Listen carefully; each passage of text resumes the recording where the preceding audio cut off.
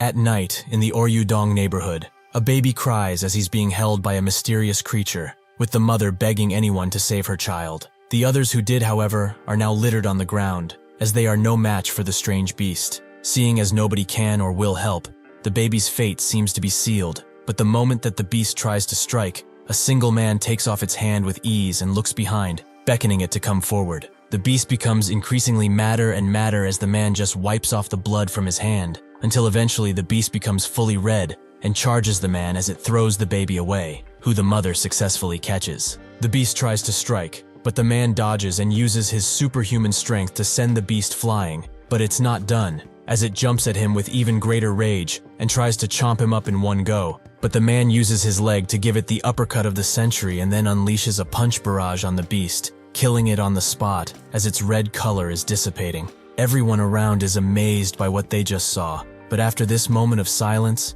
they start clapping and cheering for the man, calling him a hero and a savior. The man doesn't seem to be interested in the fame and turns around, but that's when the mother of the child he saved stops him and thanks him from the bottom of her heart. She doesn't know how she could ever repay him. The man just stares at her before jumping from building to building and disappearing into the night. One middle-aged man can't believe that they actually exist, that superhumans really do exist. At Seoyeon High, which is situated in Incheon, one of the teachers is doing his usual thing, which means that he is speaking to the bored students about natural disasters, about how they can't ever stop, which is why they are called natural disasters in the first place. As he keeps yapping and yapping, one of the students notes that he starts growing sick when this old man uses big words, but that's when his friend interrupts his suffering and says that he should take a look at this, as someone filmed the incident at Oryudong that happened a few days ago, and they show the white-cap superhuman kicking Major butt. They are both amazed by how unreal his movements seem, with some of the comments also talking about how amazing he is,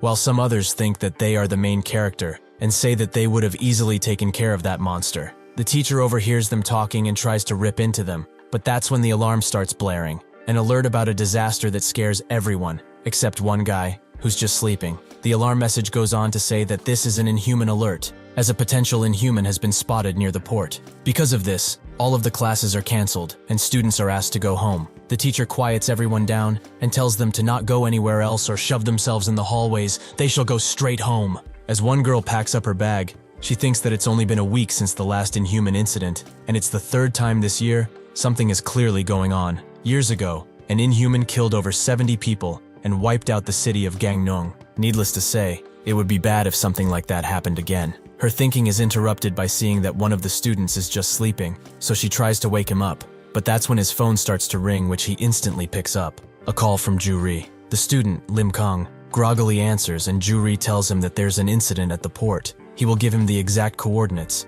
but he shouldn't forget his earpiece like last time. Kang says that he understands and closes the call, but then he looks at the girl who is reaching for him and asks what she wants. She explains that there's an Inhuman alert, and they all need to go home before something happens. Kang just looks at her for a bit, and says that he will go while yawning, making the girl think that not all of his dogs are barking, so she leaves on her own as she did her part. After that, he opens up his bag that contains everything he needs, including the earpiece. He looks around before sneaking to the bathroom, as he has to change there. At the Incheon port, a man tries to kill the Inhuman by crashing a truck into it, but the Inhuman is not even slightly fazed by this amount of force, and kills the driver with one punch that also flattens the truck. Two workers see that the truck is destroyed, with one of them starting to cry, as he knows they are both screwed. The other man tells him to stop making so much noise if he wants to live, calling him by his name, Jaegu. They can survive, as the military is on their way, so all they need to do is shut up and hide. However, if it comes down to it, he will take up the fight.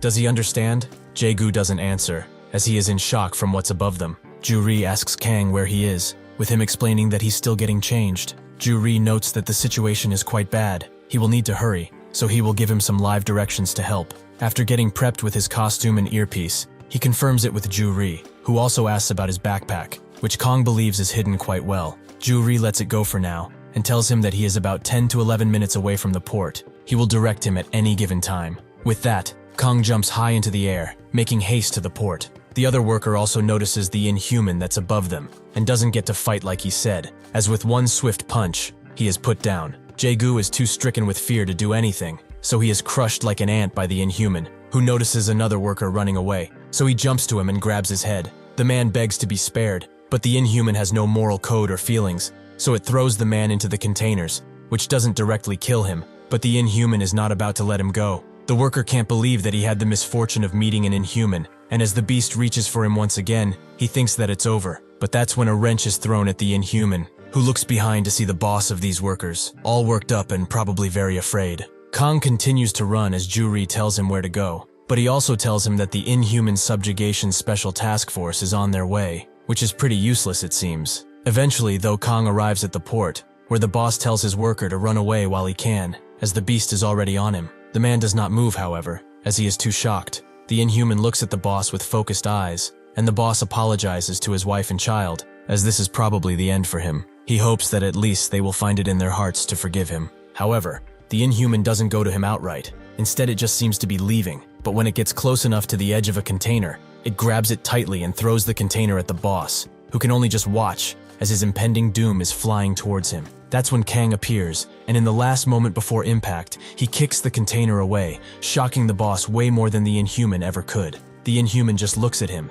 as Kang says that this is a no-litter zone. Ju-ri isn't even there, but he says that he's quite nervous, up until Kang asks if he should try to talk with him. Ju-ri uses the camera Kang has inside of his cap, and tells him to do so, as even if it's a slim chance, he might give them something. They are doing this because even though Ju-ri knows that these things are just animals that deserve to be killed on the spot, some of them may be able to talk. So if Kang ever encounters one, he should ask about their objective and where they come from, as they don't have anything to lose if they just ask, right? With this in mind, Kang asks the Inhuman if he is able to speak, as he has met beings like him before, but if he can understand what he is saying, he might let him go. The Inhuman seems to be actually trying to form some words, which makes them both attentive. But after he turns completely red, he charges in with a great attack that Kang is barely able to dodge, but the Inhuman follows him with its bloodshot eyes and slaps him away from the air straight into a container. Fortunately, Kang has not sustained much damage, so he is able to jump back into the fight. But he can't lie, he was quite surprised by the Inhuman's speed.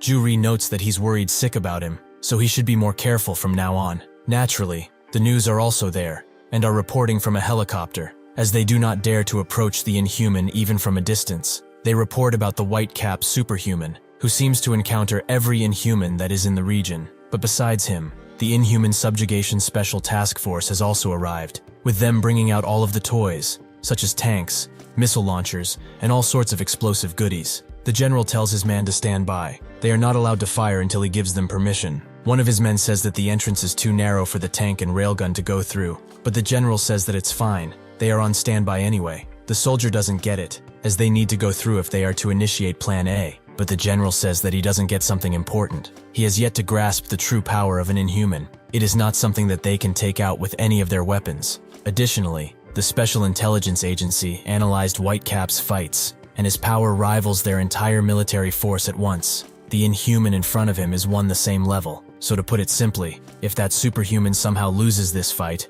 there is quite literally nothing they can do. The soldier asks why they are even here in the first place if that's true, but the general notes that even lowly humans like them always have a plan B. Because of the news reporter, everyone around the country watches Whitecap fight the Inhuman. He might be veiled in strangeness and mystery, but right now, he is fighting for all of humanity. But it seems like he is currently on the run. As Kang runs away from the Inhuman, he notices how fast he is, but he doesn't have time to think about anything else, as the beast tries to pummel him into the container. But Kang has enough time to dodge and try to counterattack, but the Inhuman spits at him with his own tongue, which breaks Kang's balance and allows the Inhuman to grab his leg. Because of this, Kang is thrown to the ground and straight into another container, with Ju-ri being shocked about this. The soldier and general are shocked to see this, but the general hopes that Whitecap didn't just lose this, as their only mission is to help him, without getting in his way. Seeing as there's no other choice, he notes that this time for Plan B, which makes one of the trucks swing open,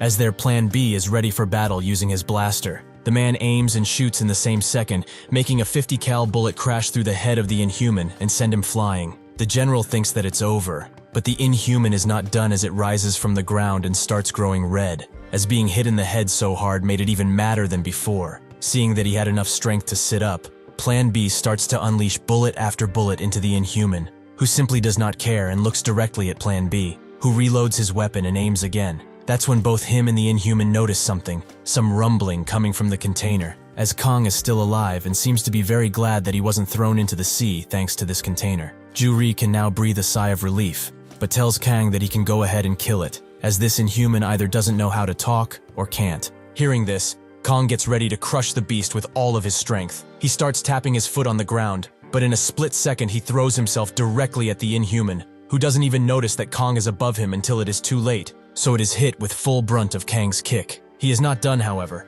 as he grabs his upper jaw and throws him into the ground with so much force the entire area feels the gust of wind the attack made. Kang lets go of the Inhuman, and everyone who watched this is utterly shocked, even Ju-ri, who is used to this stuff. The reporter tries to talk about what happened, but that's when the Inhuman starts to move again, as even with its head almost completely crushed, it stands up on its hands and seems to be alive and well, until it falls to the ground and dies. Ju-ri is sweating bullets now, and asks Kang if it's finally over, with him explaining that it should be, since he destroyed the brain, but even if he gets back up, he will just beat him into the ground again. He must say though that this creature was not as powerful as the guy he beat on Anmyeon Island. Ju-ri agrees. He had a pretty bad time with that slimy bastard, much more than this guy. Someone watches from above and notes that live fights really are more exhilarating, but as rumored, this white-cap dude is one merciless guy, but he feels that he's not using his whole strength. He asks the woman next to him, Dan Yang, if she feels the same, but she does not answer, making him jump away to greet their little hero.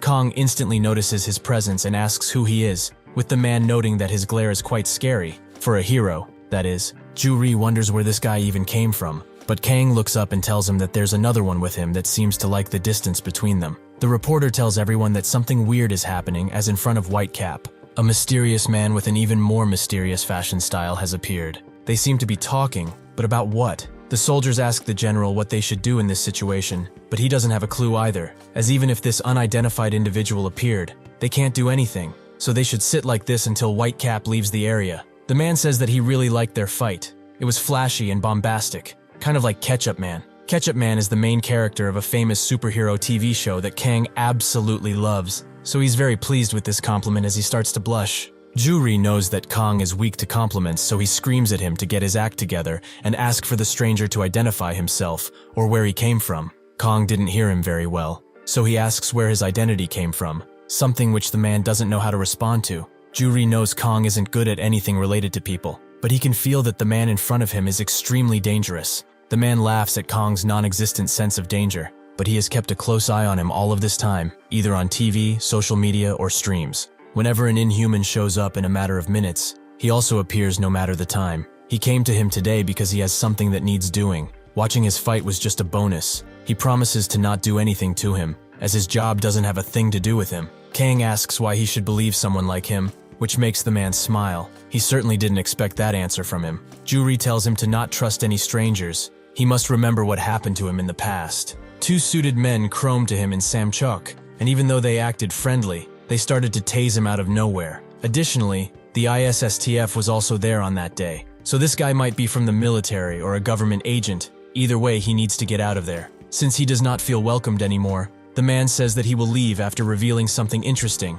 But first, a question. What does the world refer to him as? Kang says that people call him a superhuman, allowing the man to reveal that he is also one, and there are many more out there. Other than them, there are people that defy all logic all over the world, people stronger than anyone could imagine. Ju-ri knew already that there were two superhumans confirmed somewhere else, one an American and one in Europe, but in Korea, there was only one officially, that one being Kang. At the same time, in the United States, the superhuman by the name of Pearl watches the broadcast with the help of a man, who notes that the situation has become quite strange from the looks of it. Pearl says that she has seen that weird-looking guy before, so she asks Ben if they can listen to their convo. He says that unfortunately, they cannot make what they are talking about out, but he can't lie, he is also quite curious. In Scotland, at a burger joint, an elderly lady is also watching their meeting on TV, until her sister interrupts her and says that they are supposed to be at a show, as she bought the both of them tickets to Justin Bieber's concert. She tells her sister that she shouldn't have done something like that, but since she did, they should get going. In Moscow, the broadcast is also played, with one Mr. Bashilov being extremely mad about it, as the guy with the dark getup seems like a super asshole rather than a superhuman. Kang tells the man that he doesn't really care if he is a superhuman or not, so he shouldn't follow him anymore. The man says that he still has things to say, but Kang just walks away as he is quite hungry from all of the fighting he did. The man isn't mad, however, as they will finish their talk at his school. It would be easier that way anyhow. This makes Kang turn around, with the man asking if he's not a student when he is not wearing the mask. Both him and Juri are too stunned to speak, which the man notices, but he promises to keep it a secret, just between them. Also, he should tell that pink hair guy that's talking to him through his earpiece that he should not worry. He knows that his friend is not an average person. As he created his resistant mask and his ultra-small camera, he is most definitely a person with tons of potential. If he's honest, he resisted the urge to kidnap him more than a few times, but he will play around with him while he is at school, since he might be too lonely. Juri knows that this bastard knows of his entire identity,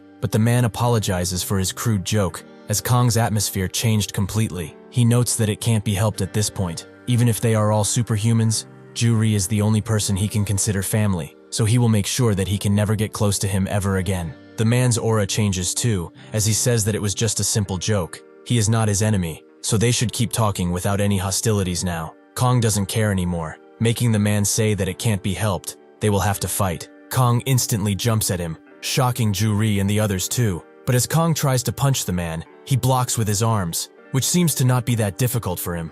Kang tries to hit him on the rebound, but the man instantly disappears and lands straight on Kang's hand. He notes that judging by his actions, he must be one of those tsunderes. He was acting like he was going to kill him, yet he pulled his damn punches. The man jumps down and says that if he wishes to keep fighting, he does not need to test him anymore, as he is acting like a fool that is showing generosity in a street fight. He already told him that he is also a superhuman, so if he does not want to die, he better show all of his strength. He will tell him now, however, that once they start, this whole place will be destroyed, because that's just how superhumans fight. Juri tells Kang to chill, as what this guy is saying is not wrong. There is quite literally nothing to gain by fighting him, and even though it bothers him that he knows of their identities, fighting is not the right choice. He is a superhuman, something which he has never fought before, so they need to get out of this situation with as little injury as possible and find out more. That's just how it is. The man notices that Kang is relaxing and says that he must have understood him, which is nice, but he has to leave now so they will meet at a later date. Before he leaves, however, Kang asks for his name and reveals his own, Lim Kang. The man smiles and says his name too, Nan Gi. Dan Yang jumps down at him and asks if he wants to have his arms looked at, because only from the impact, his arms are both red and shaking. Nan Gi laughs and says that they are not that bad, but they should go right now, as they don't have time to waste. Ben is surprised that they just left, as he thought that he would get to see another fight, but this was very anticlimactic. Pearl and the man next to her don't say a word, yet their faces speak volumes. Bashilov is very mad that the broadcast is over so suddenly, but the man next to him notes that they still don't know why Whitecap threw a punch. However, if they were to fight, the entire port would have been blown to bits, and the casualty number would have skyrocketed. Before leaving, Kang is stopped by the workers, who want to express their gratitude towards him, as they would have both died if it wasn't for him. Since his actions were the only thing that kept them alive, the boss feels the need to treat him to some pork belly, as he knows of a place that makes it very well. Kang refuses, but thanks him for his offer, and then just flies away. Seeing him leave, the general tells everyone to clear out and call the Inhuman Corpse recovery team, as they need to pick up the body while it's fresh. B suddenly tells him that the problem with these bullets isn't the shape or weight. Changing the gunpowder composition won't help him either. Even if these bullets are specially manufactured to be the best armor-piercing rounds around, they are not much better than a normal long-range precision bullet. He cannot do anything with a toy gun like this one, unless he gets something that is revolutionary in every standard possible. They will all die meaningless deaths. The general says that he will forward his concerns to the ISSTF researchers. His phone starts to ring, and so he picks it up and answers, as the commander has called him to ask about the situation. The general explains that Whitecap has just fled the scene, and the Inhuman was taken care of. The commander, Baek Oh-jin, doesn't appreciate the fact he called first, as he told him numerous times that he should report back as soon as it's over. The general apologizes, but the commander tells him to listen carefully. The transport of the Inhuman corpse is now his top priority, as he has dealt with the NFS and other national agencies. He does not need to worry about any repercussions and put the corpse in the transport vehicle 101. The general confirms that the men are now loading up the corpse as they speak, so Oh-jin notes that as soon as it's loaded and on its way, the whole situation is no longer under their jurisdiction, so his last mission is to retreat all forces from the area. The general confirms it, and closes the call rather reluctantly, with a certain disgust in his eyes. Oh-jin then calls another person, who asks if it's something urgent. He confirms that it's not, but he just wanted to report on the situation, as there was an Inhuman crisis. There are 14 dead, with 2 in critical condition. The man he called tells him to listen. He doesn't care about any of that. He can just give him the damn summary already. Oh-jin says that the transform vehicle carrying the corpse is currently leaving for the Falcon area, with the arrival time being tomorrow night. The man's agent says that they have to go, so the man says that he needs to hang up, but he will warn him now. If he ever wastes his time on useless shit like this, he will make sure to remove him. As he fixes his tie, the man wonders why he should care about some dirty people. It's enough that he has to speak in front of these dirty ant-like people. As he gets in front of the public, his attitude changes and someone introduces him. He is the hope of the new generation, the one who will make the world peaceful and revolutionize the future, Marcus Gerald. As the 101 transport vehicle leaves, the soldier wonders what this transport vehicle is, as it doesn't seem to be a part of their corporation. The general tells him that it's something they don't need to know about, but Nangi sure does, as he watches the transport vehicle and notes that it must be going to Falcon. In the newest Ketchup Man episode, he finally catches one of Sherlock's goons and demands to know where his base is, as he is going to crush him and stop crime. The goon tries to say that he needs to be let go in order to speak, but Ketchup Man sees this as him not wanting to talk, so he throws him into a building and uses one of his signature moves, Ketchup Smash, to completely annihilate the good, who starts to spew out blood. Ketchup Man tells him to stop acting like a big baby. That was not even a tenth of his true power, because he wants to spare him, in order to send a message to Sherlock. As long as he is still breathing, none shall threaten this planet. The people are amazed at Ketchup Man's power, and a news reporter that is on the scene explains to the populace that a dangerous monster has attacked the middle of New York, but ultimately, the monster's evil rampage was stopped by Ketchup Man. He really is Earth's hope, the hero they all need yet not deserved, a superhuman. After the episode is done, Kang is very sad that he has to wait another week for another, but that's when Juri wakes up and asks how he's not tired after fighting so much yesterday. To watch Ketchup Man first thing in the morning,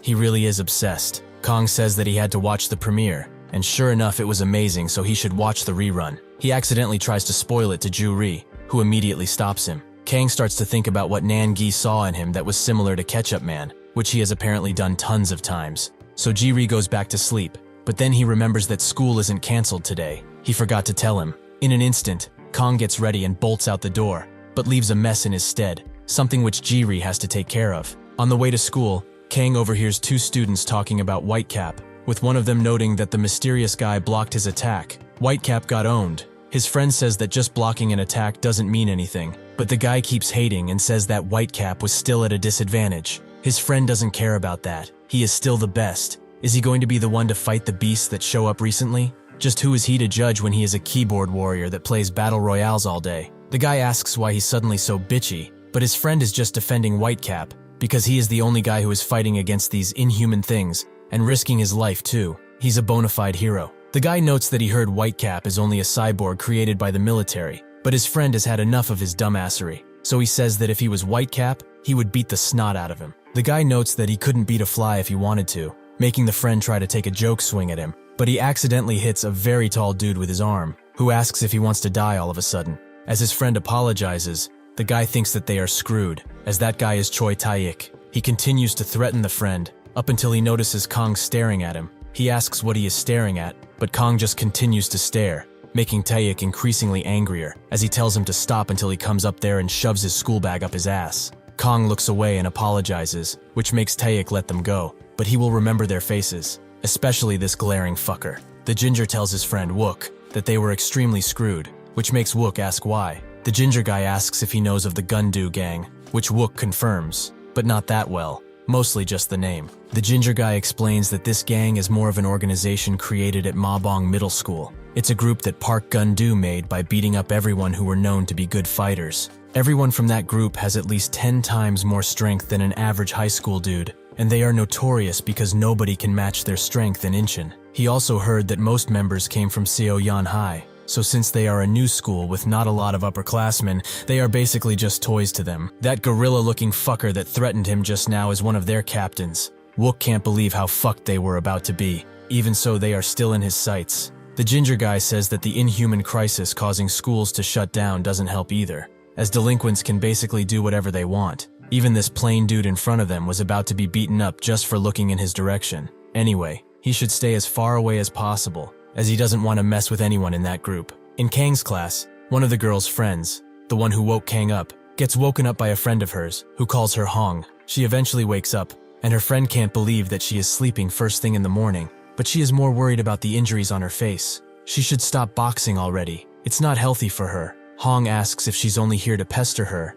Is she her mom or something? Her friend, Yo Jinju, doesn't know how to respond to this, but her thoughts are interrupted by Kang, who just came inside of the classroom. She grabs his attention and says that his fly is open, which it apparently is, so Kang gets to fixing it. With this, Jinju says that she will leave now, while Hong tells her to never come back. But before leaving, she says that she smelt cigarettes on her. Shouldn't she stop hanging around with those guys by now? Jinju hits her back with her own line. Is she her mother or something? If she quits boxing though, she might consider it. Hong thinks that she is not going to end up well, but is distracted by Kang, who cannot seem to zip up his flyer, making her smile. In the middle of the Atlantic Ocean, a fisherman notices something strange in the water, something which keeps growing and growing as it surfaces. 5 minutes earlier, the captain of the boat asks his only employee why he has a penguin doll with him. He explains that it's his daughter's birthday, Ruby, and since it was cheap at the port, he decided to buy it. The captain asks why he doesn't get his only princess something pretty, like a real doll, not a penguin. The employee says that her dream is to one day go to Antarctica and find the penguins.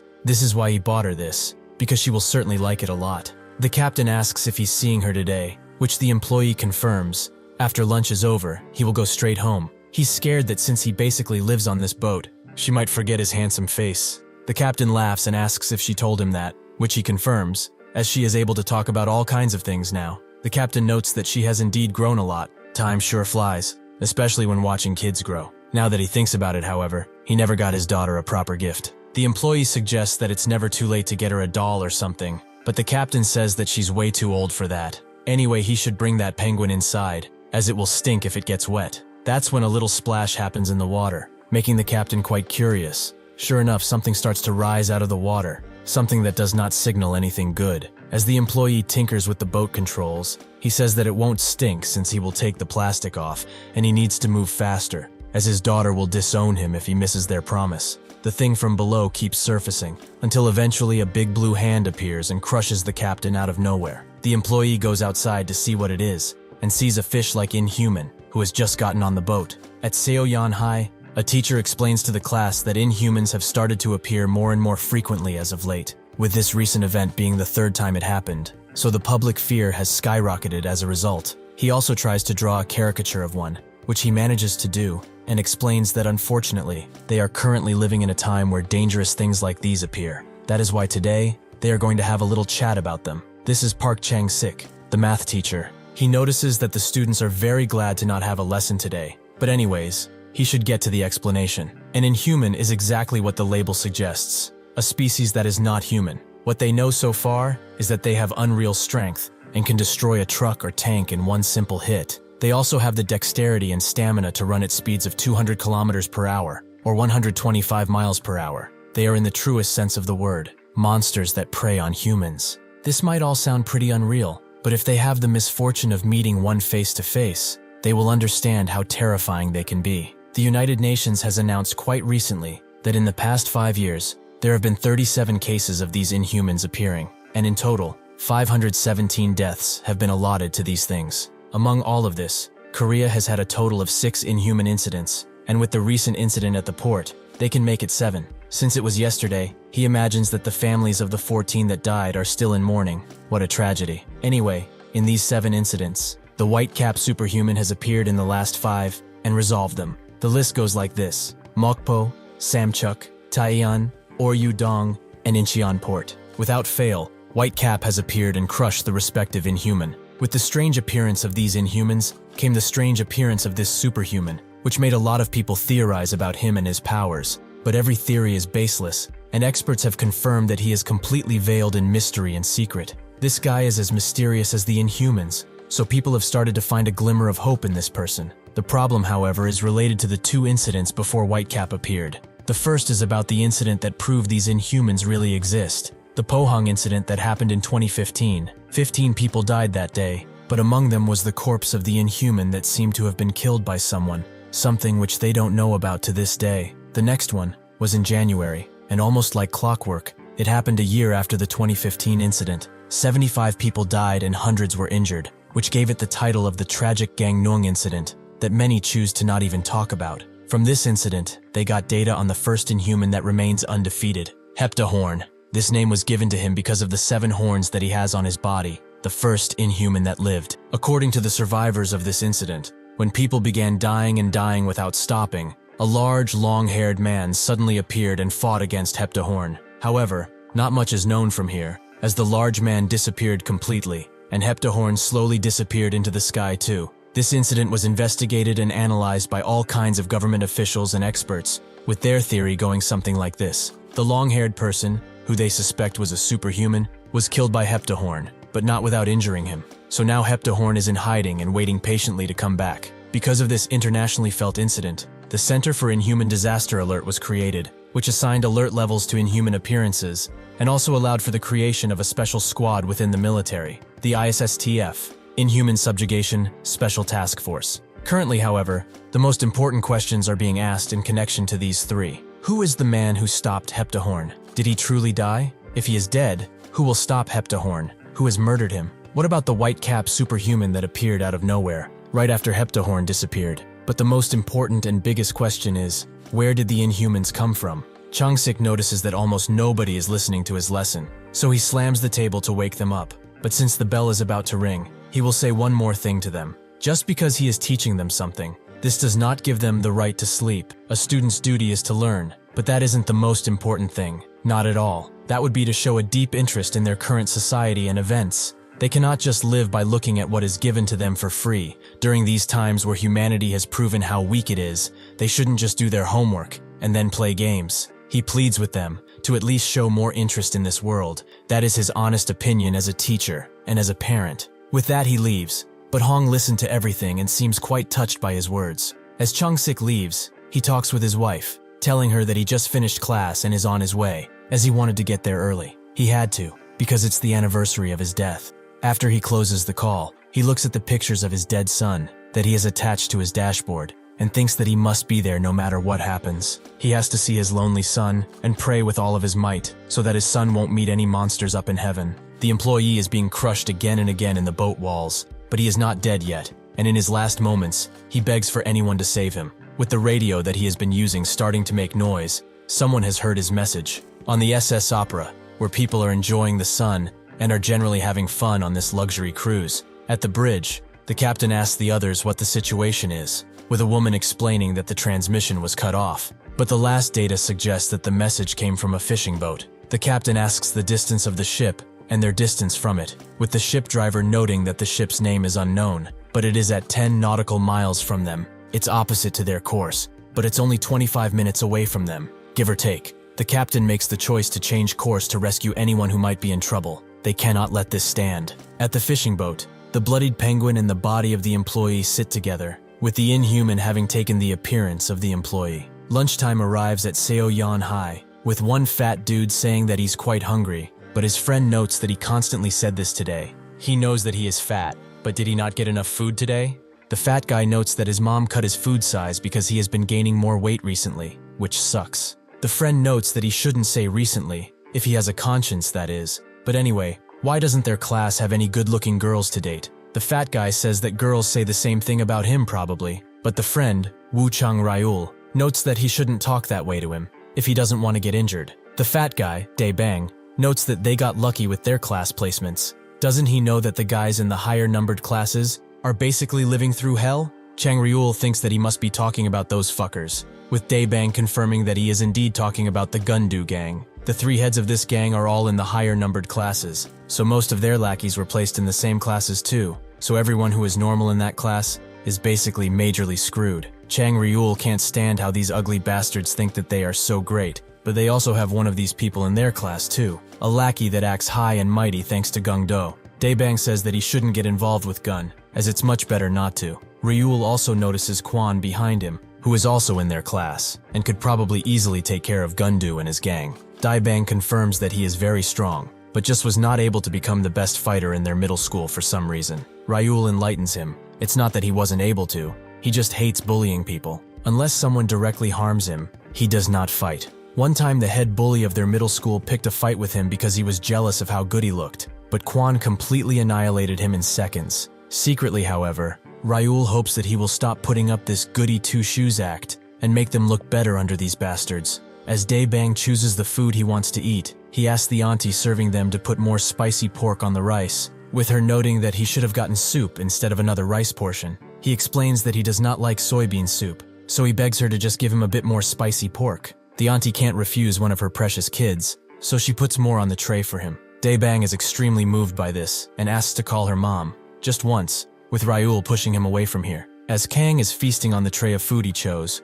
Kwon grabs the seat next to him and asks why he eats alone. But he can't lie, he always eats alone too, because he doesn't have a single friend. It seems that he also doesn't have friends, which makes Kang think of Ju-ri, but he considers him family, so yeah, he doesn't have them either. Kang notes that they are both pretty lonely dudes, but then looks at how he's eating, with a spoon and chopsticks to help him stuff his mouth faster. He compliments his physique and asks if he does any sports, with Kang noting that he's just self-learning taekwondo, which confuses Kwon, but he lets it go, and notes that they should eat together from now on, which Kang agrees with. That's when a student flies in front of them, with Taeyik and his group telling him to get out of the way faster if they doesn't want this to happen. This is Taeyik's entire squad, with everyone being quite focused on their entrance, except Kang, who is just indulging in his meal. Taeyik has had enough of bastards disrespecting him, so to calm down, he will choose 5 guys to beat up that he just doesn't like. At the same time, in the United States, the Secretary of Defense and his assistant have a meeting about something, which the Secretary of Defense feels that they need to hurry. The assistant shares his worries,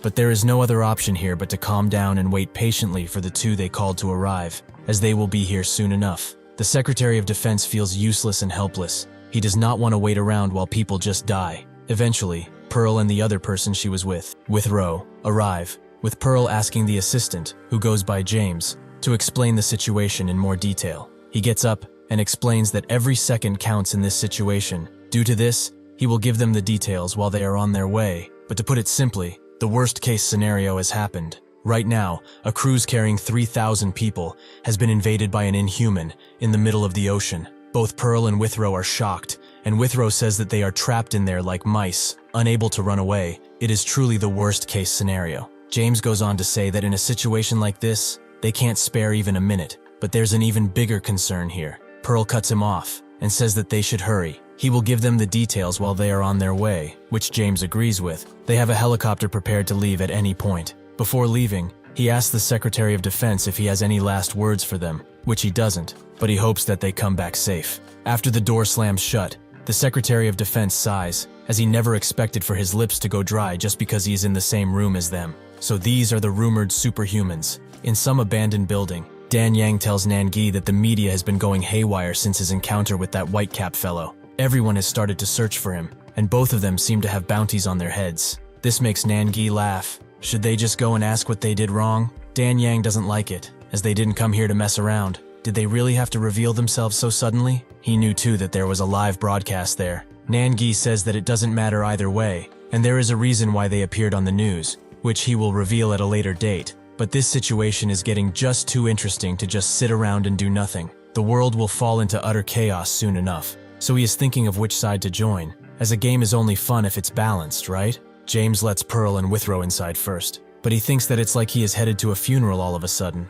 As he fastens his seatbelt, he tells the others to do the same, but he realizes how dumb that sounds, and says that they can choose not to if they are uncomfortable with it. As soon as everyone is on board, the pilot takes off, with James explaining that the chopper they are on is the fastest one in the US. But from here to where the SS Opera is at, there is approximately 2 hours of travel time, so while they get there, he will explain the situation. Today, at exactly 4 p.m., an SOS was sent to a Navy base located at the coast of Virginia. The SOS message contained one sentence: ship under Inhuman attack. The Navy base soon realized that the ship was the SS Opera, which had 3,000 people on it. This cruise is an international one that travels back and forth between the US and UK. They have yet to get information on the boat's damage, but as soon as the Navy grasped the situation, they sent out a message to them, and in turn they contacted them for help.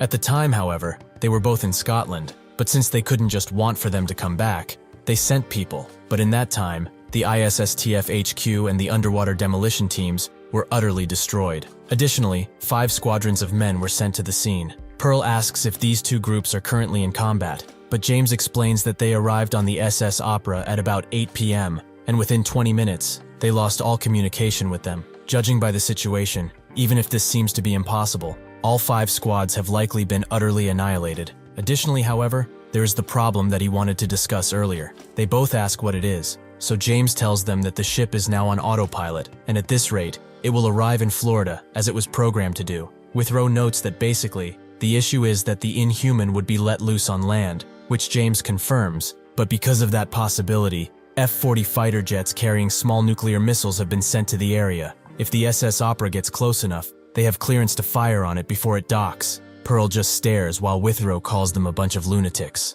James says that this is a situation where they do not know how many survivors are there, and the government has decided that this is the best course of action. They do not know a single thing about this case, which scares him to no end. Pearl tells them to stop trembling so much, which he does. He does not have to be pessimistic about all of this, because she is here. Back at Seoyeon High, Taeik starts to choose the guts to beat up. First is the bastard who blocked his way and ruined his mood in the first place. The guy tries to apologize, but Taeik tells him to shut up. He will speak only when he is allowed to. That's when Hong comes around and tells them to stop what they are doing right now. Taeik asks her to repeat what she said, which she does. They better stop being such pieces of shit and leave. Everyone is shocked by her words, including Kang and Kwan. Her friend didn't even see her disappear from her seat. What a craft woman. Taeik throws away the guy he wanted to beat and says that they must have put something in the food to make all of them more dumb. But she should know that he is such a bastard. He doesn't hold back against girls either. Hong says that she knows how dumb he is,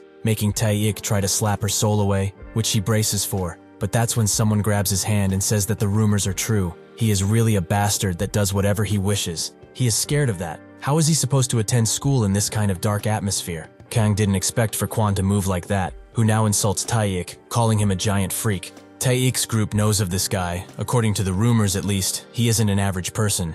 Ryul tries to move Bong's head out of the way to watch the fight, as this is a legendary moment. As Taeik turns around, he kicks Kwan away, asking if he lost his damn mind. Taeik thinks that he got him and tries to talk shit, but Kwan has blocked his mighty kick and asks him to speak up, as he didn't hear him. Ryul and Bong cheer for their idol, as those bastards will finally know who the boss is, while Kang just watches. Kwan moves in with a flying kick that Tae barely manages to block, but Kwan is not done with it and strikes his face with a deadly punch. Tae's lackeys are angry and shocked at what they are seeing, but he manages to not get knocked out and spits out the blood he accumulated in this month while saying that he is not as weak as he expected, but he is still dead, as he will not let him go even if he starts to beg for mercy on his knees. Kwan expected for him to get knocked out, as he hit him with a full-powered punch to the chin.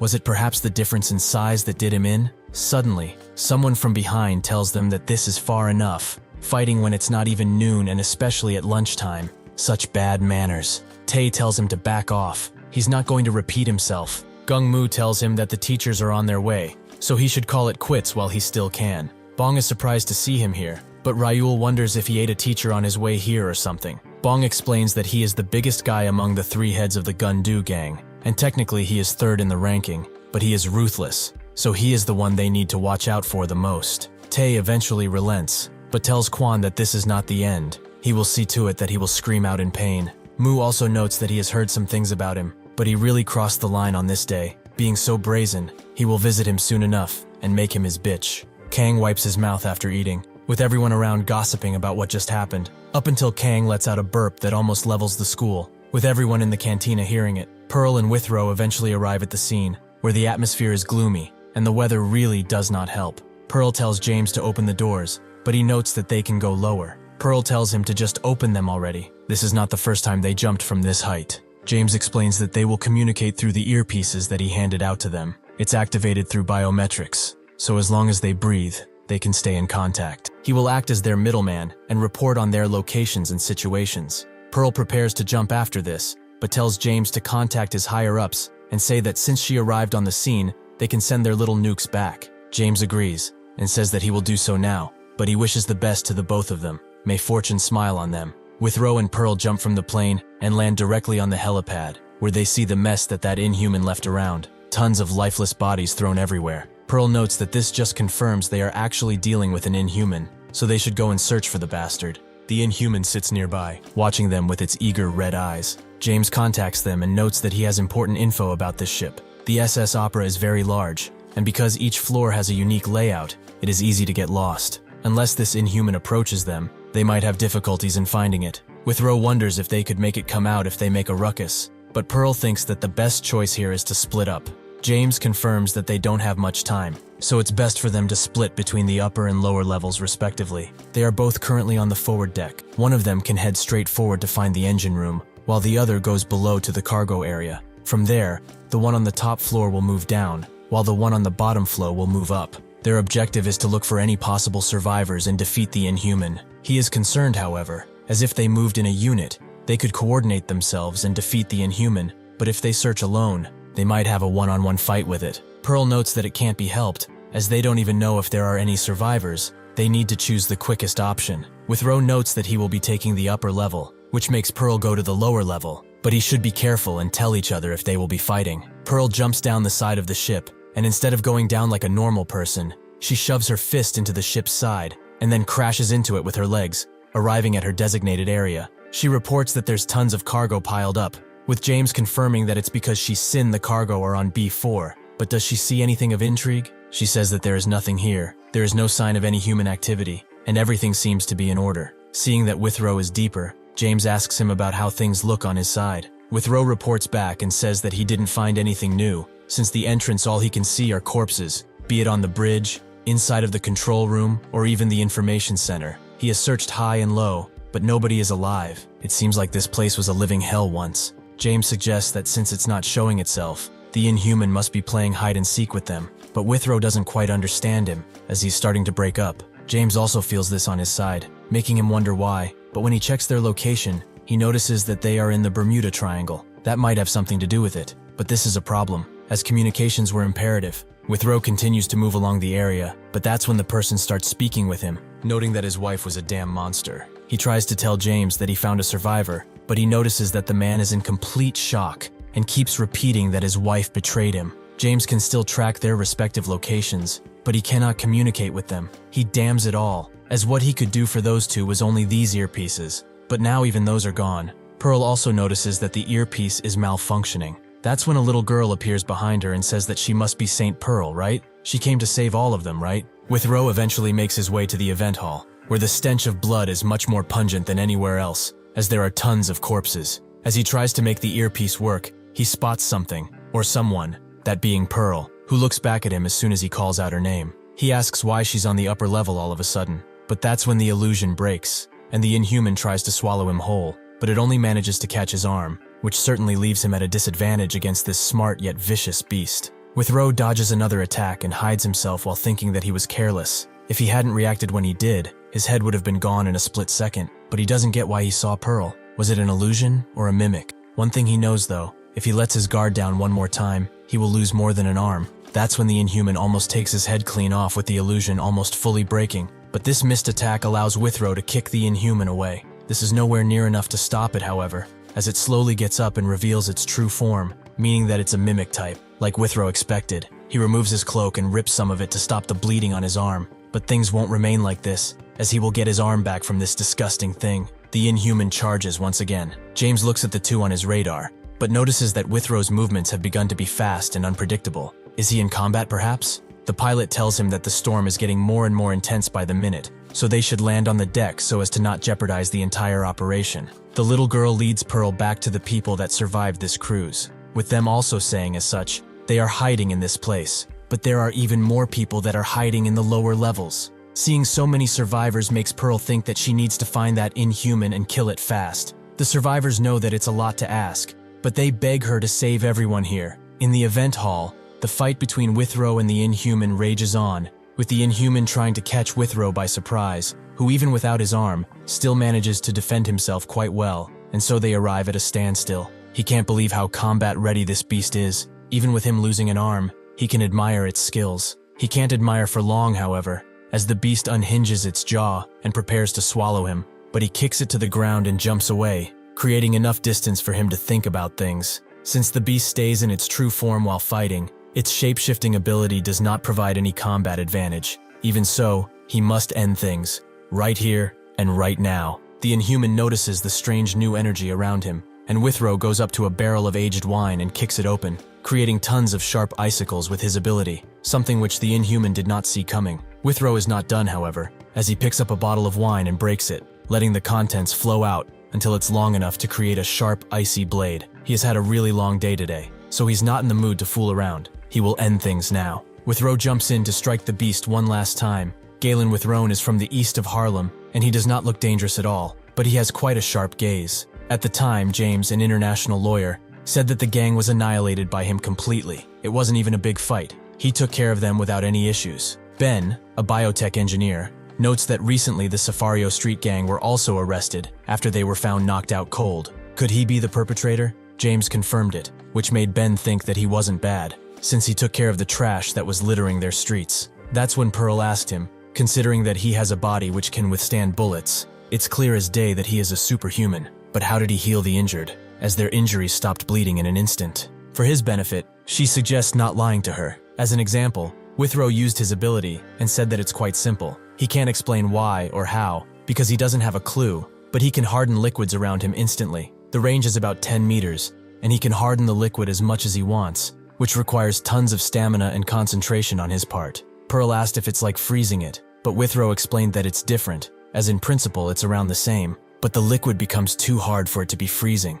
It's more comparable to diamonds in terms of durability. Pearl was amazed, as it basically changed the whole composition, but since it's so hard, surely it can be used as a weapon too. Withrow confirmed that he can. If he can harden a liquid and apply force, it's more powerful than any firearm out there. He manages to strike the Inhuman's head, but it's not enough to kill it, and it punches him away. He knows that he missed, as he did not put enough strength in his attack, but because of his arm his balance was entirely off. That's when he notices the enraged Inhuman rushing in, so he starts running away, as he thinks that this bastard is way too resilient. Pearl runs through the halls as she thinks that the 4th and 5th levels had no abnormalities, which means that something is happening somewhere above, since she can hear a rumbling. That's when James tries to contact her and say that there's something going on at the event hall, which she barely understands, but she starts to move even faster as a result. James notices that Withrow is most definitely in a fight, but it's taking too damn long for no reason. Fortunately, Pearl is close enough, so if she hurries, she might get to him in time.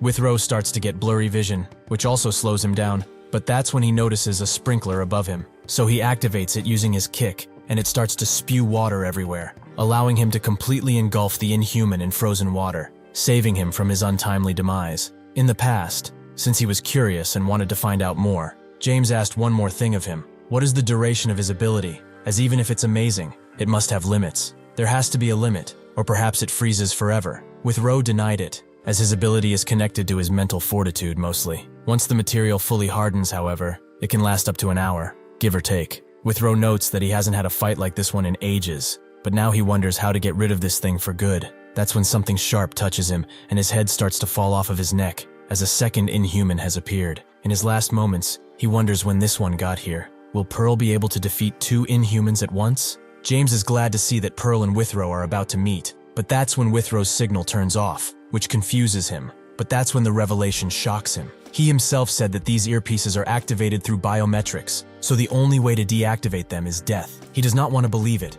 and starts to retry his signal, but nothing shows up. Pearl arrives at the event hall, where she spots 2 Inhumans, one alive and well, and another completely frozen. But she also notices Withrow, whose head is missing from his body. This makes her remember the time they spoke in a park, where she said that even if people do not express it, everyone is thankful that he joined their team, her included. James was particularly happy about this, but Withrow knew, as he tried to make him wear that ridiculous suit, something which he will never do. Pearl told him that Inhumans are extremely dangerous, so just like how they were in danger yesterday out of nowhere, there is no way to tell when one of these monsters will appear, or what kind of situation they will be in. So she hopes that in the event where one of them dies, the other can rationally think about things. Withrow wonders if that's viable for them, but Pearl continues. In a bad situation, the best strategy is retreat. So what she's trying to say is that they shouldn't go on a meaningless rampage and maybe lose their lives too. The one that survives that encounter, which is bound to happen, needs to protect the world,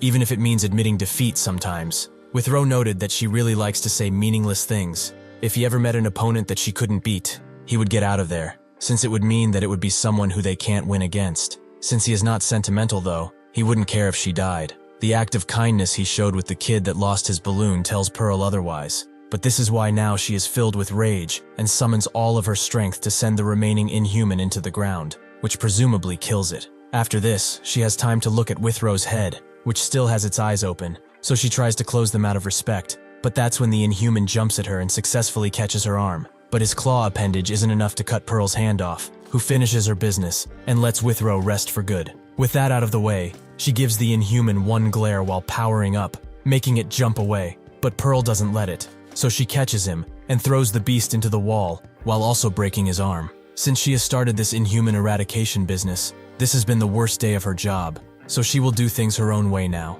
He will never realize how or why he died, but she will make sure that it will be gruesome. That's when the Inhuman behind her starts to crack, something which she does not notice. The Inhuman doesn't just sit around to be a punching bag, so it attaches itself to the wall and uses its powerful leg monsters to charge at its prey with a stabbing attack. But Pearl simply deflects it and punches the beast so hard its teeth start to fall out. She does not stop the relentless assault, punching the Inhuman 2 more times before throwing it into a pillar. She wanted to make this day a torture for him, but he does not deserve to be alive any longer. So he will get up now, as she will end his miserable life once and for all. As she does that, the other Inhuman keeps cracking and cracking. Back in America, the president and his associates speak about what happened, as they cannot contact James anymore. All that they got from him is to cancel the bomb order. The discussion flares up, with some thinking that they were defeated, but others think that it's because of the weather that they are unable to contact them. One tells the president to try and re-establish communications with the ship as soon as possible, or perhaps send aircrafts to recon. A woman is refusing his idea, as this is an emergency. They don't have the time to do all of this. A chubby fellow tells everyone to calm down already, as acting so uncivilized will not solve anything. He tells the president that since Pearl and Mr. Withrow have sent the message asking them to cancel the bomb order, means that they are quite capable of taking care of what is happening on the SS Opera. This puts the president in deep thought, but that's when Marcus says that this is not really true. Advocating for such an easy decision, that is what is causing these people to act like this. But now that he thinks about it, he's the only one who is against it. The president has already gone through the biometric activation, meaning that the nuclear missiles are ready to fire, so he must give them the orders to fire now, without an ounce of hesitation. The chubby guy says that his words are meaningless, as Pearl and Withrow are still on the scene. Have they failed them yet? Marcus relents and says that it's true, but he should ask himself something. Why isn't James debriefing them if the situation is under control? They deployed 5 squads when this started, but they lost all communication when the teams arrived on the opera, and the same thing is happening right now. It doesn't matter if they have failed or not. As their eternal peace they desperately drag down everyone for is impossible. So he should tell him, in the very unlikely chance that they fail, will he step up and take responsibility for what will happen? If not him, perhaps. Does anyone else want to step up? The chubby guy still keeps his idea. Does he think that launching nuclear missiles will fix everything? What about the crew members and passengers, who are all presumably still alive? Marcus asks his subordinate how long it will be until the opera reaches shore, with his subordinate noting that they will arrive in about an hour and a half. Marcus asks Chubby what he will do in this situation, perhaps ponder if this amount of time is too short or too long. He must also know that the opera will arrive at Fort Lauderdale, which has a population of 200,000 people. Is he going to take the chance? Chubby tells him to stop acting so high and mighty, as he is also just guessing everything. Right now, Pearl and Withrow are probably fighting to keep everyone alive. Marcus notes that he doesn't like to bet on things he does not see directly, so it would be safer to minimize the risks and press the big red button. How does he not think of this? The president screams at them to stop, as he has decided already. He will cancel the strike on the opera. He will not be listening to any more opinions. Marcus is annoyed by this, but the others are very glad. The president, however, doesn't care about their reactions, as he thinks of the time he met Pearl and apologized for arriving so suddenly. But he wanted to thank her for everything she has done. To everyone who keeps saving people and fighting these demons, he keeps piling on debts. She looked at him and said that one cannot put a price on saving people, so there are debts. In a last-ditch effort, the Inhuman lets out a pile of web from its stomach, which Pearl is more annoyed about than anything. But that's when the frozen Inhuman breaks out of his icy prison and takes a bit out of her. But she notices that it tried to take Withrow's appearance, which enrages her to no end. So she grabs him and throws him directly at the other Inhuman. She now knows why Withrow was defeated, but she tells the Inhumans that he was a foul-mouthed bastard with a cold personality, so he won't ever reach heaven. So once they meet him in hell, they will have to beg for forgiveness. With that, she lets out all of her power in a single punch that fractures the entire upper deck of the ship in a spectacle of light. The light breaks through as the power of the punch permeates throughout, with James and the pilot feeling it too. James tells the pilot to open the doors, and once he goes outside, he notices the gigantic hole Pearl left behind. With her coming out of the light like a triumphant warrior, she jumps down and looks James straight in his eyes, before telling him the news that he never wishes to hear, something which completely breaks James, who falls to the ground and starts crying his eyes out. At the underground bunker where the president is currently having his meeting, an employee gets the news and rushes to the meeting room, where he tells everyone what happened, with them celebrating their victory. The president just sits down, while probably thanking his lucky stars that nothing happened. But that's when the employee tells them about Withrow and about how he passed away, which completely removes the celebratory cheer from the room. At the news, the SS Opera situation is being televised, with Kang eating a giant bowl of ramen as he watches the news.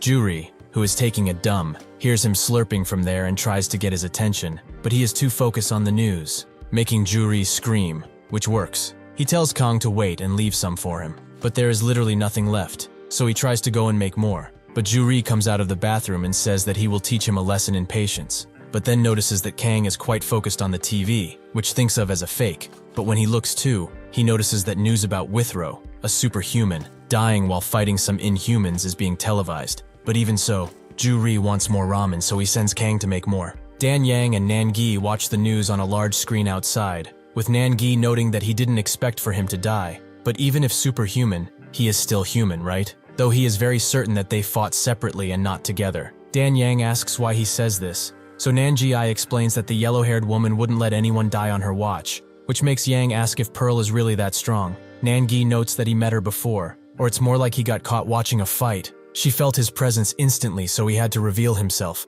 So even if he was quite suspicious and she was quite angry, she let him go. Yang says that she is too kind, with Nangi saying that they would have never met if she didn't spare him. Yang notes that she doesn't believe him most of the time since he is a liar, but she believes that, as this woman seems to be quite dangerous. Somewhere in Florida, James calls Ben, who was still asleep, and says that they have a huge problem. Withrow's body has seemingly disappeared.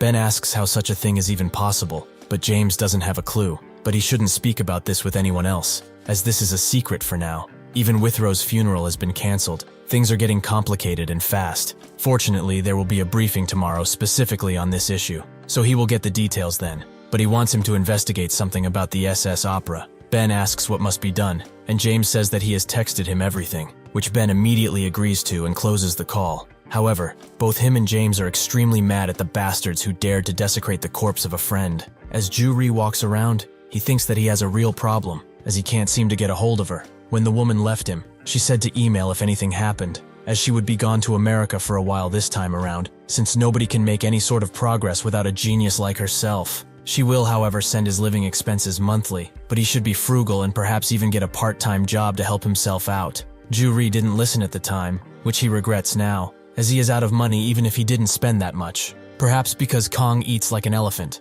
The most important thing now, though, is that she is no longer replying to his emails, so he hopes that his sister is at least safe. Since he just became 18, though, it's about time he became independent and earned his own money. It's not impossible for a genius like himself, right? That's when he notices a poster advertising a wrestling tournament with a prize pool of 8 million. This shocks him, but he knows who to call and immediately pulls out his phone. Kang answers, and Juri is quite surprised that he's not just dozing off in class like usual, but Kang explains that he's outside, in the gym class. He asks why he called anyway, while Ryul and Bong walk next to them and talk about who has to pay for the food this time. Juri notices some talking and thinks that he must have made some friends, which he is quite proud of. He tells Kang that he promised to take him to a fried chicken place, but they will cancel that, as he will be needed somewhere else on Sunday. In DC, James, Ben, and Pearl meet up, with James explaining that they will start the brief on the SS Opera incident. After just one day, 150 people are confirmed missing, dead or injured. But due to the boat being so isolated, this is probably the biggest casualty number they can have, as they are not even done counting the bodies. In this incident, the Inhumans only had an activity radius, where they caused havoc and killed anyone in sight, but they also didn't move much from the upper deck, so more casualties were avoided. All of this is thanks to the efforts of the UDT and ISSTF, who have sent squads that attracted the Inhumans to the helipad, where a bloody battle occurred, but this allowed people to get away from the commotion and hide. Most of the squads have died in this battle, but their deaths were not in vain, and they will all be remembered as heroes. Next, he would like to talk about the Inhumans that were on the ship. The greatest miscalculation they could have done in this incident was that they did not expect 2 Inhumans. According to Pearl's report, she stops him and says that she will be the one to speak on this, surprising both Ben and James. She explains that the first beast that she encountered was very clearly a spider type, as besides spraying web from his abdomen, he also had 8 knife-like appendages attached on him, and having seen that Withrow's head was cut off while this spider thing was behind him means that this is what did him in. From just beating it up, she felt that it was more durable than any Inhuman she has encountered. Strong too, but it didn't possess the speed or hardness that would give Withrow any difficulty. Her only guess is that Withrow had an all-out with the other Inhuman that was frozen and was subsequently ambushed by the spider Inhuman once he fell into exhaustion. Additionally, the one that Withrow froze had a rather strange appearance, as he had the head of a chameleon, and with this came its ability to copy others' appearances. Even when he attacked her, it was in the middle of copying Withrow. Gathering all of this, Withrow must have been ambushed by this shape-shifting ability, and injured in a way that made fighting difficult for him. Ben can barely listen to this, as it just hurts more than anything else. James notes that because of this incident and all of the other Inhuman incidents they have recorded, Ben's hypothesis seems to be true, or not far from the truth. They can't even begin to understand why. But Inhumans are monsters that have the characteristics of various living things. Though this opera incident has left them with more questions than answers. Questions like, how were the Inhumans on the same boat at the same time? And probably the biggest question, just where has Withrow's body disappeared? Pearl says that what remained of the Inhumans and the other bodies were left untouched. Only Withrow's body has vanished. James notes that since they noticed the disappearance before the ship even managed to dock, they can assume that it wasn't the government, as they didn't even arrive at the scene yet. Things just don't add up.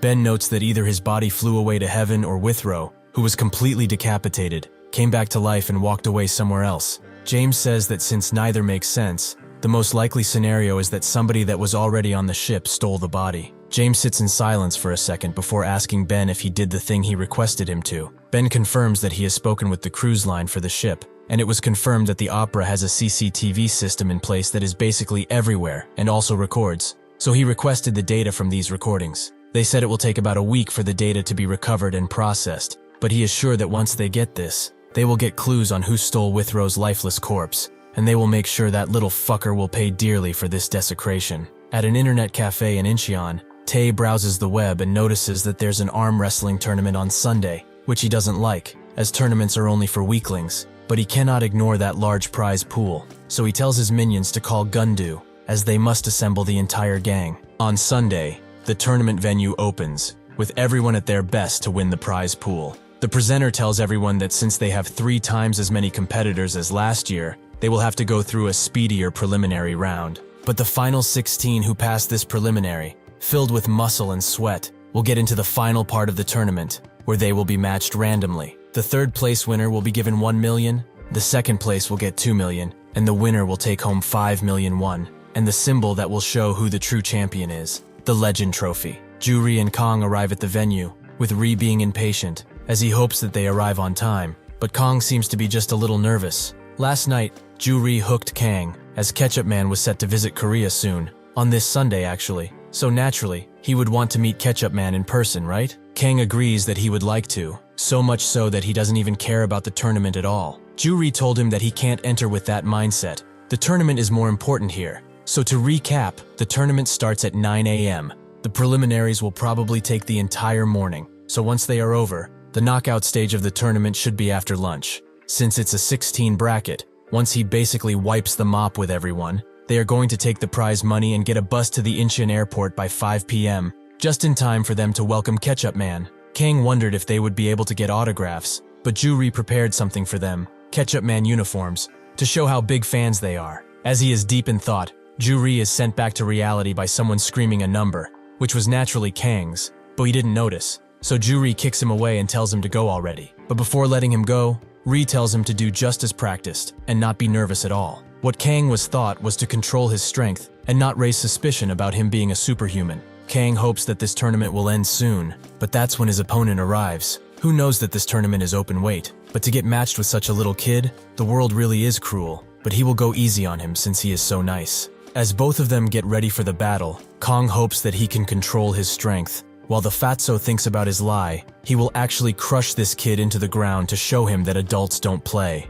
As soon as the match starts, the fatso tries to put Kang's hand to the ground, who out of fear of losing swings his hand into the other direction, leaving the referee stunned. But he says that number 82 has won. The others wonder what that gust of wind was about. Perhaps it was just their imagination. Juri gets close to Kang while telling him that he did better than he expected, but he should come here now. When he does, He tells Kang that he almost caused a fucking earthquake. Does he really want to reveal that he is White Cap?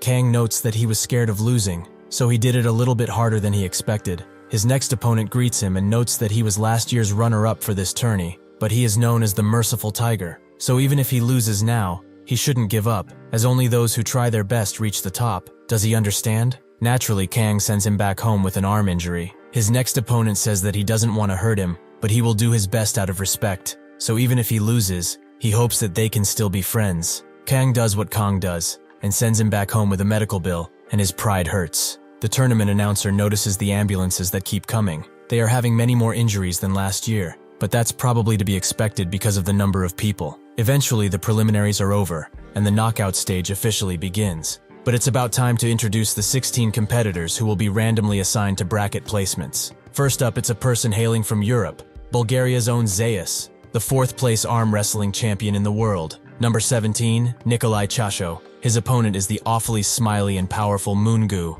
who is second in command at the Sub-Mu Martial Academy. The others cheer for him, with the master of the academy thinking that he must win at least 3rd place, because renovating the dojo is costing them more than anticipated. Next up, they have a high schooler and a superfan of the hero they all know and love, Ketchup Man. Having beaten tons of powerful competitors up until now, everyone is on the watch for this rising rookie. Number 82, Lim Kang. His opponent is a man who trained his body by jogging every single day, no stops. The jogging monk, Yon Yong. Number 59. His monk brothers cheer for him, as he is the pride of the temple and an exemplary human being. Their next competitor is quite a heavy guy, for a high schooler that is. Number 51, Gung Mu. His opponent, who is from the same school, is number 103, Taik, who has given them more trouble than it's worth in the preliminaries. Even now he seems to be mad about something. His group cheers on him in their usual way, but one of the monks notes that he was similar to these guys in the past. The next competitor is the legendary fighter that is undefeated once on the street,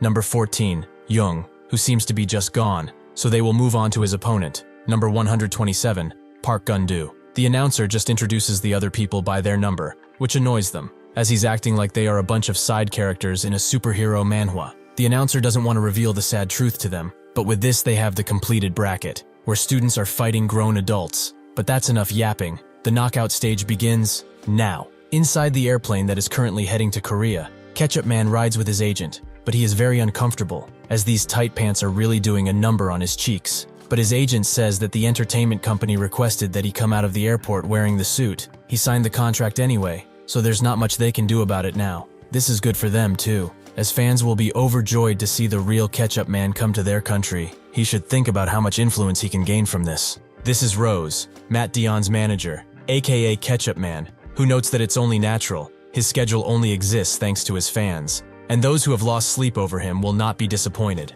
Rose tells him to go back to sleep, as the method acting is getting to him, which Dion recognizes, so he does just that. At the tournament, Tae and Mu are getting ready to duke it out, with Tae telling Mu that since they are giving Gundu 1st place, he will get 2nd after crushing these bastards. Additionally, they are going to split the money, so he shouldn't waste any more energy and give up.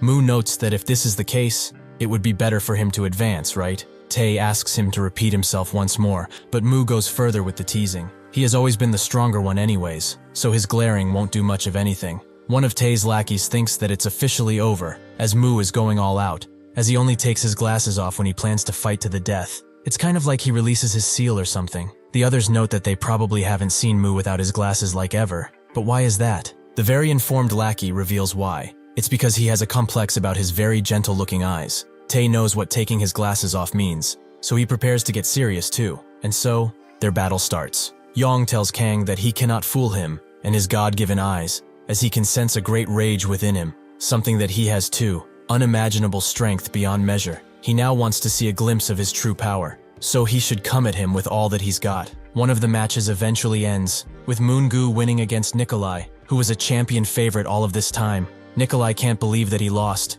but against that guy, who doesn't seem to be human, could he ever win? His academy students cheer for him, as his master thinks that nobody should be a match for him. He is sure to get into the top 3. They all do a love you pose, something which is quite unexpected from a bunch of martial artists. The announcer moves on to Tae and Mu's match, who seems to be on his last legs. They both give it their all, but Tae eventually overpowers him. He has shown that he is the better one. Yang was confident at first, but now when he stands face to face with Kang, who seems very serious. He feels powerless and small. Kang eventually manages to take him down without breaking his entire arm, which he is very thankful for, as that's what he was focusing on in the first place. The announcer congratulates him on his win, but also says that since number 14 didn't show up, Gundu is the winner by default. He looks at the group chat he formed and sees that Tae and Moo have taken care of his opponent in secret, something that ticks him off. He walks to them and kicks Moo in the gut before slapping Tae to the ground. The others are quite puzzled by this, as they certainly did not expect it.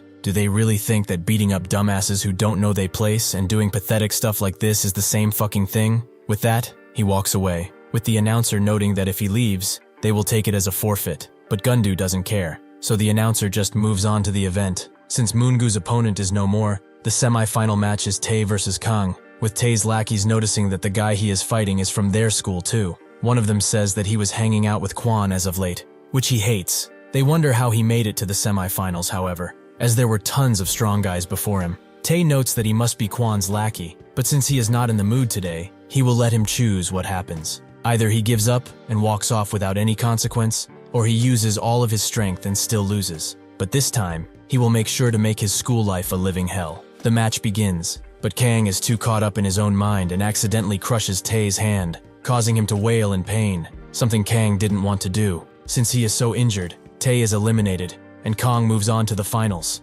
Now, it's time for the fight that everyone has been waiting for, the final battle to decide who the winner is. At the Incheon airport, an Inhuman appears, who seems to be quite hungry for some human flesh. Ju-ri is very glad that Kang got to the finals. He is very proud of him, but the martial artists are even more fired up and cheer for their contender with all of their hearts, something which Ju-ri finds very weird. Moongu introduces himself as the head instructor of the Sub-Mu Martial Academy and hopes that they can have a nice match that none of them will regret soon. Kang agrees, and so they get ready for the match, where they both feel each other's strength. Everyone watches with bated breath, but the match eventually begins, and they both start to give their all, with the school kids just watching, while the martial artists continue to cheer. Unfortunately, Moongo cannot hold out much longer, as he feels like he is crushed under an elephant's foot. He cannot do anything against this pressure. Slowly but surely, Kang defeats him in a natural way, so he is this tournament's final contestant and winner. The announcer asks what he will do with the prize money, which Kang doesn't know how to answer,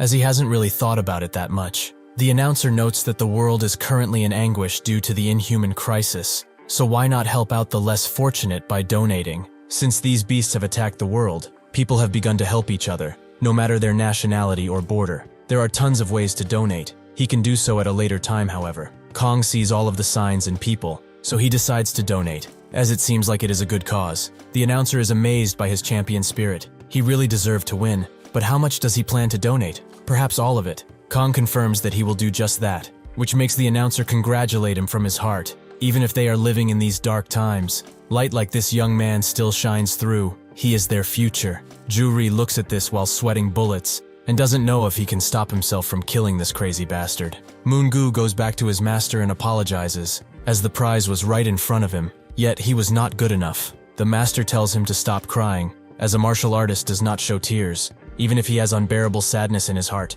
He already won the second place prize, that should be enough. Moongu notes that he is crying too, which makes him shut up. After pummeling him to the ground, Ju-ri notes that they at least have plenty of time to get to the airport, but Kang suggests that they should just go and eat something first, but Ju-ri tells him that they will do that at the airport. Before they can leave, Tae screams out for Kang and says that he will see him at school. He better be prepared to live in hell for the rest of his life. Ju-ri tries to go and give them a piece of his mind, but he is stopped by Kang, who pushes him away. Moongo also stops them and says that it was a truly excellent match. His arm is still numb after all of the pushing, but he came here to give him his business card. As if he has a chance, he should drop by their martial arts academy, as he is sure that he has great talent for that. Kang says that he will visit, while Ju-ri laughs at the business card and how it looks. As he leaves, Kang feels the need to learn martial arts now, but the master stops for a second and grabs their trophy to analyze it. Could he perhaps take a closer look at it? Ju-ri agrees, but he asks him not to scratch it. That's when he notices that the old man grabbed the trophy before he even noticed,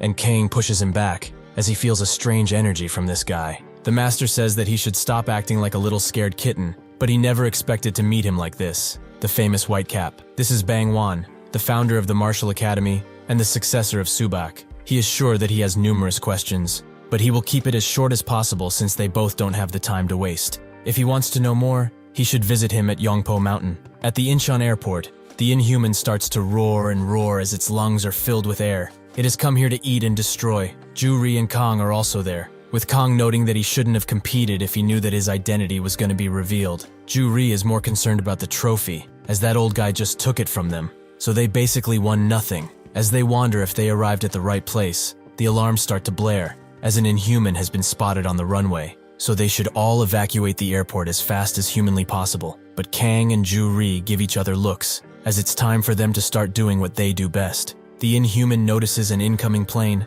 so he rushes to the metal beast, as he thinks that this is a challenge of strength. Ju-ri looks around for all of the equipment to get Kang prepped, but he only has the mask and earpiece. The rest he does not have, but Kang grabs what's available and springs away, while others are making their way out of the hospital as fast as possible. Kang notices that someone has an almost white cap, and snatches it away while bolting away to the bathroom, where he locks the door and looks at his shirt, which Ju-ri graciously gave him, but it doesn't matter now, as it will only reveal who he is. He removes the symbol from the cap and puts it on, allowing him to become White Cap, even though he has no shirt to wear. On the flight that Rose and Matt are on, the pilot says that they will soon land, so they should all fasten their seatbelts and prepare. Rose is glad that they are almost on the ground, as his legs were getting numb, but that's when the main pilot notices something on the runway, something that is coming straight for them. When they get closer, he notices that it's an Inhuman, who certainly harbors no goodwill, so he screams at the co-pilot to gain as much altitude as they can, as that thing is coming straight for them. Unfortunately, the Inhuman possesses monstrous strength and jumps so high that it manages to get close to the plane and nick one of the wings, waking up everyone that was asleep in it. The pilot reports that the fuselage has been damaged, so they must prepare for an emergency landing no matter what. They barely manage to put out the wings before crashing harshly into the ground, but this move seems to have saved them from a less unfortunate fate. The Inhuman looks at the metal beast that has fallen down and then notices a forklift, which it goes right over to and grabs tightly. Rose is barely awake while Matt is passed out completely, but the others who are still conscious notice the Inhuman, and that it's throwing a damn forklift at them. One of them sees this best and screams at everyone to leave the area, but they have nowhere to go. As the forklift is sent flying, however, Kang jumps in and kicks the forklift away with great force, saving the people and confusing the Inhuman. The one guy who is watching out of the airplane window notices that White Cap has arrived. A real hero has come to save them. The Inhuman screams at Kang, who chooses to pick up the thrown forklift and throw it back at the Inhuman, who jumps out of the way, allowing Kang to go in with a strong kick and then pummel the Inhuman into the ground with a strong punch. Kang falls down too, but he feels that something is strange. He hit the beast with everything he has, but it feels like he was just beating up some clay. Ju-ri finally manages to get into contact with him and says that he is close to him, near the gate at a computer. Since he isn't wearing the hat with the camera, he cannot see what is happening, so he is currently hacking into the tower cameras, but he shouldn't have rushed out like he did, as he had nothing to change into. Kang reveals that he is going shirtless, which Ju-ri congratulates him for, as it was a good call, but he will soon be able to get access to the camera. He should wait only a little while. Kang tells him to go home already, as it's dangerous in this area. He should get far away. Before he can finish his sentence, the Inhuman punches him in the face, but this allows Kang to grab his arm and throw him so hard into the ground that he skips like a rock in the water until the beast arrives at a wall. Kang thinks that this is the perfect opportunity to finish the fight, but the Inhuman pulls out a strange ability as he spits out something very thick and gray, which allows him to approach and punch Kang.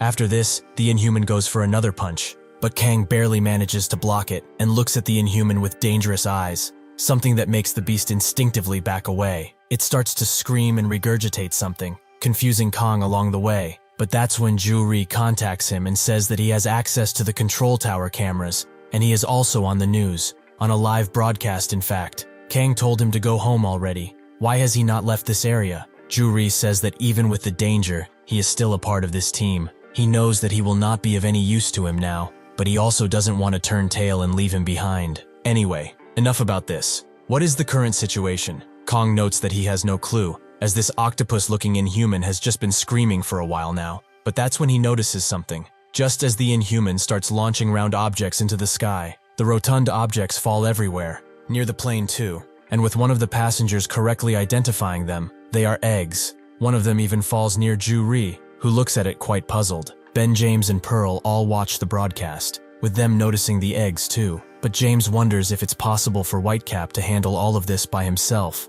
with Ben noting that they should invite him into their team, as he is probably not in any, but Pearl just watches without saying a single word. Slowly but surely, all of the eggs start to hatch, with Juri being able to hide himself before the hatchling could notice him. But that's when Kang tries to contact him, and since he was on speaker, the hatchling hears it too, and starts to run at Juri, who chooses to run away as fast as humanly possible. The main Inhuman also reveals his true form by letting his tentacles fall on his back and grow red. But Kang doesn't have much time to think about it as he hears Juri curse at the top of his lungs. Kang rushes back to the terminal as fast as possible, but he is stopped by a hatchling which he easily takes care of, as they are quite weak. He tries to jump through a hole in the airport window, but the Inhuman will not let him go like this, and jumps right on him, allowing the beast to crash Kang into the ground and then falling straight on him. Juri cannot seem to get away from the hatchling, even if he used all of his smokescreen, which didn't seem to help much. That's when he notices another person right next to him, which he is very surprised about, as everyone should have left the area. The Inhuman screams out, making the woman scream too, which seals her fate. The Inhuman slowly approaches, but just as it turns the corner to meet the horrified woman, Juri jumps to the rescue and buys enough time for her to leave, but he doesn't have that luxury, as the hatchling grabs him and throws him directly into a wall. As the beast slowly approaches him, Juri thinks about Kang, as he has been fighting these kinds of beasts all by himself. It must have been pretty lonely for him. However, he hopes that he can forgive him for not running away when he told him to, as that isn't a possibility anymore. That's when someone kicks the hungry hatchling away, that person being B, who reports that Whitecap is currently in a fight with the main Inhuman. Everyone else will focus on the hatchlings that came out of the eggs. They need to make sure that Whitecap has a fair fight without worries. Juri remembers this guy, as he was also there in Kang's previous fight. The hatchling slowly gets up, prompting B to reveal his new bionic arm, that he clenches tightly with his other arm and thinks of what the medic told him. Before they could attach the weapon to him, the doctor explained how it worked. It is called the Kessler Rail, with a tremendous output. It is much deadlier than any weapon of caliber, but it also consumes tons of energy for this amount of power.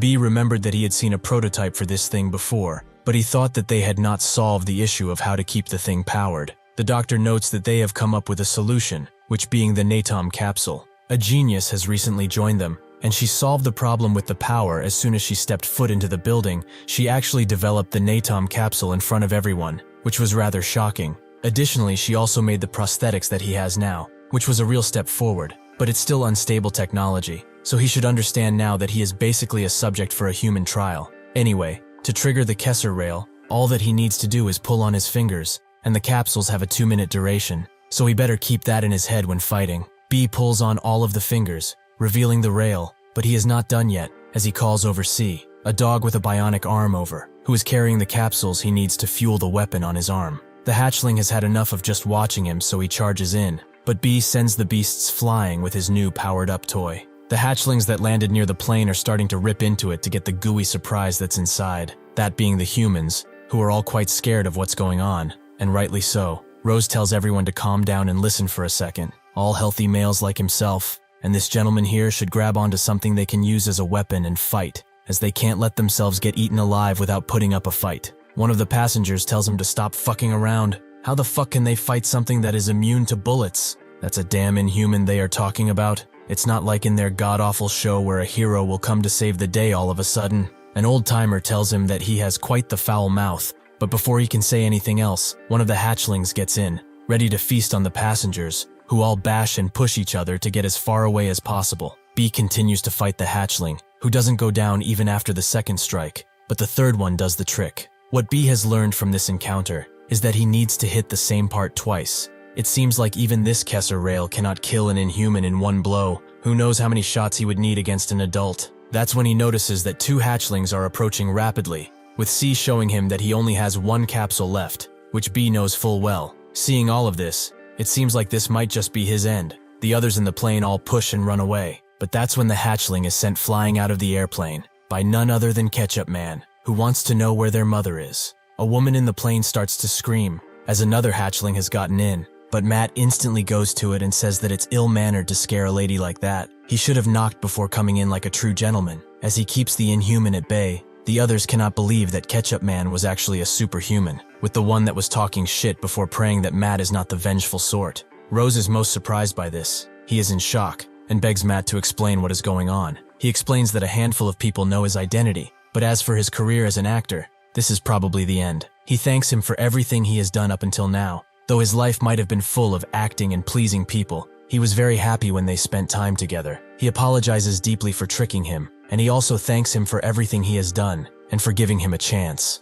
However, now he is fired, effective immediately. Matt jumps out of the plane with hatchling still in hand while singing the Ketchup Man theme song. But even after killing the hatchling, he cannot get in the proper mood. He notices that another hatchling is coming over to him, so he lets out his rage on it, killing it instantly. He then notices that the big one is over there, the mother who can't keep her little children in check, but he promises that on this day, he will make octopi go extinct. Pearl and the others are just as shocked to find out what Ketchup Man is actually a superhuman, with James wondering what they should do with this type of information. He asks Ben if this is really a Ketchup Man, which he confirms that the man on screen is Matt Dion, but has he been hiding his identity all of this time? For what reason? James asks Pearl if she knew, which she didn't, but she remembers the time they met once, which puzzles her even more. Just who is this guy really? B uses the last shot of the rail to take down the last hatchling, with the weapon simply falling off of his arm because of how much it was used, but he hopes that this is the last one. That's when he notices that the hatchling is still moving, so he tells C to give him his paw,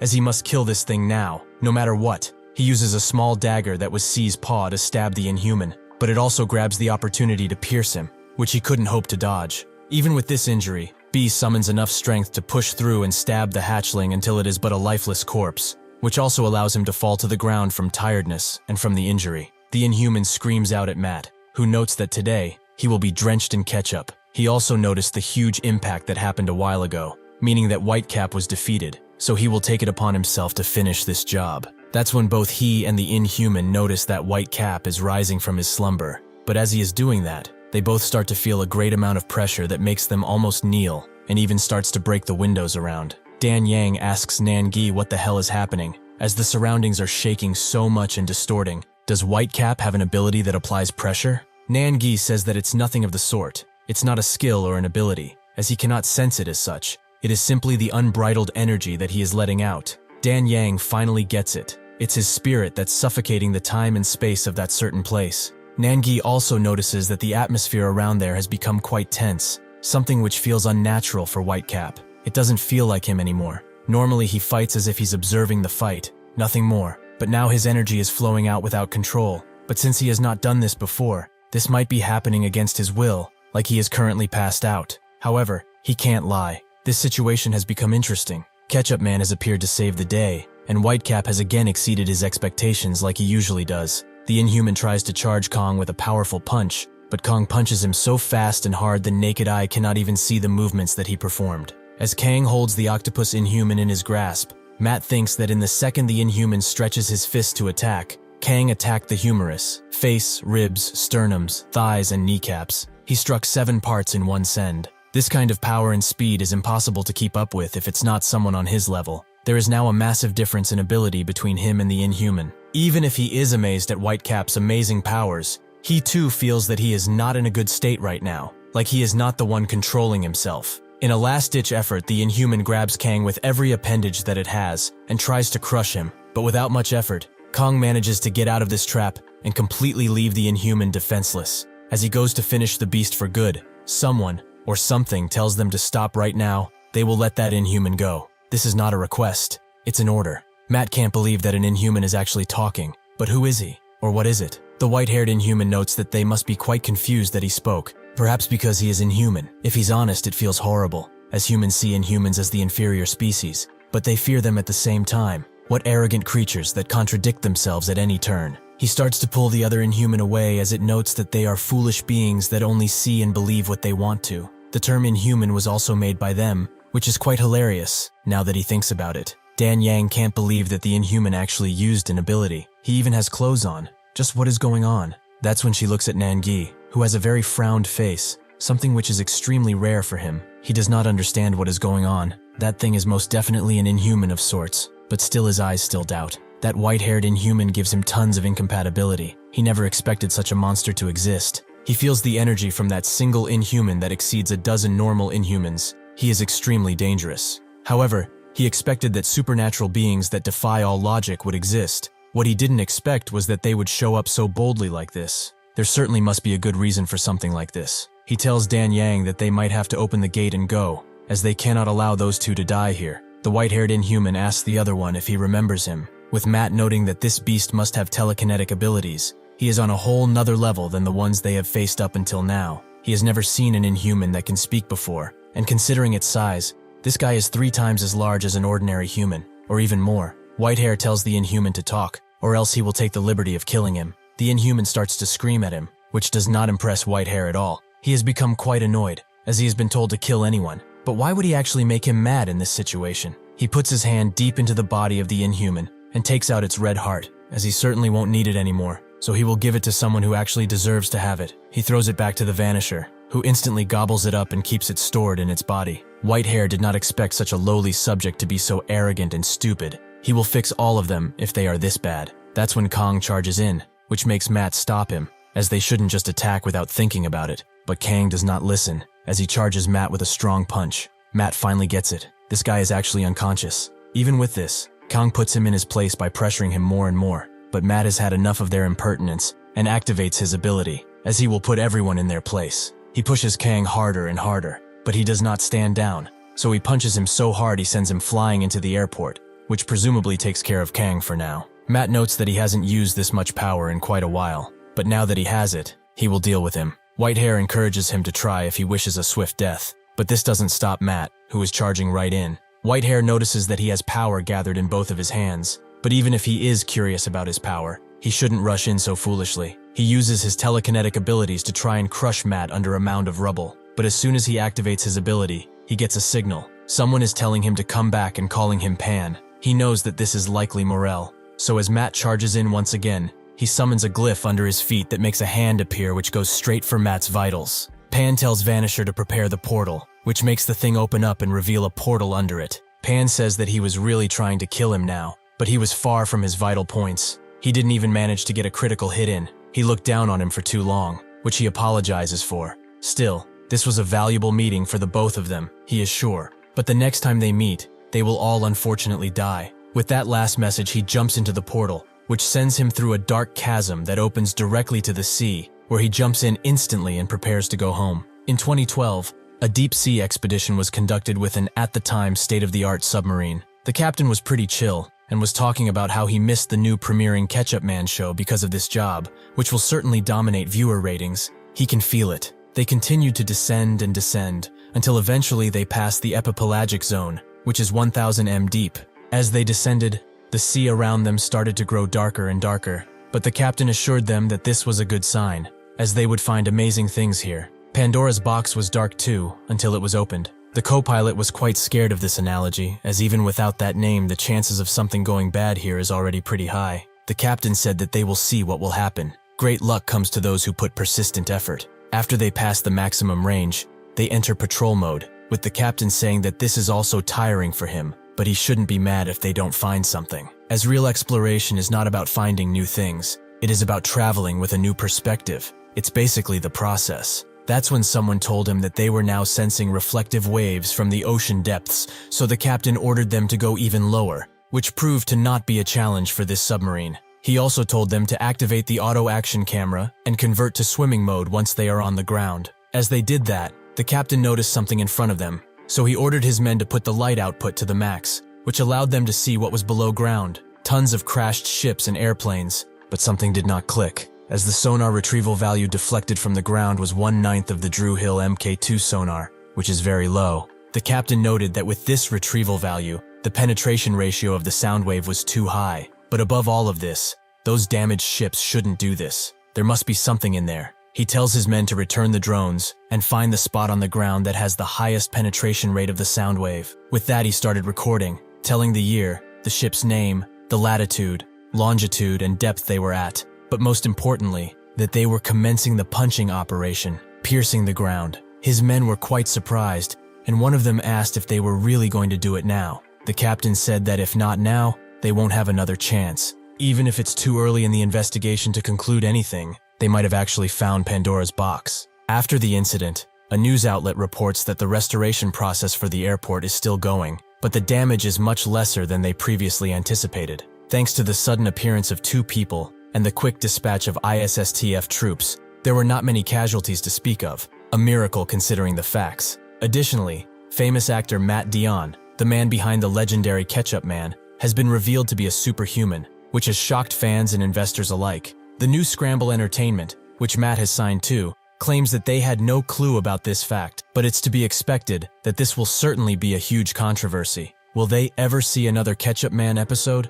At the special hospital, the doctor who is looking after B sees him waking up from his deep slumber and tries to move, but the doctor advises him not to, as his body is still in a state of shock and his injuries may open. B asks where C is, so the doctor points at the dog and notes that he stood by his side all of this time without sleeping, but collapsed after a few hours. He shouldn't worry though, as his abrasion has been treated, and he has also received a tranquilizer to help him sleep well. B is quite touched by how loyal this dog is. The doctor goes on to explain that the number of casualties of this incident is 80 injuries and 6 deaths. 4 of those were from the ISSTF, as their viscous battle with the hatchling has proven to be difficult. He was basically almost dead too, as the blood loss he had was severe, and his right lung was damaged too. The part of his body that is made out of metal and gears was smashed, which resulted in some parts stabbing into his internal organs, which made things much worse. Fortunately, someone applied first aid to him. That is the only reason he survived that hellhole of an airport. The person stopped his bleeding by securing his airways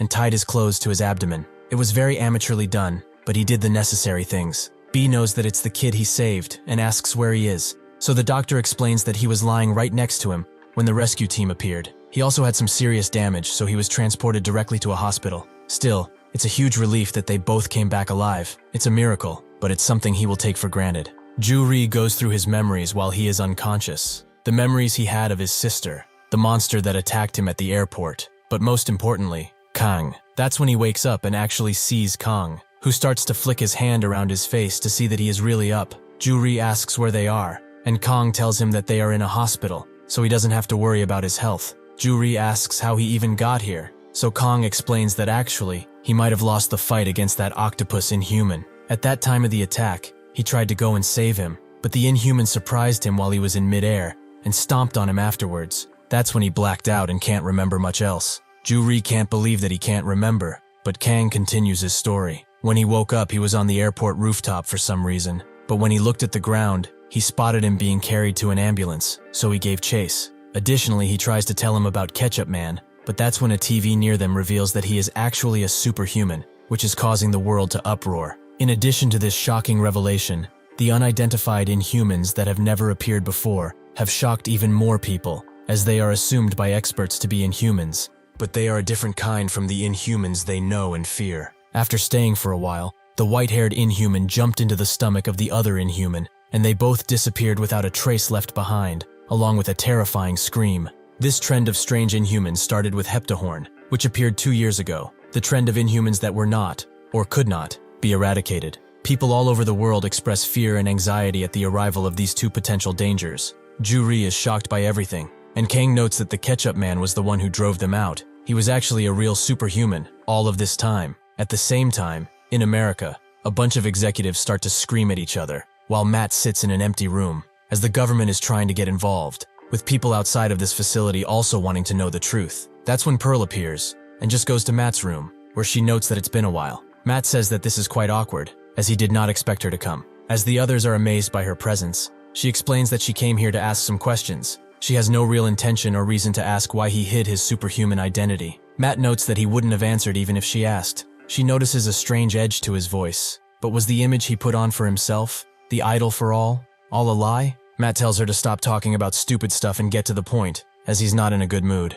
Pearl notes that there is really no point really. She just has a few things to ask, like what he is going to do from now on. This question silences the room for more than a few seconds, with one of the government agents noting that this is a bit much. Even if Pearl is a superhuman, her having first contact just because of this is a little strange. Ben and James come around, with James explaining that it's because she is a superhuman that she can do this, as Matt has been revealed to be one too, so the only one who would understand him fully would be another superhuman. He promises that Pearl is the right one for this job, so on her behalf, she asks for everyone's patience and understanding. The others know that he is James from Pearl's team, but they think that he is all pompous for a damn sidekick. Matt reveals that he is quite confused about it, as he has been living his life with satisfaction up until now. As an actor, as a man in this free country, and as a human being, he never once felt guilt that he hid his superhuman identity, and never felt the responsibility to save anyone by exterminating the Inhumans. Nobody expected this answer from him, not even Ben, who was quite disappointed. Pearl understands him, however. He does not want to just destroy the reputation he built up. It seems that she was wrong about him, so she will be leaving now. As she tries to leave, Matt begins talking about Withrow, as he is probably dead, but she already knew that. This makes Pearl power up and ask what he means by this. He should tell her right now, as depending on the answer, he will regret even opening up the topic. As the others fear what might happen, Matt explains that he talked with that white-haired Inhuman. He had an ego. He could talk. This surprises everyone, but Pearl's team already expected it, since they saw more than the average person. He has fought Inhumans a number of times. However, that guy was on a level that he has never seen before. Their powers and superpowers are something that one would only see in fantasy novels. If they hadn't retreated then, he would have been injured or dead by now, as Whitecap wasn't in his right mind either. Before they left, however, the white-haired Inhuman left a message, a warning, that all superhumans would soon die. It wasn't even a warning though, it was like a promise, or a thing that is already happening as they speak. For some odd reason, Inhumans have appeared indiscriminately throughout the entire world. But since the existence of a leader-level Inhuman that possesses enough intelligence to talk has been proven, they can't exclude the fact that the Inhuman attacks are systematic. If that really is the case, it really isn't pretentious to say that they would eliminate all superhumans. It will not stop at Withrow, as all superhumans around the world are bound to be defeated by Inhumans with strong will and powers. It's about time they face the truth here. If the Inhumans really succeed in taking down the superhumans, the only ones who can take them down, the world as they know it. Everyone is shocked by his words, but Pearl asks if he is still not going to fight. After knowing all of this, Matt starts to get up and notes that he never said anything about not fighting, but he will tell her in advance. He has no intention of moving with a team. He is more comfortable alone. That's when someone comes around and says that he should at least have a manager like before, that someone being Ben, who notes that being an official superhuman is more daunting than it seems. He might have to plan a schedule too.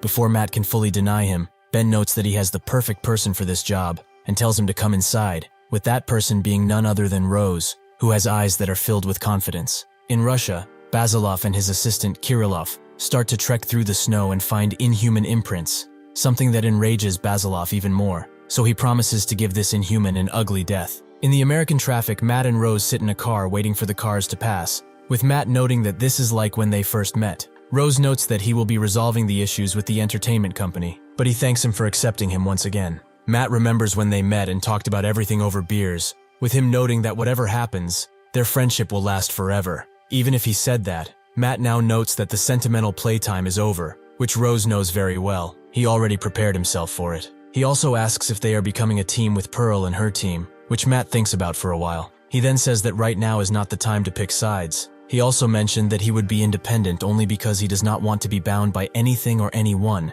which is quite selfish, as he knows full well. Humanity is not ready to fight yet, but the Inhumans will not stop to reveal themselves even more and cause havoc. So depending on how everything goes, things will go faster than they could expect. So to wage a winning war first, all superhumans must stick together. In Russia, Basilov and Kirillov arrive at a church after following the Inhumans' footsteps, with Kirillov finding it strange that the doors are still intact. Basilov notes that they should go inside and asks kindly why they didn't. As they enter, Basilov hopes that he is able to see him now, with Kirillov confirming that the Inhuman has to be here. But something about this place seems off to say the least. This is a 4-story building, and despite it being as big as a cathedral, he can feel an Inhuman's energy everywhere, which is strange. Basilov looks around and agrees that something is off, so they won't be splitting. They will stay right next to each other. As they continue walking and talking, Basilov suddenly stops Kirillov and looks forward, where there are a few people, but they don't seem to be humans anymore. They are Inhumans. One of them notices them and starts to charge in, but Basilov notices how slow it is. Kirillov assesses that it's 4 times faster than a human, but far from any Inhuman. Just what is it? He chooses to dodge the woman for now, but Basilov doesn't do that. Instead, he meets the woman with a grab and thinks that she went straight for his nape. Nothing else. Another comes around and charges with the same manic hunger, but Basilov prepares to punch him. Kirillov tries to stop him, as those people are still people, but Basilov refuses to listen as he punts the 2 that attacked him into the wall. He says that he is foolish. These things do not smell like humans anymore. They are something else, something viscous. They are already dead. Kirillov apologizes for not seeing it sooner, and Basilov says that the one who did this to these people is probably the Inhuman, so they should not hesitate any longer. They will spare them from this suffering and allow them passage to heaven. At the hospital Juri is kept at, Kang manages to sleep on him. with Juri noting that he is quite heavy, but that's when news from Russia distracts him from this. The rate of deaths and disappearances in the northeastern region has skyrocketed as of late, with the Russian ISSTF searching everywhere with their reconnaissance teams, but most military officials believe that all of these incidents were done by one group, none other than the Inhumans. Juri feels a strange sense of hopelessness because of this, as it seems that no matter where, the world is crumbling to dust right before their very eyes. It feels like something big is coming, something that nobody can hope to ever control. Basilov and Kirillov take care of the last remaining undead, which Basilov found annoying to deal with, but it was worth it, as they have finally found the perpetrator for all of these deaths. The bad Inhuman does not even flinch at their presence at first, but Basilov tells the fucker to stop dangling on the ceiling and crawl down. Does he want to make him come up there and do it for him? With this provocation, the Inhuman gets down, but just stares at them, with this Inhuman seeming more advanced than the others. Kirillov analyzes him, and notes that he is much smaller in physique than Basilov, but its appearance is quite strange, as it looks like a bat, or Dracula, depending on how one would look at it. He also thinks about the bite marks he saw on the victims, meaning that he changes people into undead with his bites. Basilov warns him about this too,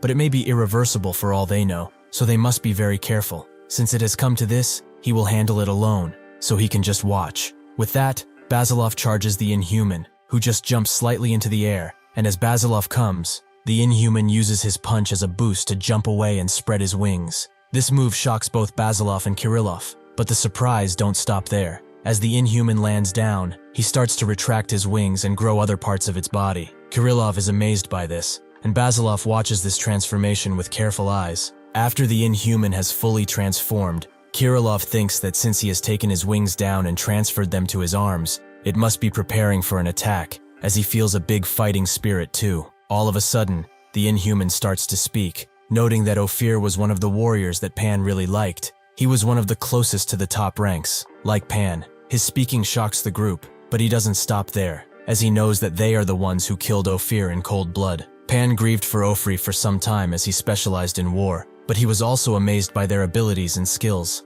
Basilov wonders what the hell this thing is even talking about, but Kirillov thinks that it may be talking about one of the Inhumans that they have killed recently, so his mind jumps to only one. The Inhuman suddenly begins to unleash a hypersonic scream, something that even the ears of superhumans cannot stand for long, but this allows the Inhuman to rush Basilov with a strong punch. Even if this attack has landed pretty well, Basilov has not been moved an inch, so he grabs the Inhuman's head and punches him very hard, but the Inhuman is as unrelenting as him, so he punches him in return, and then catches his head to kick him with his knee. This incapacitates Basilov enough to allow the Inhuman to punch him straight into a wall. He approaches Basilov and says that perhaps his mind is playing tricks on him, as they couldn't have been the ones that killed Ophir. He was much more powerful than this. However, it doesn't matter anyways, as they are all going to die, even if not because of him, so he shouldn't feel sad about this. As he talks and talks, Kirillov begins drawing something with one of his fingers, and as the Inhuman tries to turn Basilov into his undead puppet, a bright strike goes directly for his head,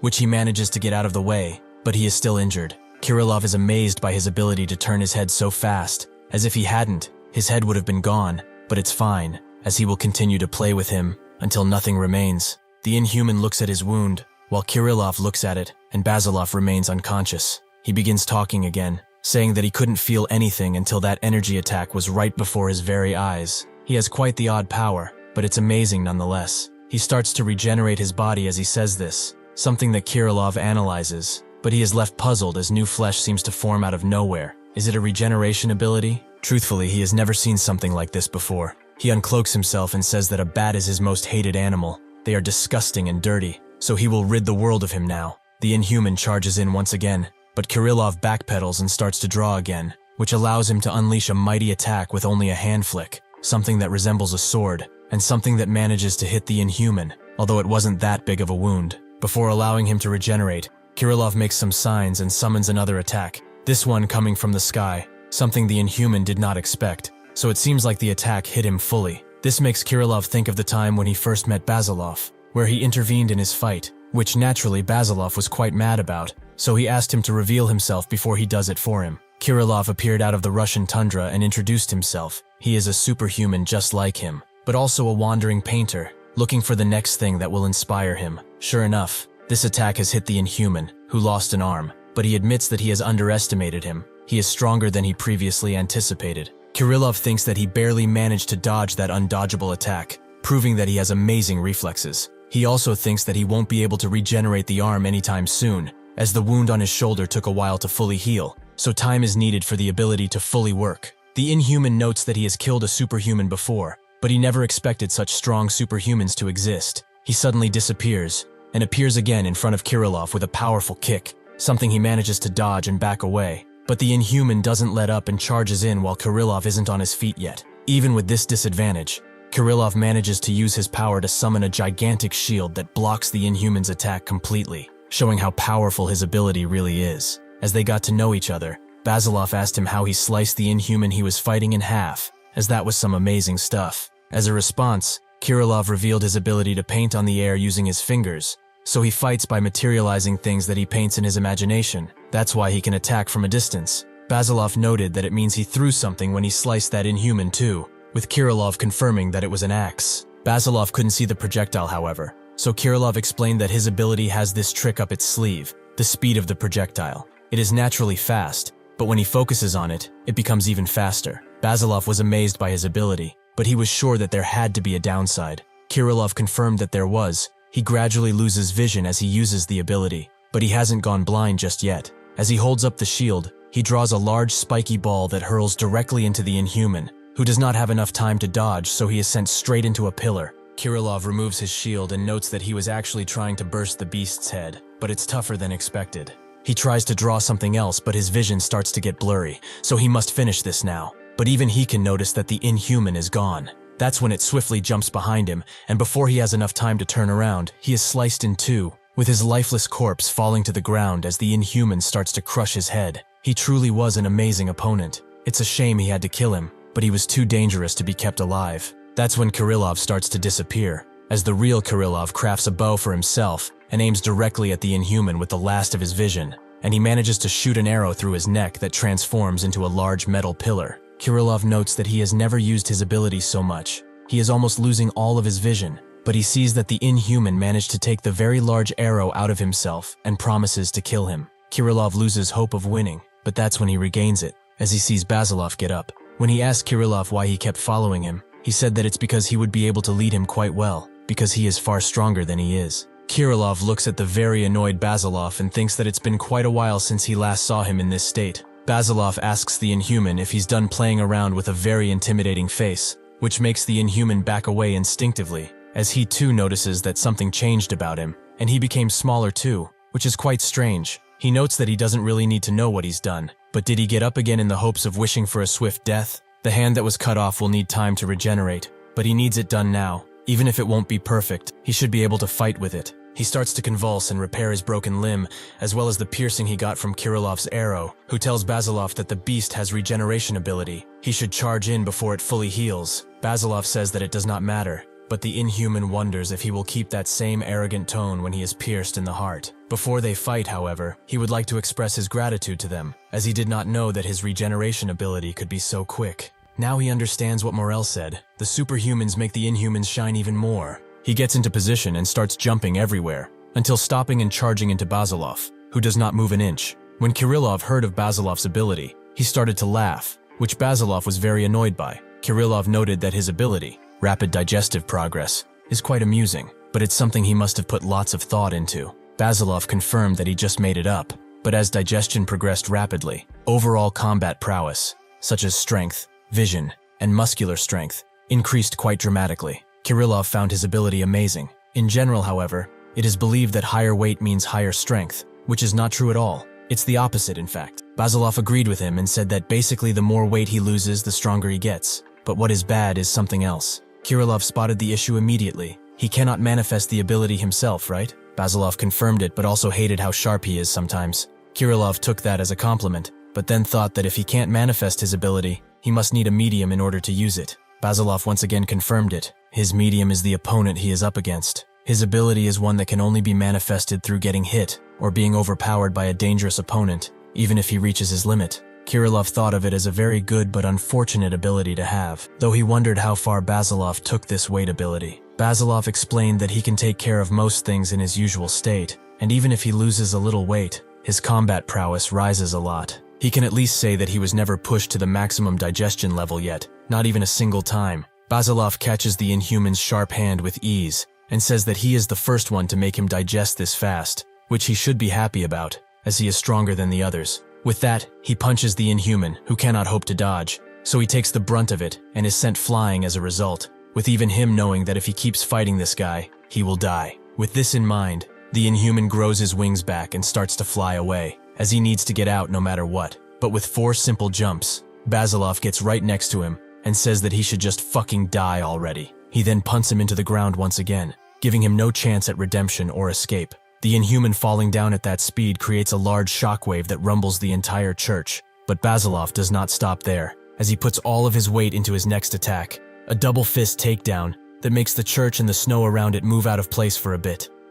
Even if this has killed the Inhuman, it has done irreparable damage to the church, with Kirillov noticing that it's collapsing. So he swiftly tells Basilov this, and they both manage to get out of it before it completely falls apart. Kirillov says that this Inhuman was truly a tough opponent, but did he get bitten anywhere? Basilov denied this, as he kept a close eye on those crooked teeth of his, but he is quite angsty since he hasn't eaten in 2 days. They should go and grab something. Inside a strange building, Morel feels something strange. With Pan asking him to spill the beans, what does he have in mind? He reveals that the bat guy, Grabe, is dead, something that leaves all of the Inhumans silent. Morel thinks that he probably fought a superhuman, which he warned him about, but he insisted on looking for Ophir's corpse all by himself. Pan can't believe how dumb that bat was, but he is getting really pissed now. Will it be a problem? Morel, who almost gave me a heart attack with his face reveal, says that there won't be any. Eventually, Ju-ri is discharged and arrives back home, with him noticing Kang's clothes everywhere, meaning that he went to school. But he is very glad that he is home now.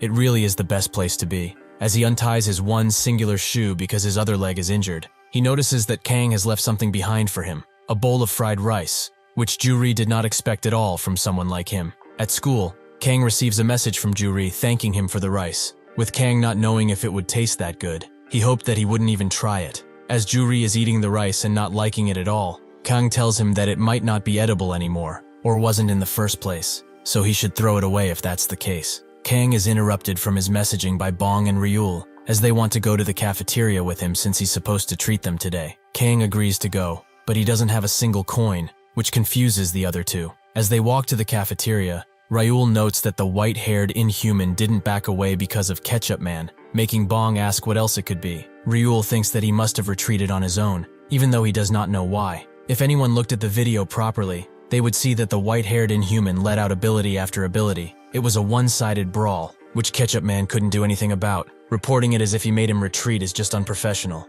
Bong thinks that he might be right, as they retreated even if Ketchup Man didn't touch them once, so he wonders if everything will be fine at this rate. Is it truly over? Ryul tells him to not be so negative, as they have Whitecap here in Korea. There's also Saint Pearl, and even the revealed Ketchup Man, who knows how many Supermans are out there that they do not know about. But they have no choice. They must trust them and their powers. Ju-ri suddenly drops the spoon he was eating with and holds his head tightly, as those situations where he almost died keep coming to him constantly. It's not enough that he has been having nightmares about it. He has cramps and seizures too. This makes him wonder, however, just how is for the superhumans that fight these beasts at a moment's notice. At the same time as Ju-ri wonders what is on Kang's mind, living this depressing life, Kang himself wonders what and who he even is at this point. As Kang looks up to the ceiling, he feels something in one of his pockets, that being the Martial Academy card that he got, which makes him remember that he was invited there any time, and he also must find out about that superhuman old man who asked him to come to Mount Yongpo if he wants some of his questions answered. Kang now knows what to do, but Bong tells him to get a move on already. As they all leave for the cafeteria, Bong wonders if he has something on his mind, as he's going to the cafeteria only 3 times a day these days. He confirms that it's nothing. Later in the evening, Kang tells Ju-ri that he wants to visit the dojo, which he agrees with, as they need to get that thief grandpa since he stole their damn trophy out of nowhere. But he must be a superhuman too, right? Kang confirms that he is, making Ju-ri think that at first, he thought that he was just a scammer, but he showed his ability when he snatched the trophy right under his nose. Kang says that he didn't know about this since they talked, but Ju-ri asks how he knew in the first place. Did he feel something? Kang can't quite put it into words. It's the same thing he feels when he meets Inhumans, and the same with that strange bastard too. As they watch the TV, a special interview with a superhuman analyzer, Chief Kim Hyun-jung appears, with the interviewer welcoming him right in and says that inhuman incidents have been popping up almost every single day now, which Jung confirms. The interviewer then asks how much they know about these superhumans, with Jung confirming that they do not know much, as they know of people like St. Pearl quite well, and officially the superhumans that are known are just 3, Pearl, Ketchup Man, and the recently deceased Withrow. May he rest in peace. However, there are most definitely tons of other superhumans out there, making the interviewer ask how he would know such a thing. Jung explains that it was quite easy to find out, as just by looking at the approximate statistics of incidents, such as past and present incidents, one would find out that these Inhumans have shown up everywhere in the world. It is quite literally impossible for just these 3 they know about to be the only superhumans. These inhuman show-up sites also include incidents where the corpses of the defeated are left behind, with Russia being one of the best examples, as 10 inhuman corpses have been found so far, but nobody can identify who really did it. The interviewer notes that it must mean it's the work of superhumans whose identities are unknown, just like Whitecap of Korea, right? Jung says that he's right, but Whitecap is slightly different. Even if they do not know who he is, they at least know of his existence, so without even knowing, the entire Earth is being protected by these unknown superhumans. Additionally, Inhumans have been known to be very difficult to deal with, unless it's a weapon of nuclear mass, but even those may fail. These are mindless beasts that cannot be negotiated with, are entirely random in both appearance and ability. If they did not have the superhumans to protect them, it wouldn't have been strange for the Earth to be utterly destroyed. This answer spooks the interviewer, but now he wonders where these superhumans even came from, to which Jung replies that it hasn't been revealed yet, but these kinds of things do not matter at this point in time. The interviewer noted that the fact that they exist, and that they fight on the side of humanity is still true. Jung corrected him on something. Just because they are superhuman, it does not mean that they are all on their side. Although this is highly likely to be a groundless rumor that just appeared out of nowhere, currently in Europe, there are rumors of people witnessing superhumans kill people, but he should think back on recent events. Haven't they too witnessed a strange and suspicious superhuman?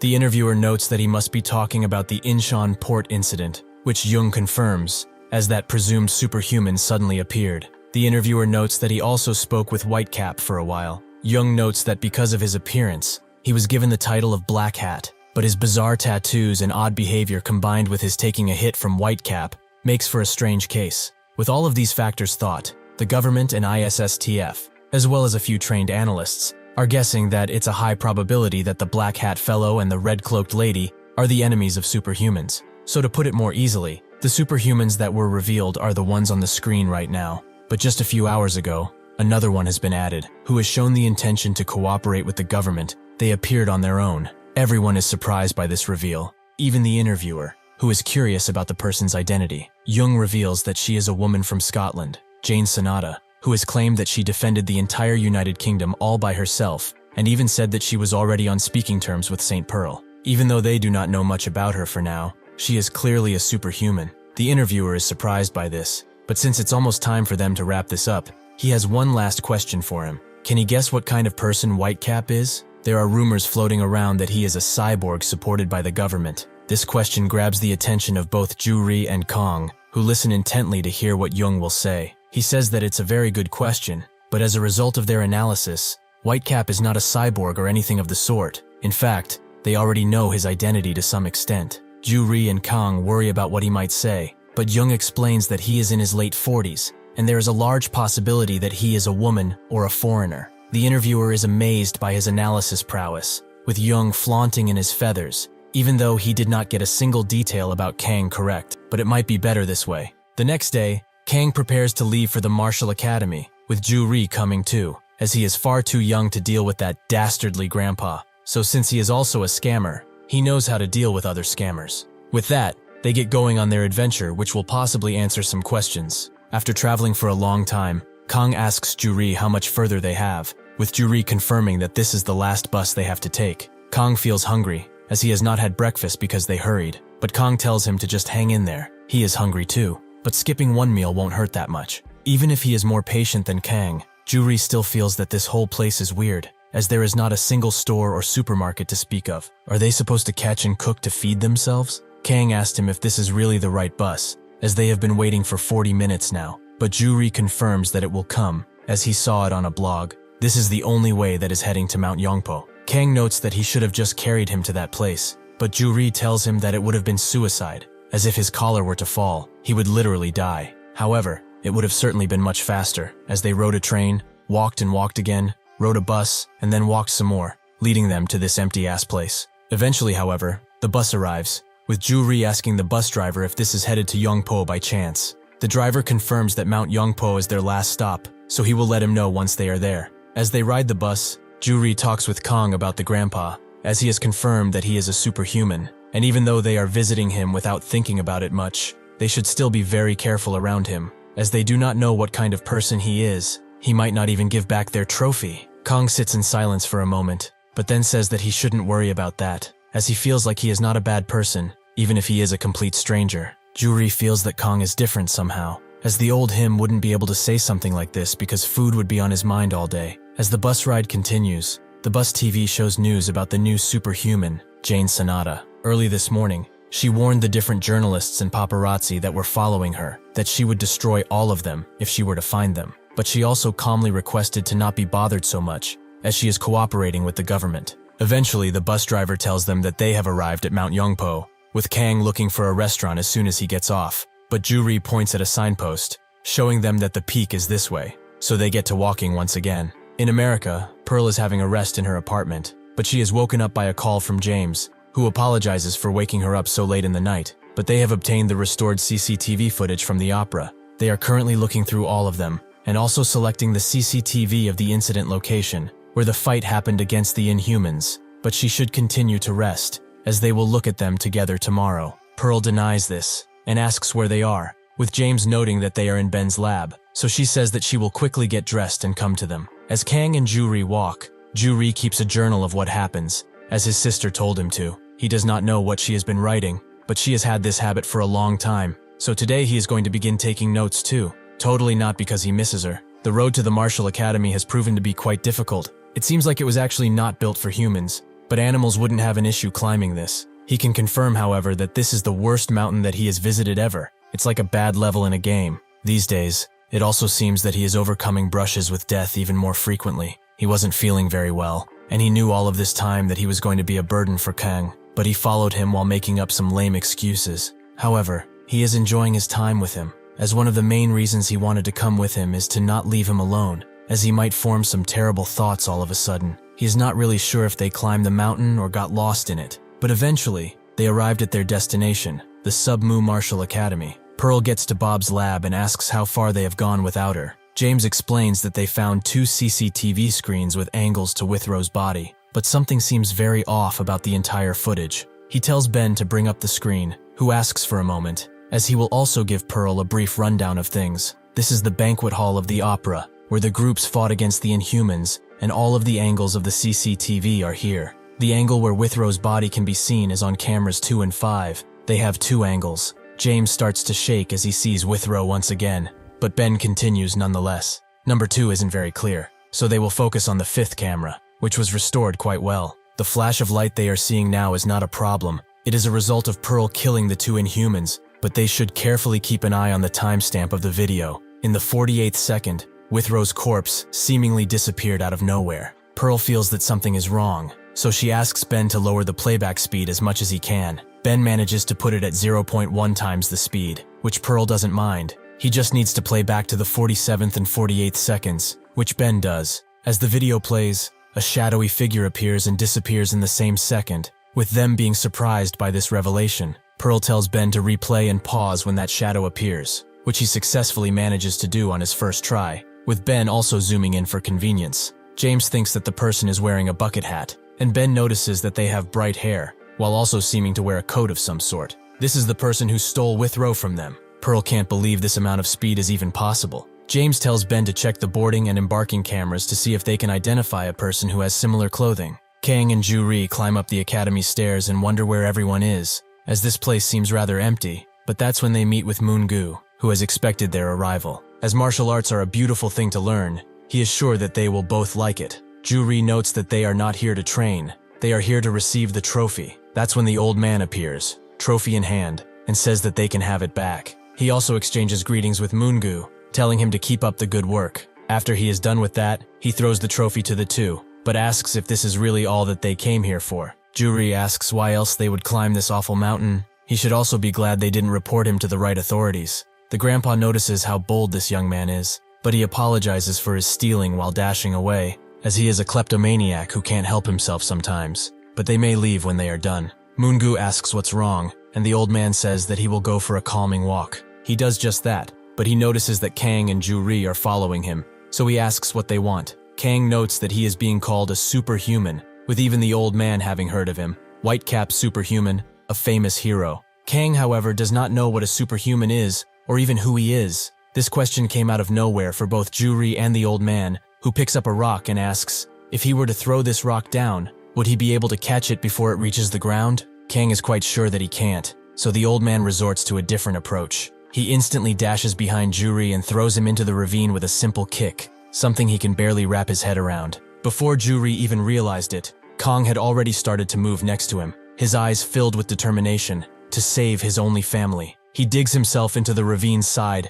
and then dashes with amazing speed to grab Ju-ri as carefully as possible before stopping himself just as fast. Ju-ri is naturally almost passed out from fear, but it's fine now, as Kang launches himself upwards and gets back to the ground, where his entire aura changes as he asks the old man why he did what he did. The old man makes himself look vulnerable and asks, why the sudden hostility? Does he want to fight him? This makes Kang drop his guard, something the old man doesn't like. He is hesitating, a sign of arrogance, or perhaps sympathy for an old man like himself. Seeing his friend face death most certainly riled him up, but he cannot even touch an old man. Is that really it? He should listen very carefully to what he's about to say. He is a nasty piece of work, as he puts on false pressure on a person he does not wish to fight, and he also has a naive mind when he knows that he can. He lacks responsibility in every sense of the word. His heart has become nothing but a hollowed-out soda can. Or perhaps he misjudged him. Is he actually sympathetic to everyone? The old man thinks that this guy is much worse than he thought, and says that he is misunderstanding this world. With this naive look at life, he will die much sooner than he is fated, and he should not dare to show such behavior in front of him again. He also shouldn't expect to leave this place until he allows them to do so, as he will mend his way of thinking, one way or another. Kang is left speechless by the old man's words, but that's when he remembers Ju-ri and tries to wake up, but he finds out that he's not even breathing anymore, something that scares the old man too, so he rushes to help revive him. After that, Moon-gu presents them with their own uniforms, large for Ju-ri and extra large for Kang. Ju-ri tries to tell him that he doesn't want to learn martial arts, but Moon-gu doesn't even hear him as he looks for Kang, so he tells him that he is out hunting some boars. Moon-gu also asks Ju-ri what happened, as his face tells a story. At first, Ju-ri notes that he doesn't want to talk about it, but eventually he relents and tells Moon-gu about what happened with the mountain and his master. After explaining everything, Ju-ri says that he will not tolerate something like this, until his leg gets better at least. However, Moon-gu tells him that he shouldn't feel anger towards him. His master does everything for a reason, even if sometimes it looks like he does dangerous things that could harm others. He knows that what he is doing is safe. He has that kind of foresight. Most people inside this academy are people that lost their homes, their families, everything. They had no place to go, but the master just took them in. He is that kind of person. Ju-ri notes that he didn't see any other person besides him and the grandpa, so Moon-gu tells him that the others are away on field training for 2 days. They have about 10 people, however. Unfortunately, the master is also a kleptomaniac, but other than this bad side, he is all good, so he should let go of his anger and focus on his training, as they will start tomorrow. Ju-ri explains that besides being injured, he is also not interested, but Moon-gu just doesn't hear him, and says that he will have plenty of fun. At a cafe, Pearl walks in and someone signals her over, that someone being Jane, and they seem to know each other already. Pearl asks how she's still in America, but Jane notes that she got prettier. Is she dating anyone yet? Pearl tells her to stop speaking nonsense, but that's when their coffee arrives, with Jane thanking the young woman who brought it, as she was going to fetch it herself. The server says that they are precious customers that must be served, but as she walks away, she thinks that those two are definitely the famous Superhumans. She can't believe that she actually met them. Pearl asks why she wanted to meet, so Jane asks her, when was the last time they saw each other? Pearl remembers that when the opera was attacked, they were both still in Scotland, so she says that she does. Jane also makes her remember that she wanted to show them someone, that someone being Sui. At the time, she tried to contact her, but Sui forgot about their meeting and was just shopping for the both of them. Jane reprimanded her for not keeping her promise, but if she went shopping, she should focus on that. Pearl asked who that is, and Jane revealed her name. She is a little different from them, but she is a younger sister whom she cherishes a lot. The others were puzzled as to why she would introduce them to her, but Withrow gathered that it's probably because she is a superhuman. Jane confirmed that indeed she is, so Pearl now says that she remembers her. Jane reveals that on that day, they gathered to discuss her public reveal as a superhuman. She wanted them to meet Sui because she really liked them both. Pearl knows that she didn't come all of the way here just for this, so she asks her to get to the point. Jane notes that she has a story to tell her that was passed down by Sui herself. A while ago now, she happened upon a murder. The problem wasn't even that the attacker was squeezing the victim's neck with a single hand, but that his opponent was a normal human, not an inhuman. Sui had fought Inhumans a lot by then, so she knew that the victim wasn't one. But the strange thing was that the attacker ruthlessly crushed the guy's neck with no remorse. She had the feeling that he was a superhuman, so she went to catch him, but he blocked her swift attack, showing that he is most definitely a superhuman. Even when she overpowered him, the attacker refused to let go of the corpse he had made. She was adamant on catching that suspicious guy, regardless of whether she won or lost. But the very moment she tried to unleash her powers and fight him, the attacker, corpse still in hand, ran away. But he gave her one last look. Pearl can't believe that there is a superhuman that kills people, which Jane also found quite shocking. But what was even more confusing and weird was that when he ran away, there was another person moving with him. So who knows? It might have been even 3 or 4 superhumans there. Because of this, they can't say for certain that this isn't a group they are talking about. Sui tried to stop herself from looking around, but in the end, Klutz decided to look for the killer. Pearl says that this is not good at all. She needs to join Sui as swiftly as possible. Jane thought this too, but unfortunately it's late. Pearl asks what she is talking about, so Jane explains that she lost contact with Sui for 5 days now. She has been missing entirely. At Mount Yongpo, when dawn arrives, Kang arrives next to the master, who notes that he has some questions for him, and if he does not answer truthfully, he will kill him where he stands. He barely knows him as he is, but he knows one thing for sure. Kang asks what that might be, and the master reveals that he is weird, and fails to understand the position that he is in. He does not know if he is a complete moron, wishes to die, or is just fearless. There must be a reason for his strange attitude. Rather than talking things out, he will see it for himself. As soon as he finishes that sentence,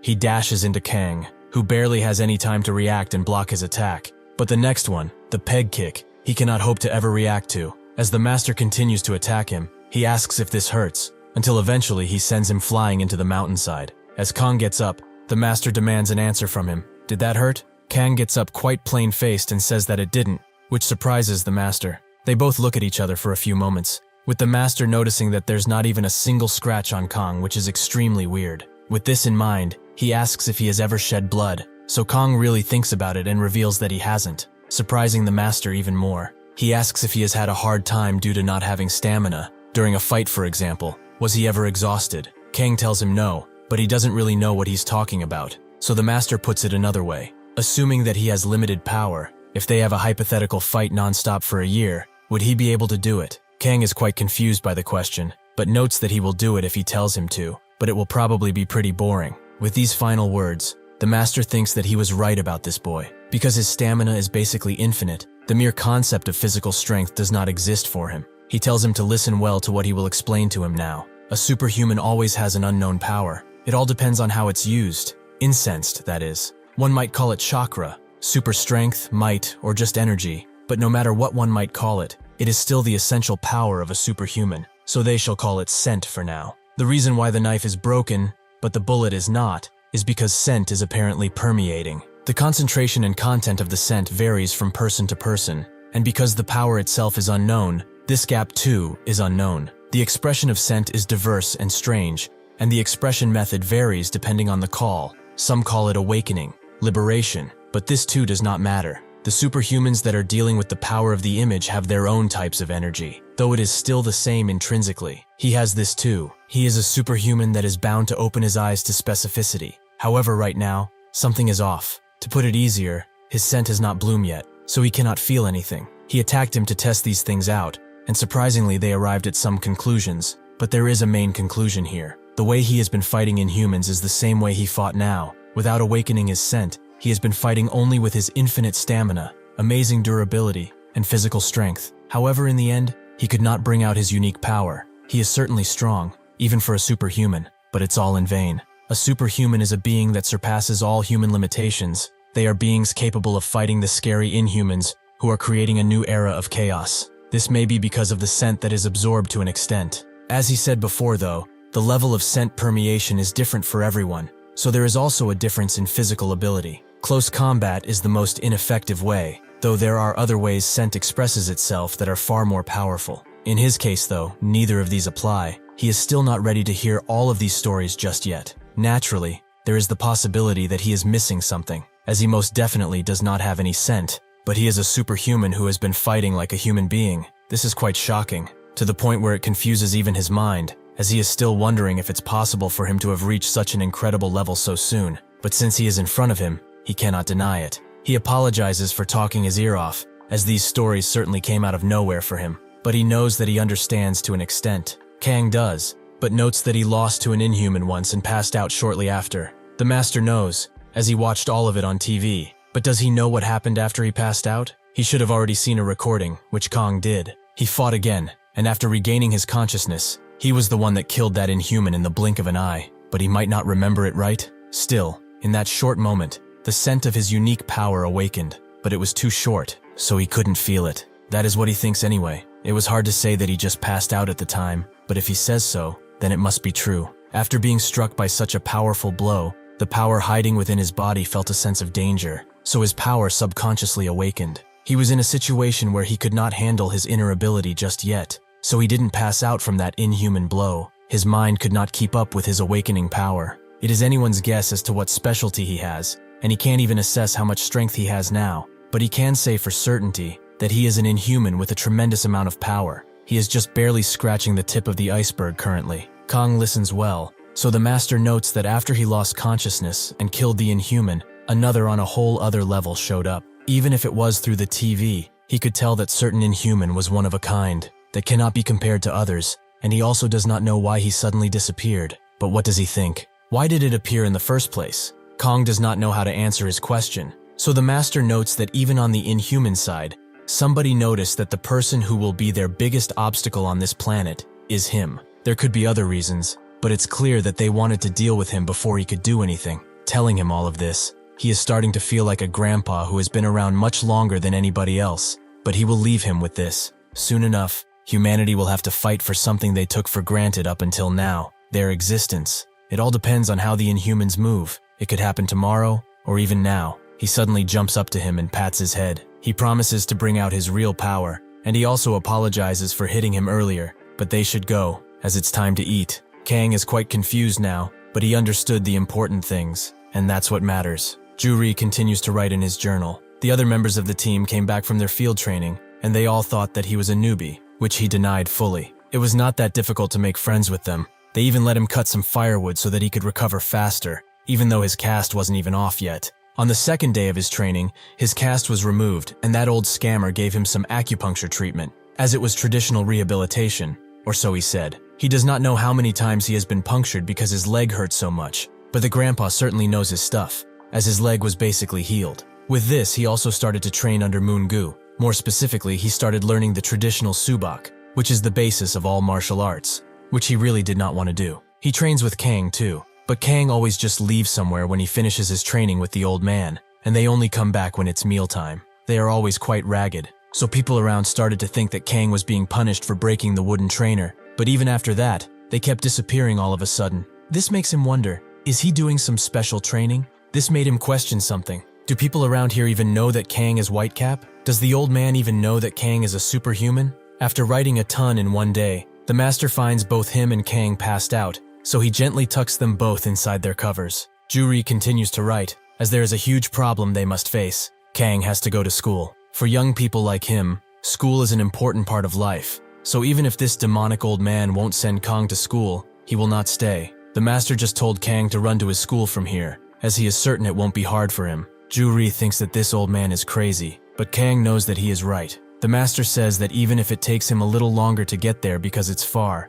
he should think of this as a part of his training. As Kang gets ready for school by donning his uniform, Juri tells him to bring some things, like underwear, a charger, their gaming console, and a laptop. Kang understands, and Juri also tells him to just run in the direction he showed him, while also keeping tabs on the time. He should be careful about cars on his way, and he shouldn't break anything. Kang tells him not to worry so much about him, as he will be back before he even realizes it. With that, he jumps away, and the master watches him leave from above. Since they have a lot of time, he invites Juri to go fishing, which scares him, as he did not expect him to be there. At Ben's lab, he and James continue to look through the security checkpoint of the opera, to find people that are matching the outfit of the person that stole Withrow away. However, Ben wonders if they can even find him, as there is the possibility that the perpetrator didn't even board the ship normally. And is that even a bucket hat on his head? James told him that they are here to honor a friend who died. All they can do is try their best at this point. All he needs to do is prepare a screen that shows his face to a certain extent.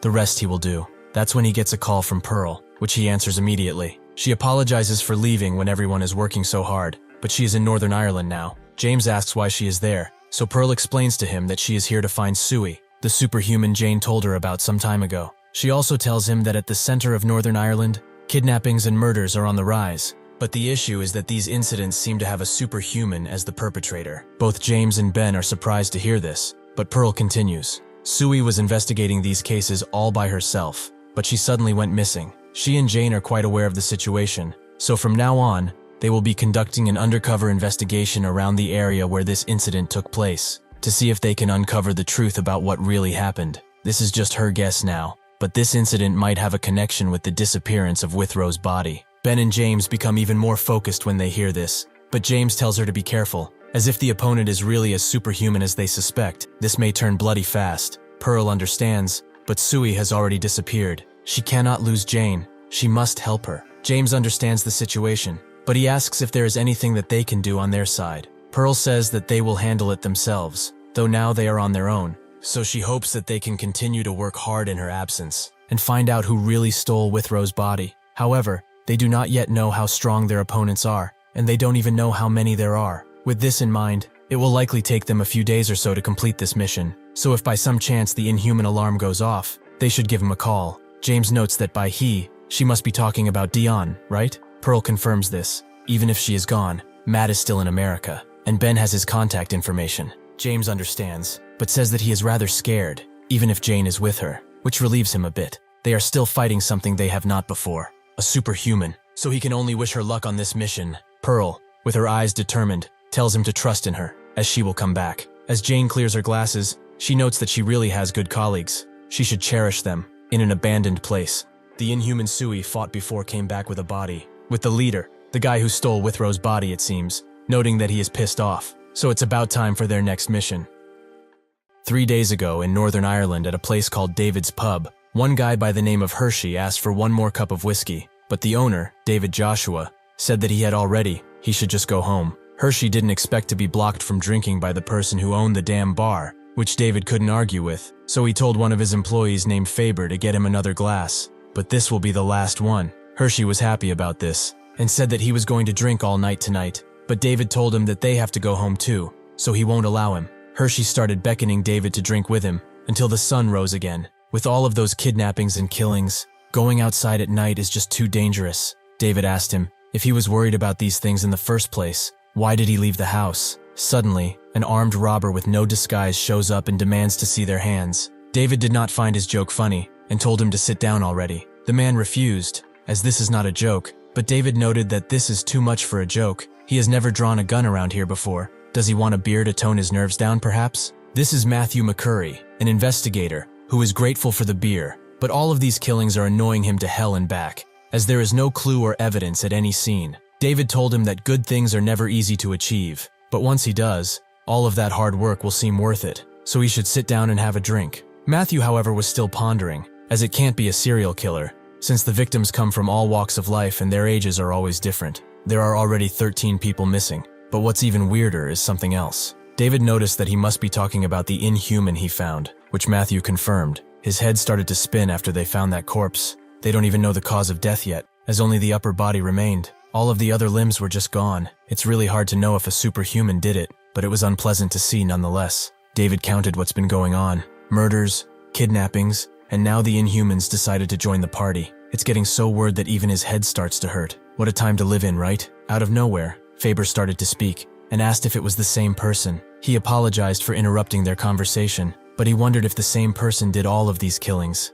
Matthew said that it's most definitely a possibility, but who is he anyway? David introduces him as their new bartender, Faber. Matthew exchanged greetings with him, but noticed that he has never seen his face before. He must be new in town or something. Hershey started to bang on the table and demanded his drink already, which Faber presented to him in a calm manner. Afterwards, he told the other workers called Gasivdal and Evan to put up all of the chairs and tables, as they are getting ready to close soon. Matthew asked how he can close right in front of a customer, what a rude server. But Evan backed Faber, as they have to go home too. Matthew was glad to see him, and noted that he had worked here for some time. Evan said that it's only natural, as he is a great worker after all. He also congratulated him for his wedding, even though it was kinda late. As they talked and talked, Hershey suddenly threw his drink at Evan's feet, as this is not what he ordered. Matthew confirmed that it wasn't, but he was drinking it very well a few seconds ago. Is he crazy or something? David told him to chill, as he is just a drunk bastard, and told Gazdeval to throw him out, while asking Evan if he's alright, who confirmed that he was,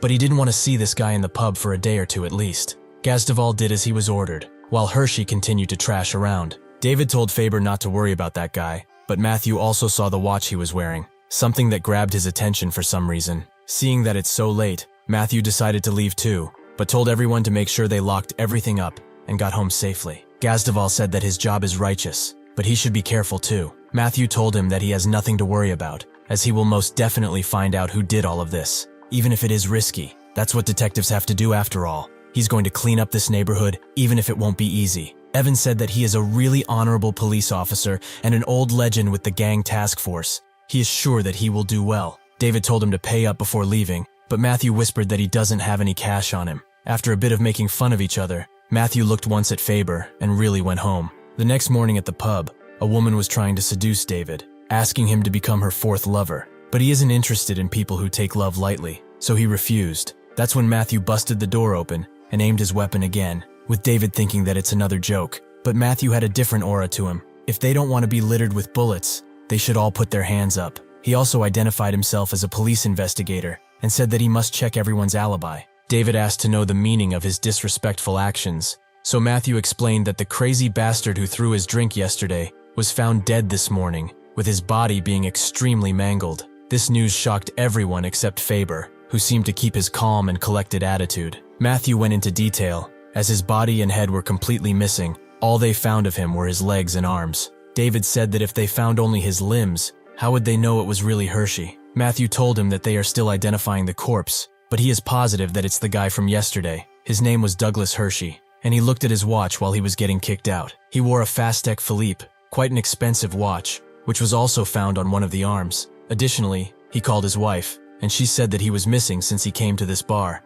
He knows for a fact that Hershey was the victim here. David can't believe that such an expensive watch would be left behind like that, but Matthew said that this incident was not a robbery or something, and if the body has been cut up into tiny pieces, the guy who killed Hershey and the victims of the other attacks match up almost perfectly. Firstly, he takes David into questions. What did he do after he left the pub? He shouldn't be annoying and cooperate with this ongoing investigation. Everyone in this neighborhood will be questioned anyway, and he knows that it's only natural that pubs are the first ones. David couldn't argue with that, so he explained that after they cleaned up everything and picked up the broken glass shards, they ended things pretty late. After finishing everything, he and Gasvidal played some cards over a glass of beer. Evan was with them too, but he slept since he was pretty tired. They went home only after the sun rose, but Evan kept sleeping inside the store. Matthew noted that he was home around the same time. Did he come to work this evening then? David confirmed that he did. He can even ask his wife about it, as she will confirm it. Matthew asked Gasvidal if he could confirm these events,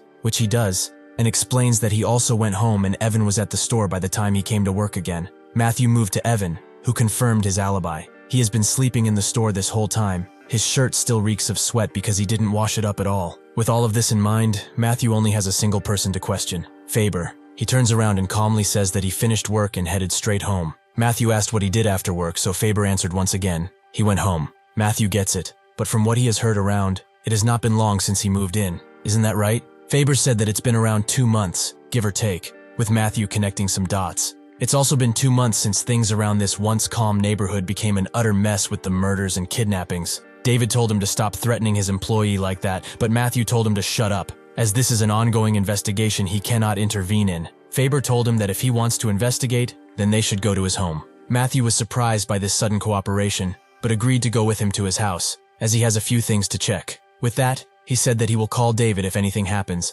and slammed the door shut, with David telling the others that they should close the business for today, as he does not feel like serving anyone today. After they are done closing up, Evan is the first one to go, right after telling the other two to stop playing cards and go home too. David told him to stop acting like a nagging grandma while Gasvidal wished him well. He also asked if Faber would be fine, but David told him not to worry. Even if he is strangely quiet and calm at times, he was never that type of person. He can't lie. He is a little disappointed in Matthew and how he acted, but there is nothing they can do in this situation. That's when out of nowhere, the door is slammed open, and Matthew barges in, as something happened with Faber. The police car that was transferring him to the police station was completely smashed. The 2 officers inside are confirmed dead, but Faber is missing. The 2 were shocked to hear this, but Matthew demanded Faber's resume, as they must catch the fucker and make him pay for what he did. That's when David questioned him. What about him, huh? Why is he okay? Matthew explained that he went to investigate another case. He wasn't in that transport vehicle, but this implanted the seed of doubt inside of his mind,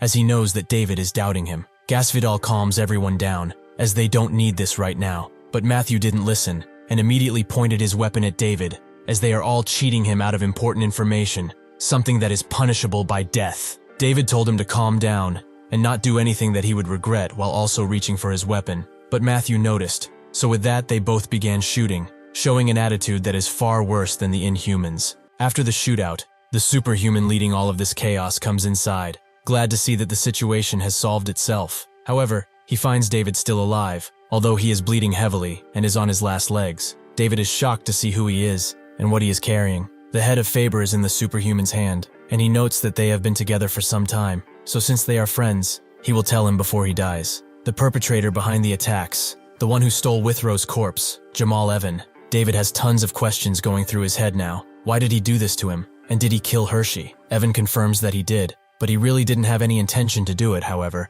he was unfortunately met with 2 of his boys while walking home, because he was honestly a stupid man. The one who made his drink was Faber. Why did he throw it in his direction? It's a pretty good reason to end his life if he asks him. David gathered from this that he has a group, which Evan doesn't see as such. They are more like his friends, and they're quite a few. He was also good buddies with Gasvidal. It's quite a shame what happened, but they shouldn't linger on the past, as he has something to tell him about this fellow right here. David almost lets out tears as he looks at Faber's head, which Evan is surprised by, but he shouldn't cry for this worthless piece of trash, really. After he caused the crash, he spared him and began talking. He thought that he was something, as his nonchalant and mysterious aura was present even when they first met, something that interested him quite a lot. So he asked him, was he hiding his powers, or was he just a stone-cold killer like him? He searched everything about him, but it turns out that his behavior is that of a dumb bastard that can't do anything. However, he is unique in his own way. Even at death's door, he still does not react. Has he been so damn annoying since he was born?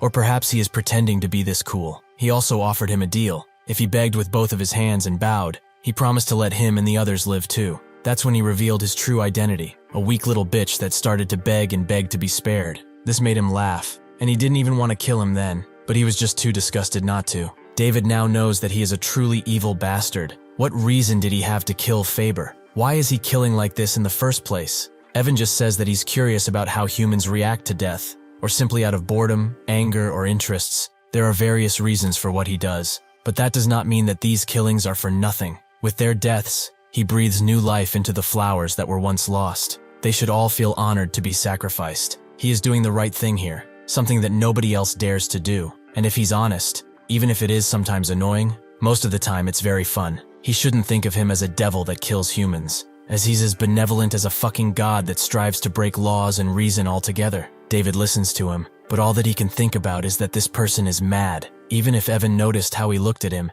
he still feels the need to give him a chance, and he promised to let him live if he asks him to. David mustered up all of his strength to scream at him. He should just kill him, and go to hell afterwards, like the devil he is. This made Evan smile, so he simply left after telling David something that will stick with him in his time of death. There is no such thing as hell, however. This unchanging world might be the closest they will ever get. He suddenly gets a phone call from one Carol, who tells him something he did not expect. That's when he went to the abandoned building and gave everyone a mission. One of the captured ones ran away from his holding cell, and he is annoyed. Not because he escaped, it's because he does not know how he even got out in the first place. He shows everyone a photo of the guy, which they probably recognize because he is quite famous. All they need to do is catch him and show that nobody can mess with them. With that command, all of them jump into action. But this doesn't make Evan feel good about it, as whenever something unexpected occurs, there is always some kind of misfortune that comes with it. So he should get moving to ensure that everything will go well. He tells Carol to stay at the hideout while they are gone, who is revealed to be just a kid. who refuses to stay behind,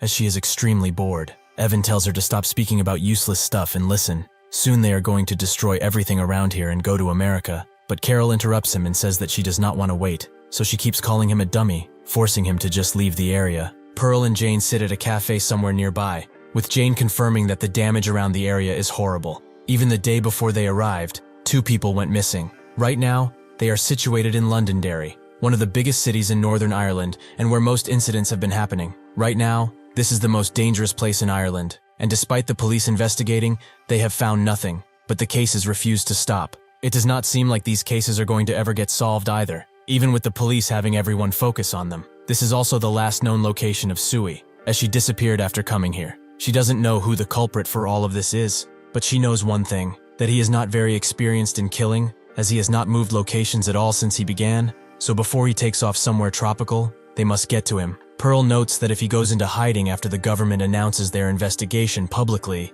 it's going to become an issue. Jane agrees, as no matter how off he might be, he would not do anything that would get the government involved directly, so she was thinking of how to draw him out before anything happened. However, that's when an alert starts to blare out, as Lee In-jong was found in Campsie, and many deaths have been confirmed from Derry Airport up to Campsie. Jane looks on her phone and finds out that Campsie is a village right next to them. Do they go, or is this alert an ambush? Pearl says that they can't do anything, as they will be found once Lee In-jong is caught, so they need to change their plans and go. Even if she is not in America, she cannot ignore anything related to Lee In-jong. With that, they bolt out of their chairs with everyone around them gathering to watch the news. The Northern Ireland case is spreading everywhere, as constant deaths and missing people in the center of Londonderry have become an international issue. In the past 2 months alone, 20 people have gone missing. As the corpse of Lee In-jong has been found, the Irish authorities have said that this death cannot be ignored. For this case, they will employ all kinds of task forces.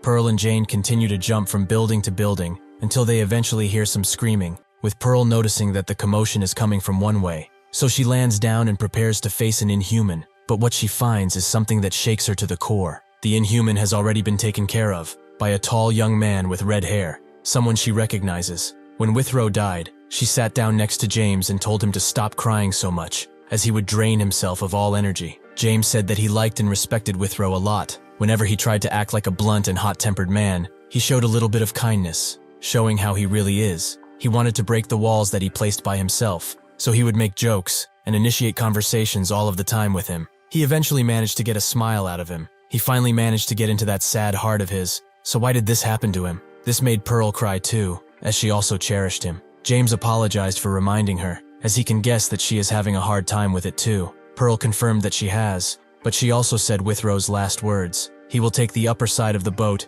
as he is sad and miserable enough to die. When he spots Pearl, he immediately jumps away, but he is stopped by one of the Superhumans, who punches him away with a single punch. Pearl has no time to react as the other Superhuman sends Withrow flying through some buildings. The Superhuman drops down and looks at Pearl, who demands to know his identity, but he just sprints away, prompting her to go after him with the same amount of speed. Eventually, when she arrives, she notices that the attacker and another Superhuman have Withrow, with Jane also being quite surprised to see him.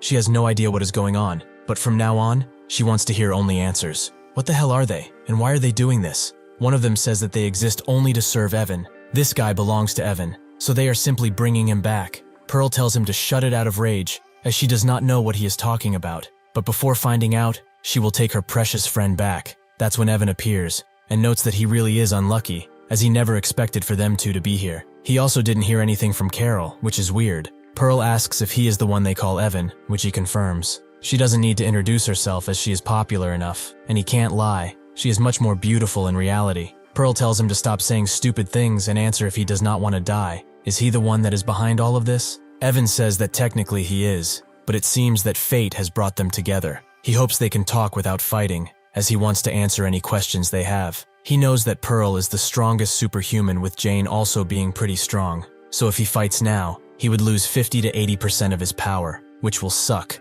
as he almost completed it fully. They should just relax and keep an eye out for his next event, as it's going to be a big one. Pearl wonders what power he's talking about, but she says that he will be brought in for questioning. But first, the most important question, what did he do to Withrow? Evan says that he saved him. He is no longer the man she once knew though, as he was given a new life. It took a while for him to glue his head back, and after he did, he ran away, which is funny. He doesn't even know how he got out. What an unruly bastard. Pearl becomes enraged after hearing this and jumps to the other side. Evan warns her that this is not what she wants to do, but she instantly strikes, creating a large hole in the large superhuman. The large superhuman instantly falls to the ground, with everyone being surprised by Pearl's power, even Evan, who did not expect for that burly guy to be taken out in one strike. After this, Pearl grabs Withrow and tries to take him away, but the other superhuman instantly strikes her face with a mighty punch. However, this punch was not mighty enough, as it barely does anything to Pearl, who grabs his hand and blasts him in the chest with an attack that instantly kills this superhuman too.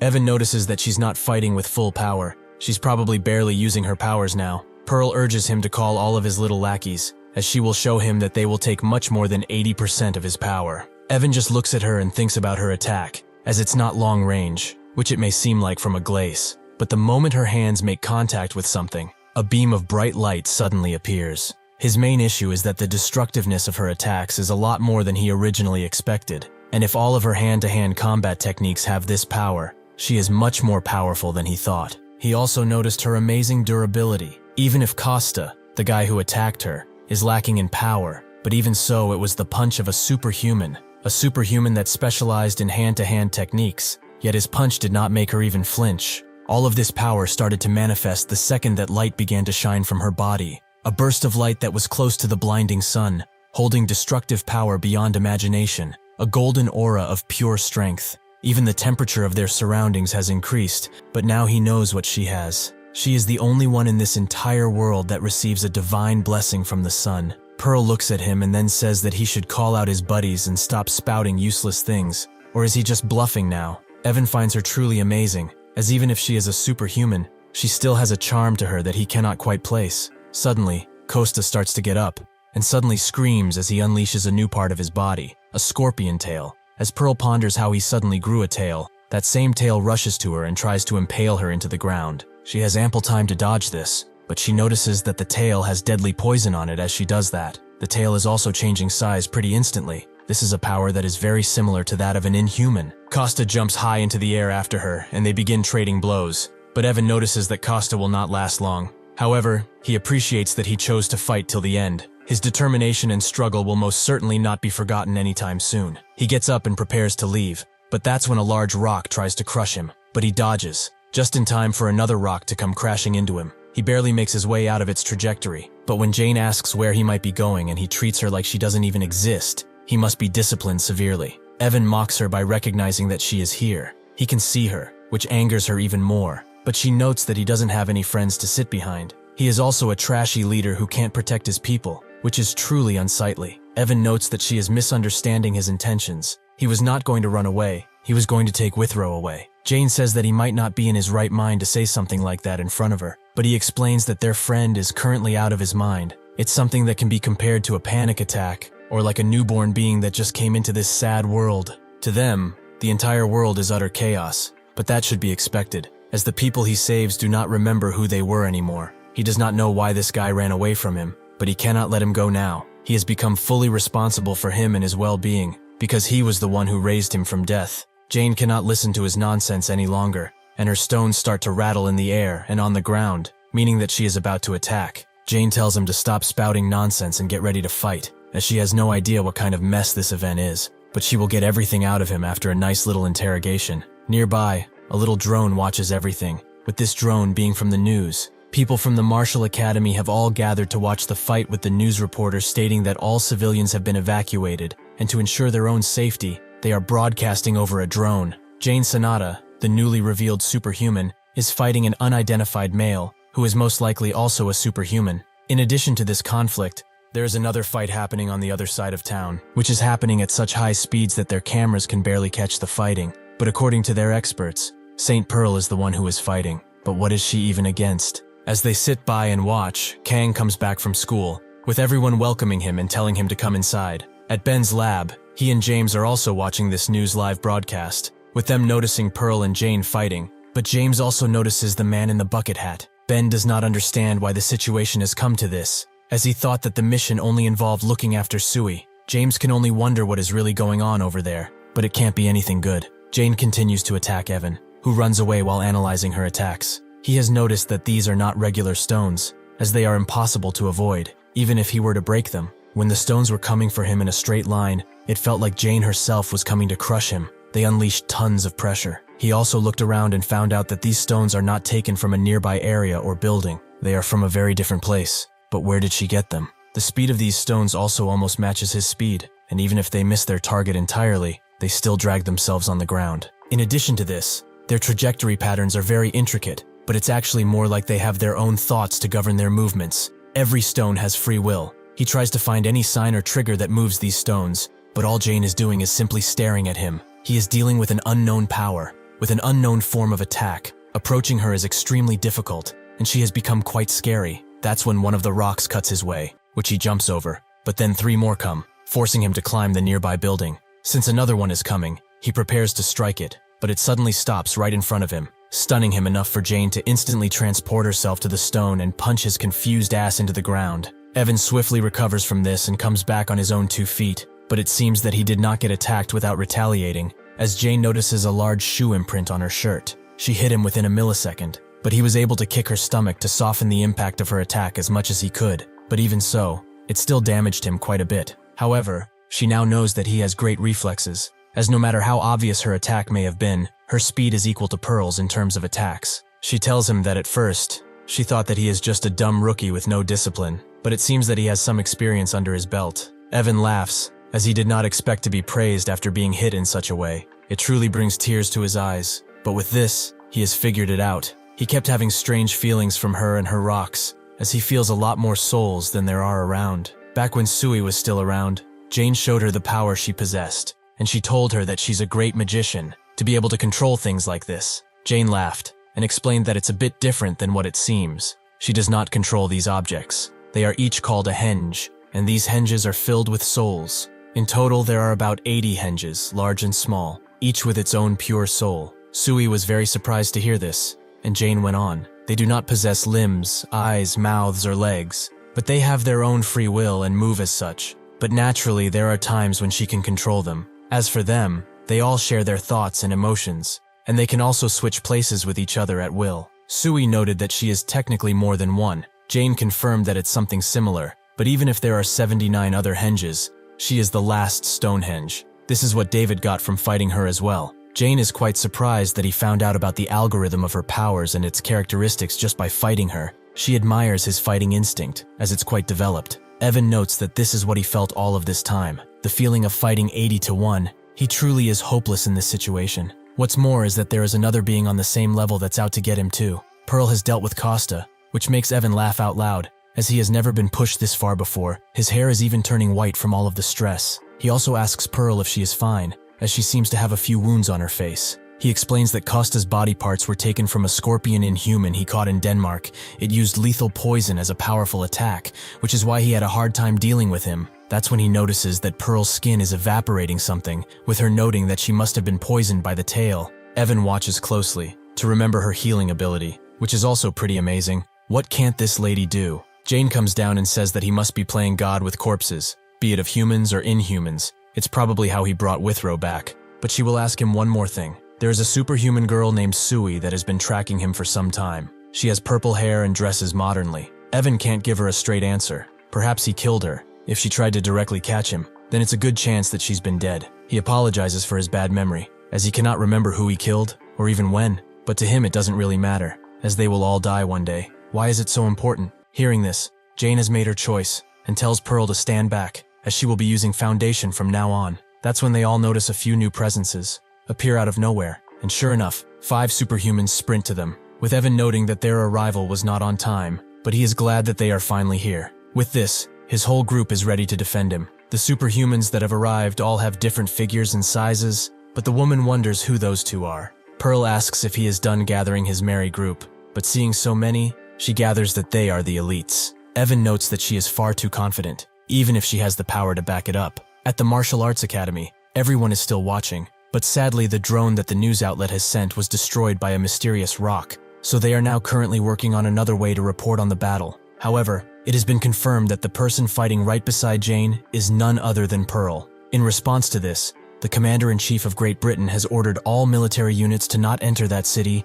until everything is cleared out. Jane tells Pearl that she recognizes a face out of all of these, as she does not know what happened because the situation was chaotic in nature. But the long blue guy is definitely the Inhuman she didn't kill. She remembers that he was capable of speech and was pretty strong, but as soon as she got him into a vulnerable position and tried to deal the final blow, he escaped. He has the ability to shred, so he was able to deceive her quite a few times, but she has the feeling that he does not remember her at all anymore. The blindfold superhuman tells Evan that they have an issue. Carol's has gone missing, as someone has kidnapped her. Evan's face immediately changes from its usual calm appearance to a large frown, and he emits tons of pressure as he asks them why they came here instead of looking for Carol. The ginger superhuman explains that Chenver and he went after her while the rest were looking for him, but they all somehow ended up in the same place, meaning that Carol is around here somewhere. Evan wonders how that can be, as he did not sense anything, but tells the others that they must find her, as today has been tiring enough already. He tells the red one named Opir to go and get Withrow.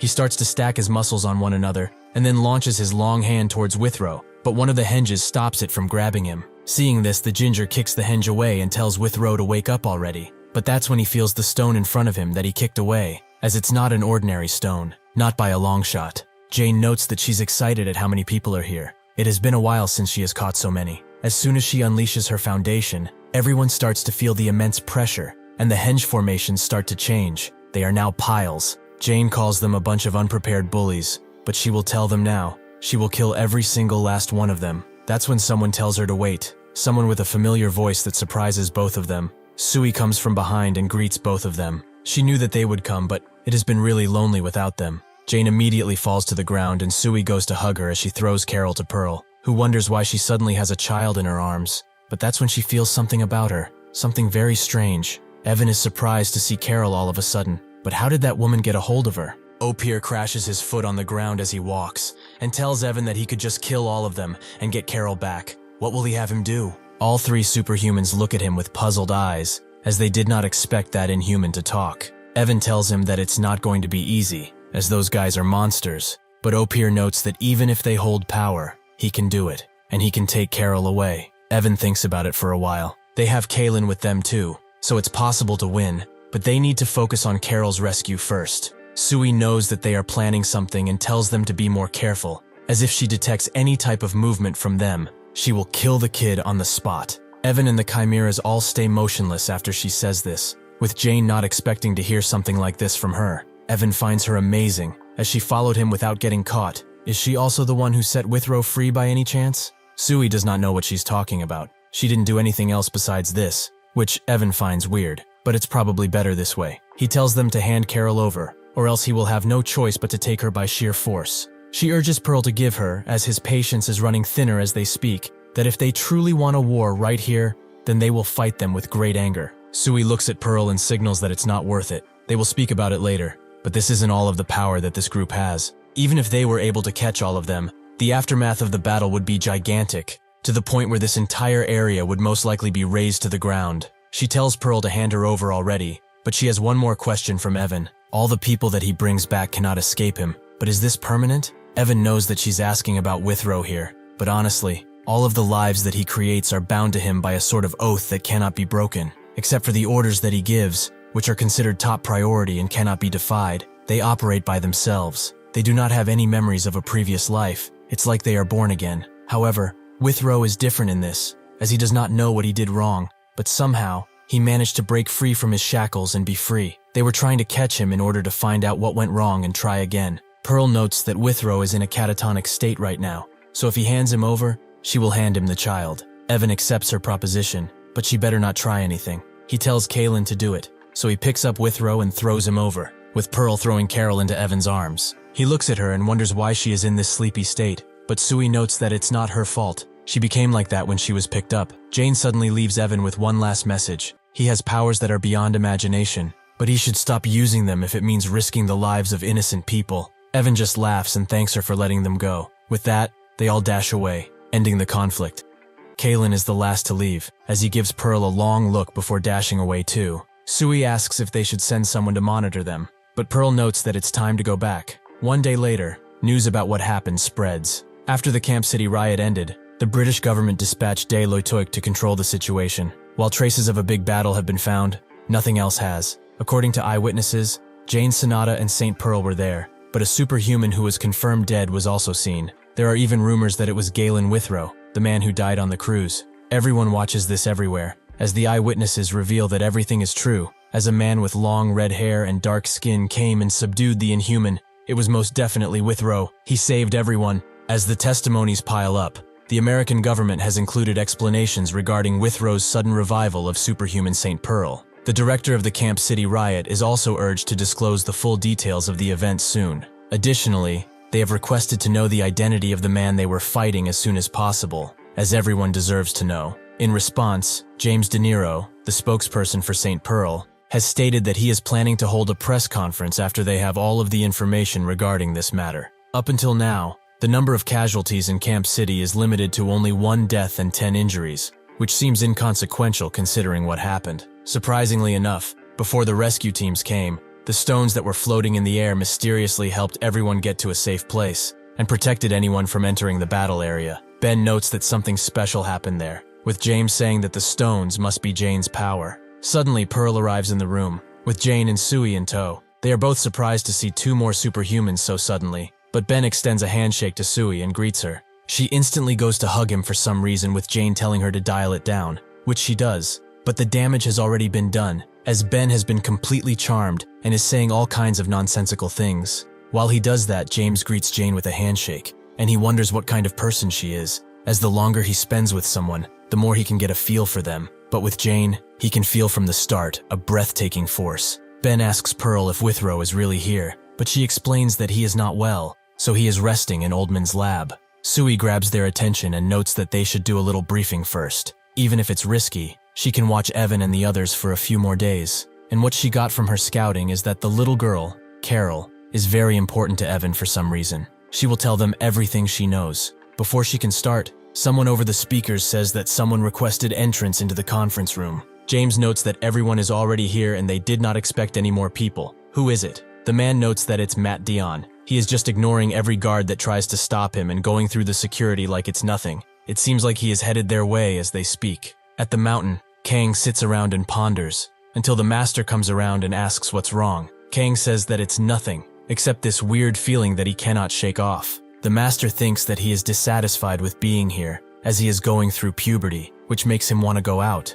But Kang notes it's nothing of the sort. He is just feeling something strange in the air, and the feeling will just not go away. The master knows that Kang's senses are much sharper, so he is not speaking nonsense. Something must be wrong. That's when, in the peaceful forest that surrounds them, the Inhuman that can teleport starts to appear. The Vanisher continues to hide, but the master starts to notice him too after a while. So he jumps to where he feels a strange presence and spots something behind a rock. He curiously looks to see what it is, but it's just a fat bunny, who jumps away since it's alone, and time has been disturbed. As he returns to Kang and wonders if it will start to rain, they suddenly hear someone calling them from a distance. That someone being Ju Ri, who is screaming at the top of his lungs for them to return, as the food is ready. The master tells Kang that they should go, which he agrees with, allowing the Vanisher to teleport away, and leaving Kang to wonder what he really wants first. At the Inhuman HQ, Pan asks Vanisher if he got caught, who says that he has not, but at the same time he can't be 100% certain. This angers Pan, so he moves closer to Vanisher and asks why he is answering in such a weird manner. He's going to ask him again. He'd better answer well this time. If he doesn't want to be replaced, did he get caught? Morel tells him to stop, as he's being sensitive once again. Too sensitive. He did not get caught. That guy can't possibly notice the Vanisher in the first place. But with this, they can stop their tracking. Even if Whitecap is the cautious type, it doesn't really matter, as they are ahead of schedule as is. Vanisher did what he was ordered, monitor the area, and he did it quite well. It isn't important if he gets caught anymore too, as they must move their strategy to a frontal attack and deal with problems before they turn bigger. With that, he commands Vanisher to call Venomous, and the rest, as it's time to go kill Whitecap. Eventually, Matt makes it to the conference room, where he notes that they are quite harsh. He came as a guest, but the looks on their faces signal that they want a battle. Should he be running away scared? Everyone watches him carefully, but Jane starts to break the silence that has fallen. It's the first time they meet, but that is an entirely different matter. Why is he here? Ignoring security and coming in so casually is rather annoying. Doesn't he think so? Ben tries to calm them down and tell them to fight outside if they really want to, as this room was expensive, with Sui also trying to defuse the situation. Mr. Ketchup Man probably came here because he was bored. He couldn't help his curiosity about what they were discussing, so he just came here, right? Matt, instead of admitting that she is right, notes that they don't know each other. so it's quite weird that she's acting like she knows that much about him. That's when Rose appears from behind him and notes that he also came in without an excuse, so he apologizes. Ben and James are happy to see him, and Matt finally reveals what he is here for, to talk about that person, the one with the bucket hat. He has a question about him, as they have met in the past. In the past, there was a monster incident in the Netherlands that went unsolved for 2 entire days, which James remembers quite well, as over 40 people were declared injured, and it was a situation that strangled even Europe's special forces. Matt reveals that he was the one who took care of the Inhuman, as he was filming not too far from that spot. Rose remembers that he suddenly disappeared at the time, so it lines up, but this means that every time he disappeared, he was out fighting. Matt notes that when he met that man, he started to laugh and said that he came to see who was messing with his work, but he cannot believe that it's him. He recognized him instantly, and said that the news has been gunning to hear such spicy news like this, but he will keep his identity a secret. He does not know how he knew his true identity. Perhaps he saw him when he was unmasked, but ever since that encounter, he has been feeling really weird. Pearl explains that the guy's name is Evan. He is probably the same person that he met then, but since they have some information, it feels only right to welcome them into the meeting, as they are stronger together. At Dr. Oldman's laboratory, a woman with pink hair wonders where someone went, as she would get in trouble if she were to touch something without permission. Eventually, Oldman arrives back and is shocked to see her again, as she did not contact him at all, and she appeared really suddenly. What is she doing here anyways? Joo-hee turns around and says that it's been a long time since they saw each other, but the first thing he does is nag and nag. It seems that he hasn't changed at all. This woman is also Joo-ree's sister.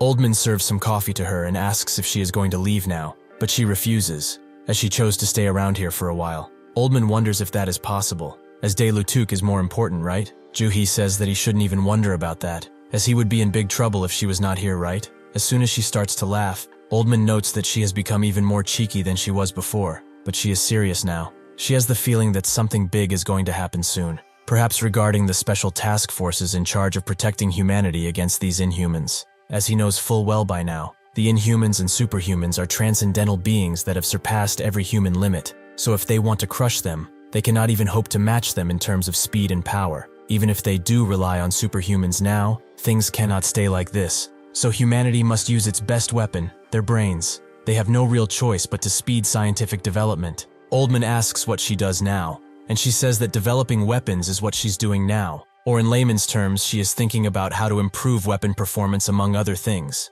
But all of those self-proclaimed researchers that brag about their degrees are extremely annoying, as their entire life is a facade. They are not worried about any practical matter. They just adapt to their current situation, and only see what they have learned so far. So it's difficult for them to do anything more. Rather than having more of these intellectuals screaming that they are better while stuck in a well, they need more geniuses, innovators, and people like her brother who is in Korea. He is by far smarter than any researcher she has met, despite the fact that he is still a minor. Naturally, even if he is a genius, he cannot be as good as her. Oldman wonders when her bragging will stop, but she notes that the boss turned her down on the offer to join Dae-Lutuk. But it's fine, as she enjoys working on her own anyway. Oldman sips his coffee and notes that if it's her, she would do anything better than him anyway. But Joo-hee tells him to stop belittling himself as she gets up. As she moves closer to Withrow, she explains that news about him has been spreading throughout the scientific community quite quickly. But this must be him, right? Oldman confirms that he is, as she may already know he and Pearl are on friendly terms.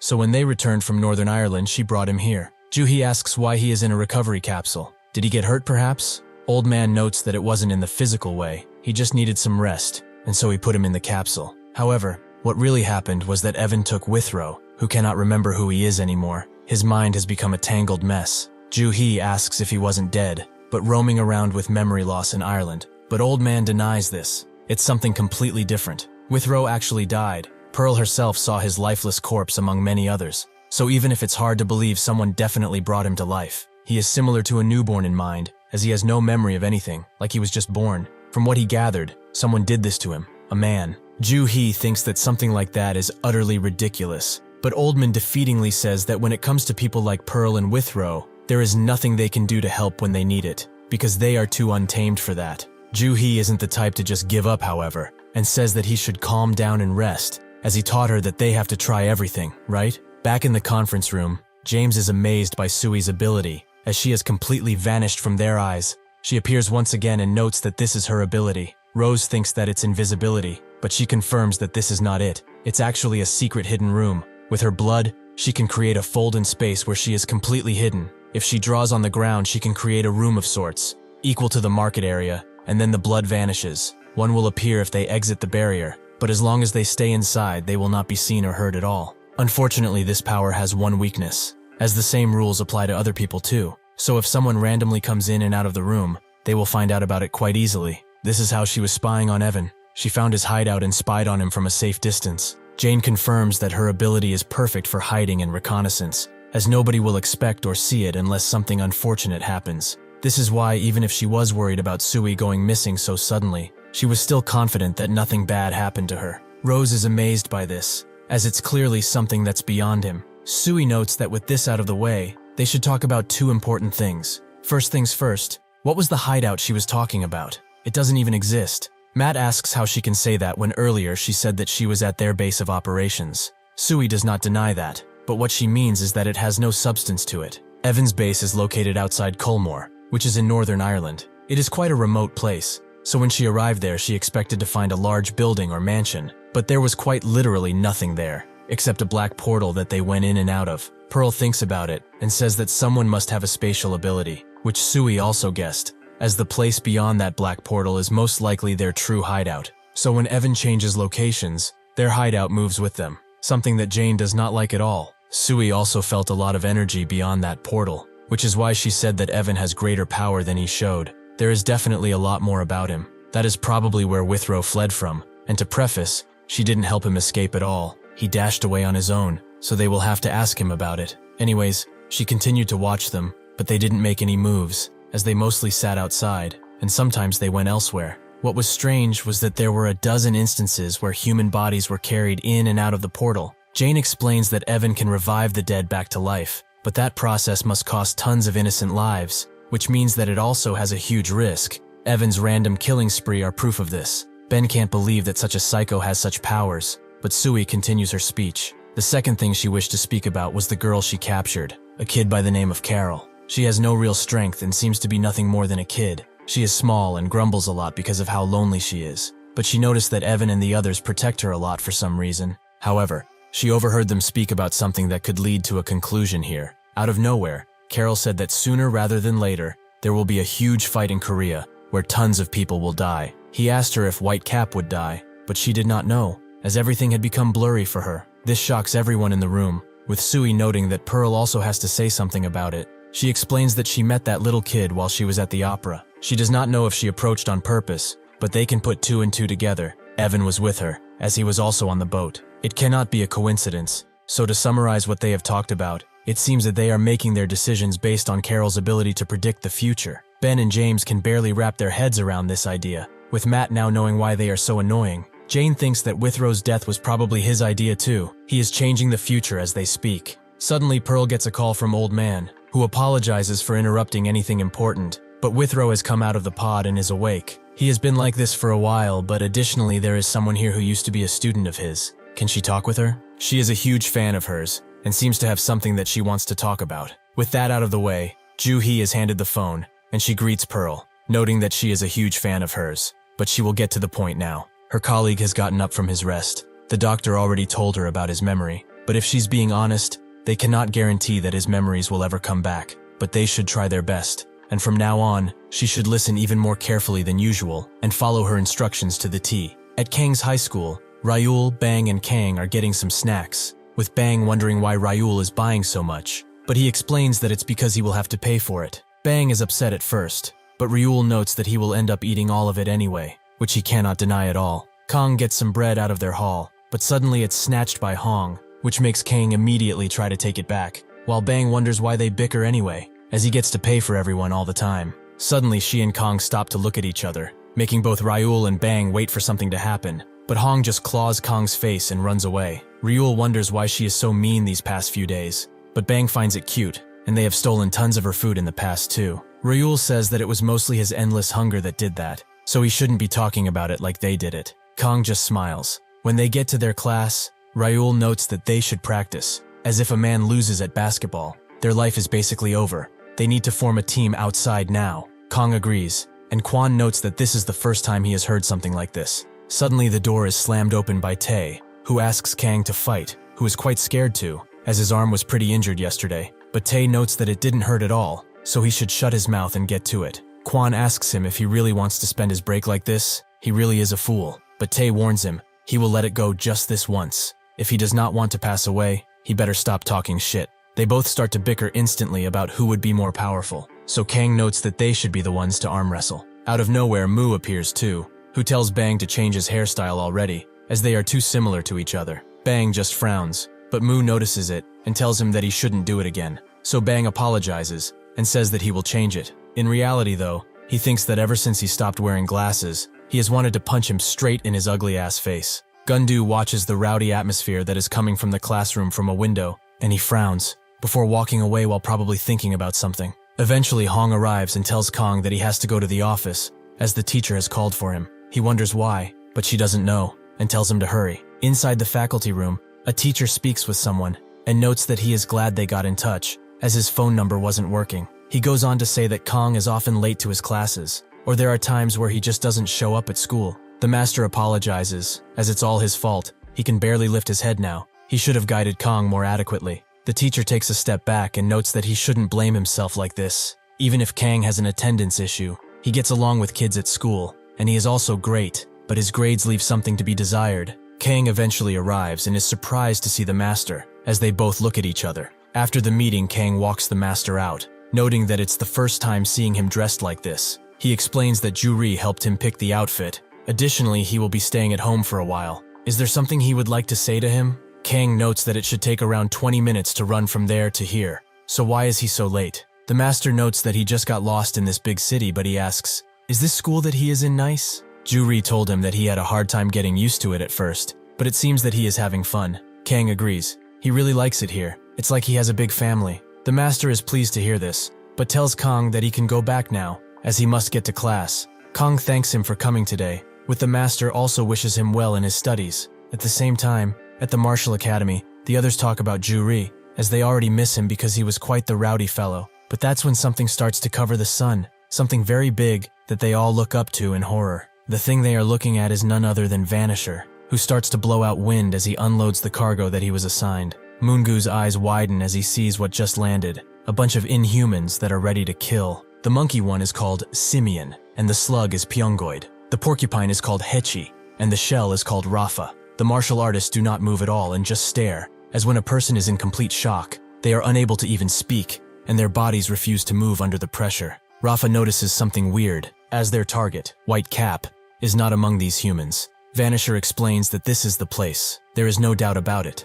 Rafa still says that he is nowhere to be found, so Simeon suggests they kill everyone and move on already. Moongu starts to hyperventilate as he remembers one of his master's teachings. The life of a martial artist is not as difficult as it may seem at first. They just need to walk a road that fits their moral beliefs. He should forget about the dark past and focus on the bright future. That way he will live a life without regrets. This steals Moongu enough to speak. The master has given them meaning when they were lost. This is their home, where they refuse to run away from. They are proud and might, because they have been living their lives without regrets. At the school, another Inhuman emergency broadcast is played. But as soon as Kang hears that the Inhumans are on the Yongpo Mountains, his expression changes as he starts to sweat profusely. Without thinking about it, Kang instantly rushes out of the classroom, with Hong wondering what's gotten into him. As the master walks home, he also hears the warning, but his expression does not change. Instead, he focuses and runs as fast as he can back to the mountain to rescue his only family. Naturally, the martial artists have no chance against the Inhumans,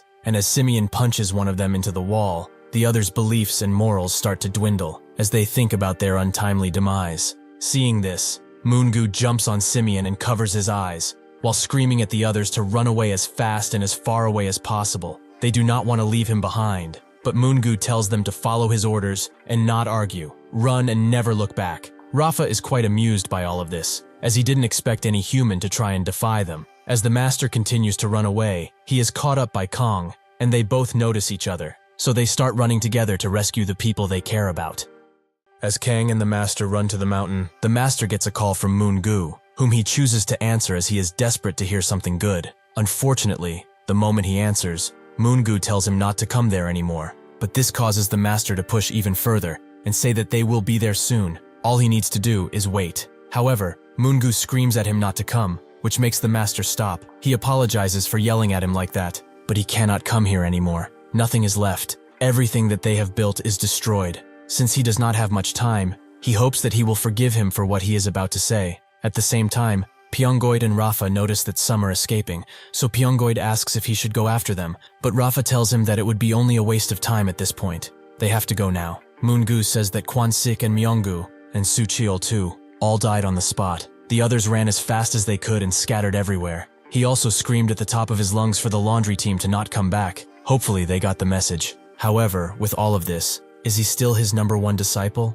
He really tried his best, and this is all that he could do. He stops feeling sorry for himself and explains that the true goal of these beasts is Kang. They tried to hide it well, but they still knew that he was Whitecap all of this time. He must hurry to Kang's school, as that is their next target. Thanks to his kindness and guidance, he has lived a life without any regrets, and he always wanted to call him father at least once in his life. So he will do it now. I love you, father. As soon as he says that, memories of Moongu and everything they did flash through the master's mind, with one sticking out more than the others. The one who started saying I love you first was Moongu, so the master said that he doesn't have to, but he insisted, as they are family, and family is supposed to love each other. With this final message, Moongu is crushed by Simeon with his gigantic fist. The master only has one question for himself at this point. What makes him a master anymore? He smashes the phone and throws it on the ground while telling Kang that they have to go to his school as fast as possible. Kang is shocked by this, as he most definitely did not expect those words. Back at school, Bang and Ryul pack their bags to go home,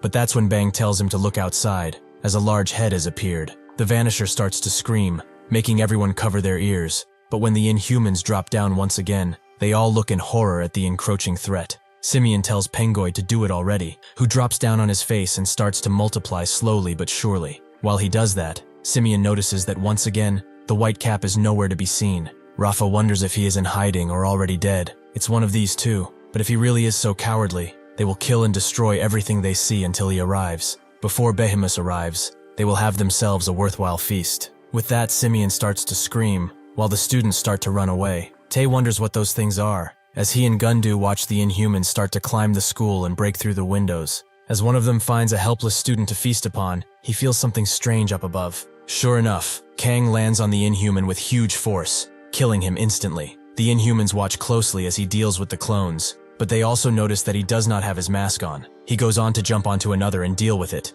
but that's when another comes behind him, which he also deals with easily. The last one comes from above, but Kang just catches his ugly mug and throws him into the wall with extreme force. Simeon is amazed, as he managed to deal with all of Pyongoid's outside clones in a matter of seconds. Rafa confirms that he is Whitecap.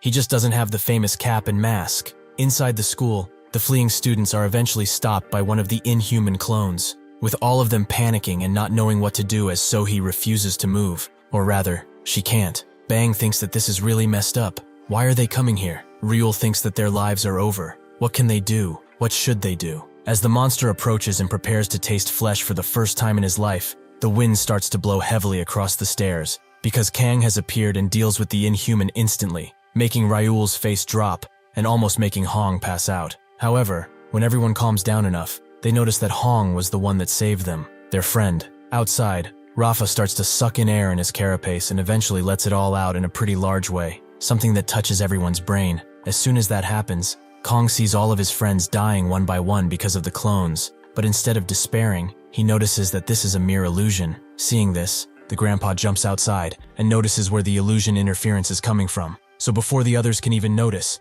he rushes to Rafa and tries to kill him in one shot, surprising the others at the same time. Rafa starts to cough, as blood starts to spew out of him, noting that it was pretty close. If he had reacted even a millisecond later, he would have been cut in half. The grandpa asks how he dares to make everyone hallucinate like that, but Rafa explains that to him at least, there is nothing like digging into someone's mind and messing with it. The grandpa notices how good they are at talking, so he asks if they are the ones that did something truly terrible to his only sons. He will pay them triple the amount of pain they have dished out, so they better be prepared, as he will rip them in half before they even get a hand on him. Hearing this, Simeon instantly jumps behind him and prepares to crush this old man into the ground, but his attack barely gets any time to fly towards him, as the grandpa kicks Simeon into the face and prepares to end him with a threatening hand attack. However, Simeon has time to dodge, although barely. That's when the grandpa feels a threat behind him, as Hechi unhinges his jaw to try and consume him, but he dodges and kicks the porcupine beast so hard he cuts his shoulder.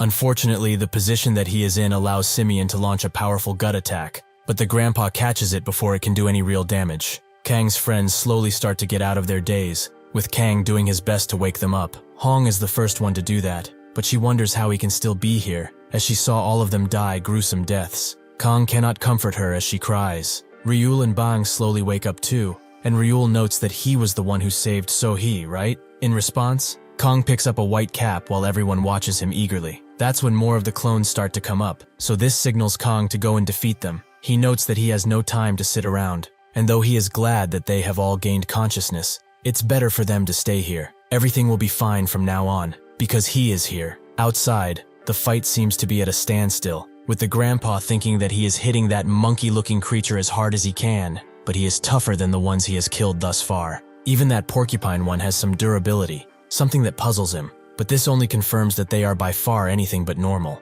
The most powerful one here is probably that ape, as he is slowly catching up to his speed every time they trade blows. Based on the fact that he managed to dodge his fastest stab attack, his speed does not give him the upper hand. This Inhuman quickly adapts to others' abilities, so he is similar to a monkey in that sense, as they are known for being receptive and learning fast. With this in mind, he has to make sure that this fight ends soon. He cannot let these things gain the advantage. Rafa notices that the wooden thing on his leg is just a regular prosthetic, something he did not expect, as he thought it was made out of special material at first. However, this means that besides empowering his entire body, he also managed to empower something that is not actually a part of his body, his wooden leg. He should also stop going for him, as Simeon and Hechi will protect him, while the others become even more stuck in the visions that he has created for all of them. It's unfortunate that they are not able to experiment a little bit longer, as he is a very interesting subject, but he has to die now. It's such a shame, as his nightmare has already started, and he does not even realize it yet. The grandpa tells him to cut the boring talk,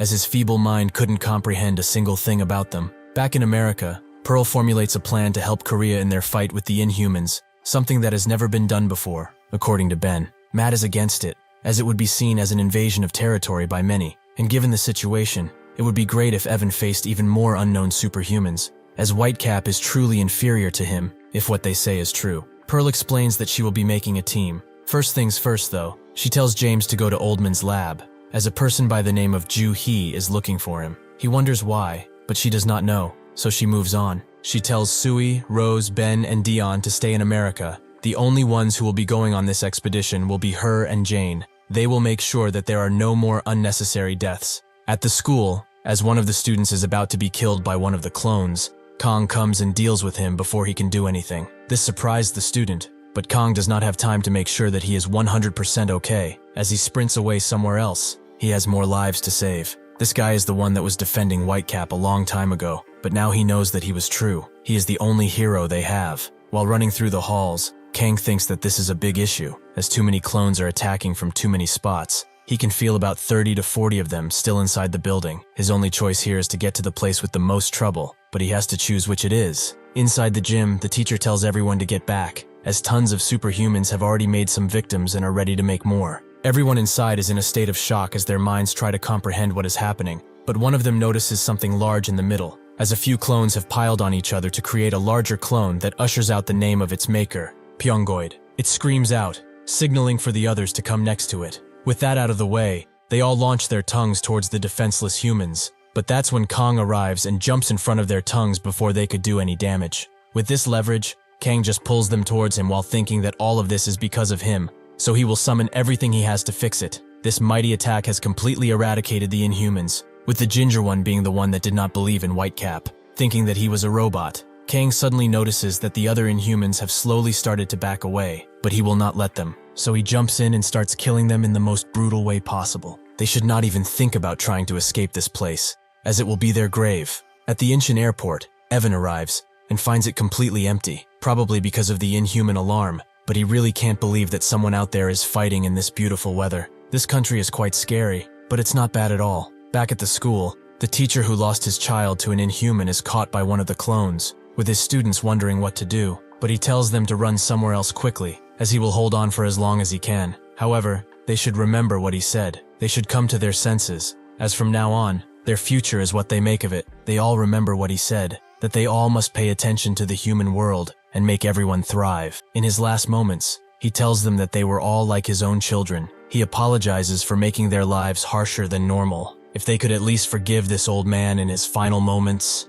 Suddenly, a gym uniform is thrown on top of the clone by none other than Gundu, who also jumps on the beast and starts to strangle it. This makes the beast let go of the teacher, but Gundu screams out for the others to help him, with the first guy being Tae, as they are trying to push it out of the window. Even if Tae is strong, he feels like he is pushing a mountain. So Gundu screams at the others to stop fucking watching and help push too. With that, they all charge in at once, and they successfully throw the clone to the ground. But before he falls down, he manages to grab Gundu's hand, which makes him start to scream, as the clone pulls himself up and grabs Gundu tightly, with the others not knowing what to do. As he is squished by the Inhuman's tongue, Gundu remembers his dad. One time they were sitting on the sidewalk and his stomach started to growl, so his dad asked if he was hungry, but he denied it. His dad knew that he was, so he told him to get up, as he would eat whatever he wants. As they did that, he asked him if he misses his mother, which made Gundu think about her, but he still said no. His father ruffled his hair and told him to stop hiding his feelings like this,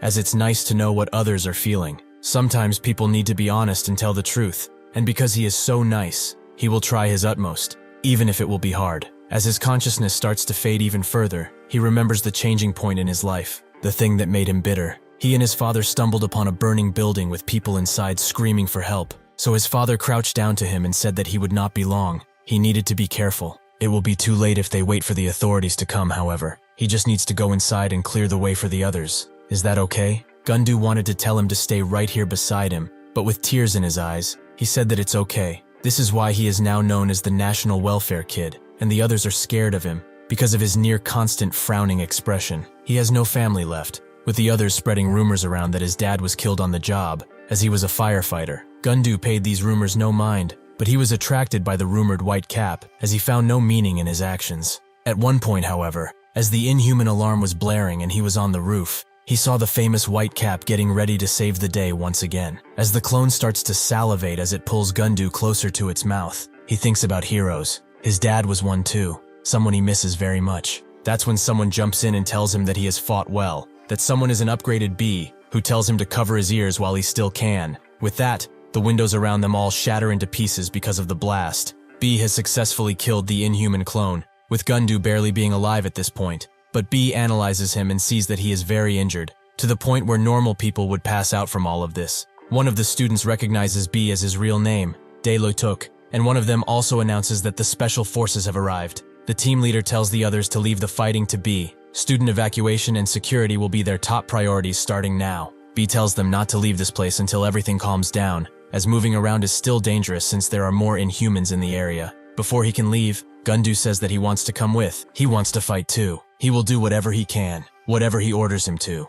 B explains that his upper body is almost completely crushed, and some of his broken bones have reached his internal organs. He is at a point where moving too much will cause him to bleed out, so if he were to throw even a punch now, it would be over. He should wait until the paramedics arrive at the scene. He also tells him that Inhumans are not something that normal people can easily deal with. He gets how he is feeling, but it's better if he doesn't. Gundu suddenly grabs his leg and screams that he wants to be taken, as he has been dying to become one of them. A hero. The others are surprised to see him like this, but B sees the volition in his eyes more than anyone. Kang continues to take care of the Inhuman clones, but eventually he gets near Quan, who is shocked to see his friend in this state. But Kang does not pay him any mind, as his mind is fully focused on the battle he is faced with. There are around 10 more Inhumans inside the school, meaning that he can take care of it and join the important fight. The grandpa continues to fight the Inhumans who try to end him as much as they can, but even with their combined attacks that would cause trouble for many other superhumans, he still defends himself and manages to be hit as little as possible, even though the porcupine Inhuman managed to impale him.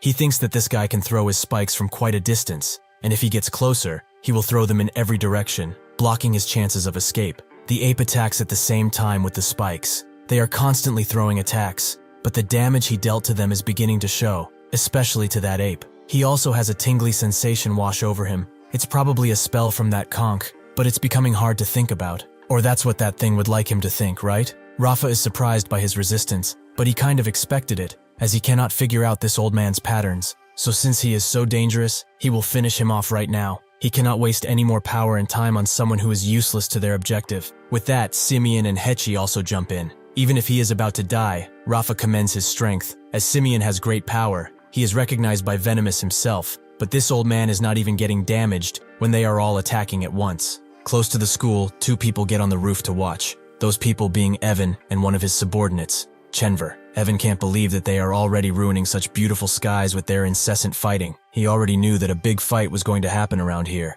but he can't help his surprise. But it's probably because of all these Inhumans. Evan thinks that these Inhumans have a stronger presence than any other creature he has faced yet. It is rather impressive. However, even if there is no way that things will end like this. Chenver asks him if he would like to open the hideout, but Evan tells him that he has no intention of joining this situation without any information from Carol. If they are to get involved in this fight, they will surely die. They will look closely at the second wave that is coming, as despair and terror will be the only things that this country will feel soon. Simeon tries to attack the old man once again, but this time he dodges and has enough time to rip his hand clean off, causing him to scream. The old man did not expect for him to feel pain. It is quite funny how these things turn out, but that's when an illusion befalls him, and he sees Mungu asking him why he would do such a thing. This gives Simeon enough time to strike him hard and send him flying, but Rafa is not done with the illusions, as he uses all of his power to call upon everyone that the old man loves, something he cannot ignore, and something that eventually gets him killed. Simeon cuts through him like butter, and half of his body falls down, lifeless. Rafa notes that he was truly impressive. He showed such mighty resistance against 3 Inhumans, even when he was controlling all of his senses. But even powerful people fall. Still, it's a shame they took so much damage before meeting Whitecap. Evan watches this and thinks that it's truly a shame. He wonders how it could happen, perhaps because he wasn't there at the beginning. Even he, who did not participate in this fight at all, can't fathom how incredible one superhuman can be. Suddenly, the old man's lifeless body turns into what it truly was, Hechi. As the Inhumans realize their mistake, the old man rushes behind Simeon and kills him by making a hole through his chest. Like he stated previously, they do not know a single thing. Does he have more things to throw around? Or is he done? As soon as he says that, Rafa's domain expansion, control zone breaks, and his head starts to feel weary and hot. Just what is happening to him? That's when he gets it. This is his ability. This is how it feels. The old man notes that he must have realized it already. If he cannot even tell the difference between reality and illusion, he will be trapped for an eternity. Naturally, he knows this because it's his own terrifying ability. Rafa calls him a bastard that only uses petty tricks, but the old man finds this to be quite ironic coming from him. As it's his ability, he just borrowed it. He hit his forehead and left a red mark, so that could steal his ability for a limited time. He was only pretending to be under his hallucinations, because he knew that he was a trickster. Rafa wonders when he even hit his forehead, but he soon realizes that when he kicked him, he wasn't even using half of his force, as that was a fake out to allow him to steal his power. The old man explains that people live their lives for a multitude of reasons. There are some that even live to find a reason. The same goes for superhumans as well. They are just like any other normal person going through this life. This makes him remember the picture he took with everyone, something that Mungu wanted to do without a reason. He was just happy to have them in his life. Now, he will show him, the one who has the mind of a beast, what it costs to walk all over someone's life. He deals Rafa a strike that almost takes the entire area apart. He has completed his revenge. The attack cuts Rafa perfectly in half, with the old man keeping his promise to split all of them open. As Rafa slowly loses consciousness and his life, he notes that he is honored to be in the presence of Behemoth. As soon as he says that, the old man feels an extremely powerful aura behind him, something that puzzles him, as nothing is there yet. Evan feels like this is truly the night before the storm. Everything is quiet and calm, but the tension that pierces through the sky is everywhere. Even if nothing is happening, there is a chill that is as sharp as a blade. With this amount of pressure and suffocation, it could only mean one thing. Something big is coming, something they aren't prepared for. Sure enough, Vanisher appears once again and lets out a blood-curdling scream, something that everyone around hears, but the students are the most scared, as even if they act tough, they are still children who do not want to lose their lives so early. After Vanisher finishes another summon, a large figure steps out of the dust cloud that was created and says that he was not expecting much. They went ahead to measure Whitecap's ability and powers, but instead of doing that,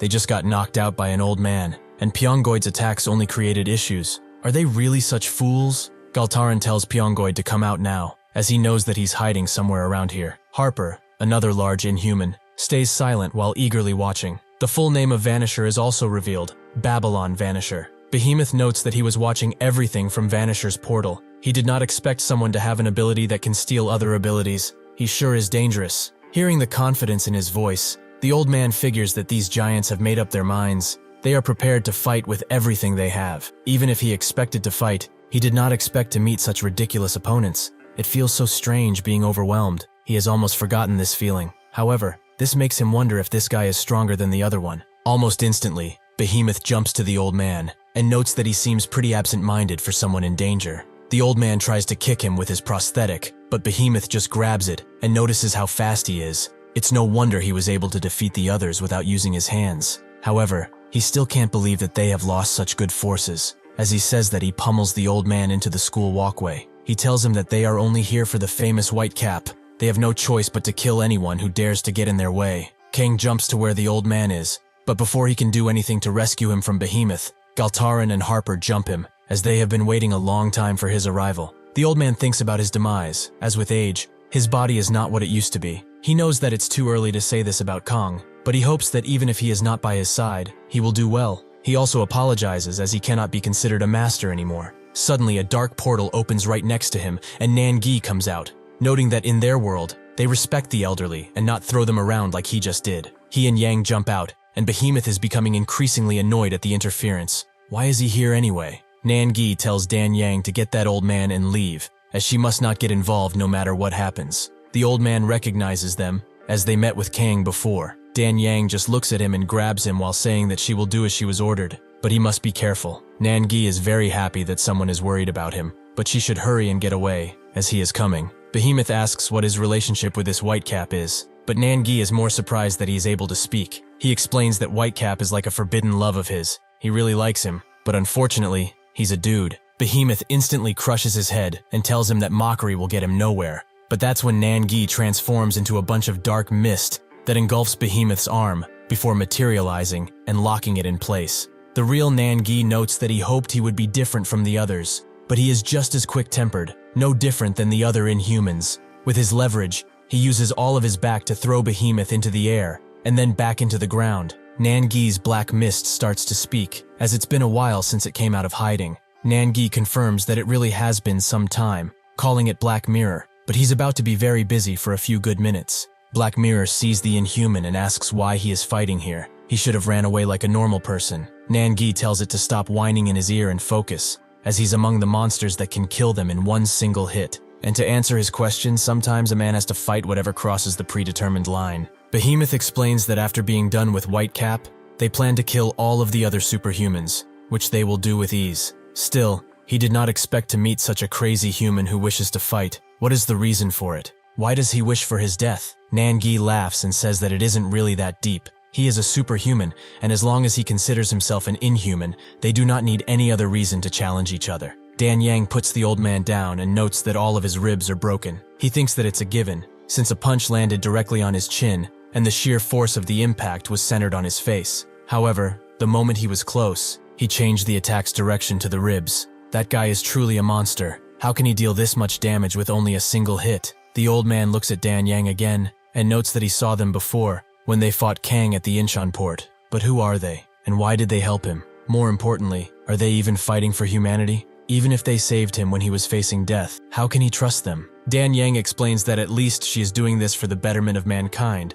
She has also not taken her cloak off in some time, so he should excuse her expression. After doing that, she introduced herself once again, as Dan Yang. As Pearl and Jane continue their journey, Pearl asks how long they have until they get to Korea. Jane explains that since they have just passed Hawaii, it will take around 2 more hours to get there. The Henges are really doing their best to move as fast as they can. Pearl understands, but Jane notices the worry on her face, and says that they will still have time to make it, even if they are somehow late to everything. When she saw how protective and trusting Evan was with Carol, she started to think that her power may be either fully accurate or entirely wrong. If that is the case, then Whitecap's death is not something they can avoid. Even if they started on this journey with the goal of helping, stuff has changed, as they may have to intervene in the already written defeat of Korea. That's when Pearl tells her to stop, as there is something in front of them, countless hands that start reaching for them. Seeing the approaching attack, Jane tells Pearl to stay close to the henge. Jane uses every stone she has to block the attacks, but even if some are enough to block the attacks, some are being broken through by the sheer force of this hand attack. Pearl does her best to dodge too, and she remembers what Dion said about being attacked by the hands of an inhuman who had a certain ego. She now knows the identity of the attacker. But how did he get here? And most importantly, where is he even attacking from? Pan congratulates Vanisher for bringing him here. but he can now go back to Morel and report to him. As Vanisher obeys his command, another portal engulfs Pan, and he appears right behind them. He's glad to see the both of them, but why are they in such a hurry anyways? Before Jane and Pearl can even fully react, they are both kicked in different directions as a form of greeting by Pan. Pearl is the one that is thrown into the deep sea, but the broken pieces of henge are slowly grabbing her, and they eventually get her out. Pan notices how wet she has become. Perhaps she did not enjoy his greeting. It appears that she does not possess the ability to fly. What a shame. Jane tells her that she will try her utmost to make the henges become one with her body and help, so that she can fly and fight at the same time. Pan congratulates her for thinking about how to support her so quickly, but the stone of hers appeared out of nowhere as soon as he attacked. These are her soldiers, right? A stone that keeps moving and can never be fully broken. Unless the user is killed, these stones could move forever. It is truly an amazing skill. Jane tells him to stop spouting nonsense. He can think whatever he wants, but he also must be the one that fought Dion at the airport, right? Pan remembers him as Ketchup Man, but they have not fought. They were just having a little bit of fun while he was waiting around. Pearl asks how he knew that they were going to Korea to stop the other Inhumans, but before he answers those questions, Pan would like to tell her an epic tale. The goal of the ones that they have titled Inhumans is to devour the entire Earth. Everyone in this world despises them, something that is a huge mistake. That goes double for superhumans like them. They may believe that they fight for a righteous cause, in the name of protecting humanity, but that is a very arrogant thought. They are just waiting for the right time to strike. As long as they are moving like this, there is no hope for them. They will realize that soon enough. However, even so, Morel wished to not allow even the slightest possibility of hope, but he would like to tell them about something that has been bothering him for quite a while now. Their concerns have turned into disagreements, and their disagreements have become crude and physical over time. The source of this fighting is none other than Whitecap, so they all decided to get rid of him, as then their plan would go forward without any issues. Both Pearl and Jane now realize why all of the fighting is happening in Korea, but Pan continues. Naturally, this is Morel's order, which he does not understand at all, as it's a little different than what he thinks. He doesn't care about Whitecap, as he thought that they were the only obstacles that they had. Pearl asks if this means that he is the leader of the Inhumans, which surprised Pan, but he asks what will happen if that is really the case. Pearl gets serious and notes that if she gets rid of him, this pointless war will come to an end. Pan notes that her thinking she can win is quite arrogant, but they shall see now. Galtaran and Harper are still after Kang, with Galtaran noting that he is quite bored with him, so he will be taking his life now. The old man notices him fighting and hopes that what he taught him has stuck. He hopes that he remembers. Back when they were still in the mountains, as Kang came back with a big boar, the old man thought about him, as he really couldn't get even a hit of scent for him. It would have permeated from him, even if for a moment. Unfortunately, scent is not something he can teach, or it's something that they don't understand yet, though there is also no way to check. However, seeing that he had some free time, he told him to come and train. Kang was more worried about the meat, but the master told him to not hesitate and follow, while also telling Moon Gu to eat without them. The others were surprised that they were going to train once again, but Moon Gi-yu said that it's inevitable. He marked Kang as his trainee, so they will be doing that a lot now. The master and Kang eventually arrived at a waterfall, where the master explained that from now on, he must fight with only one thing, his heart. As he explained earlier, scent is the essential power of all superhumans. It's based on the amazing level of mental strength that they have. From now on, he will no longer be teaching him martial arts, as he has only one more thing to learn. They have covered all sorts of techniques while training, like killing arts, archery skills, and even capturing techniques. Thanks to his fast learning and infinite amount of stamina, he has already mastered everything. Kang was quite confused, as he said that there were hundreds of techniques to learn, specifically the Subak-do ones. But the master told him to take off his top already and get into the water, as they have some training to do. He told him to close his eyes and empty his mind, until he could hear every single drop of the waterfall resonating with each other. Until he can keep his heartbeat calm, no matter what,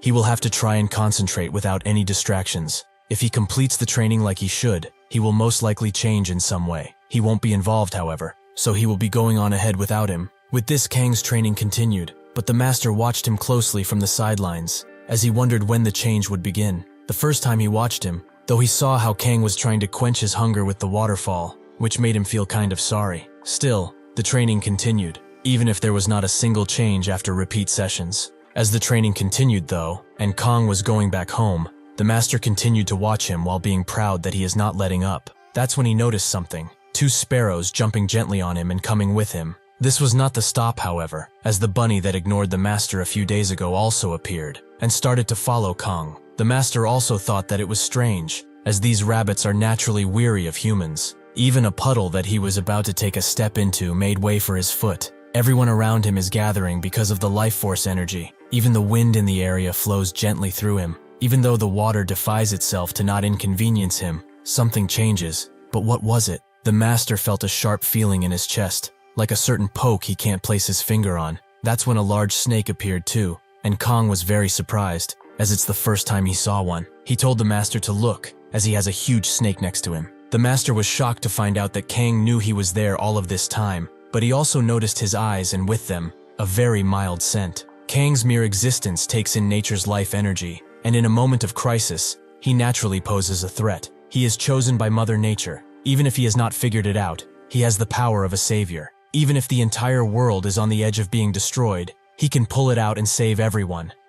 After this attack, both Galtaran and Harper feel the air becoming heavy. All of this pressure, from a single high school student. Harper decides to not just sit idly by and spit some acid in Kang's way, but as soon as that acid touches his aura, it gently starts to flow around him before disappearing completely. Harper is extremely confused at what just happened. He can't think of any reason, but Galtaran pulls him out of his thinking and commands him to get Rafan and the others to him. He has to hurry. The old man looks at Kang and hopes from the bottom of his heart that he overcomes it. When Kang awakened his scent, he noted that he didn't know when, but his head started to feel cold all of a sudden. The master told him to hold on to that feeling, as it's an amazing achievement. When he lost consciousness at the airport, he also lost his mind because of the power he could not yet imagine. Due to his body being protective, his mind was disconnected. So if he cannot control himself fully, he will be a ticking time bomb. From this moment onwards, he has to be aware of his scent and control it, to prevent another overflow. However, he gathered that he cannot stop it because of one simple thing. His hidden power is far too vast than they know.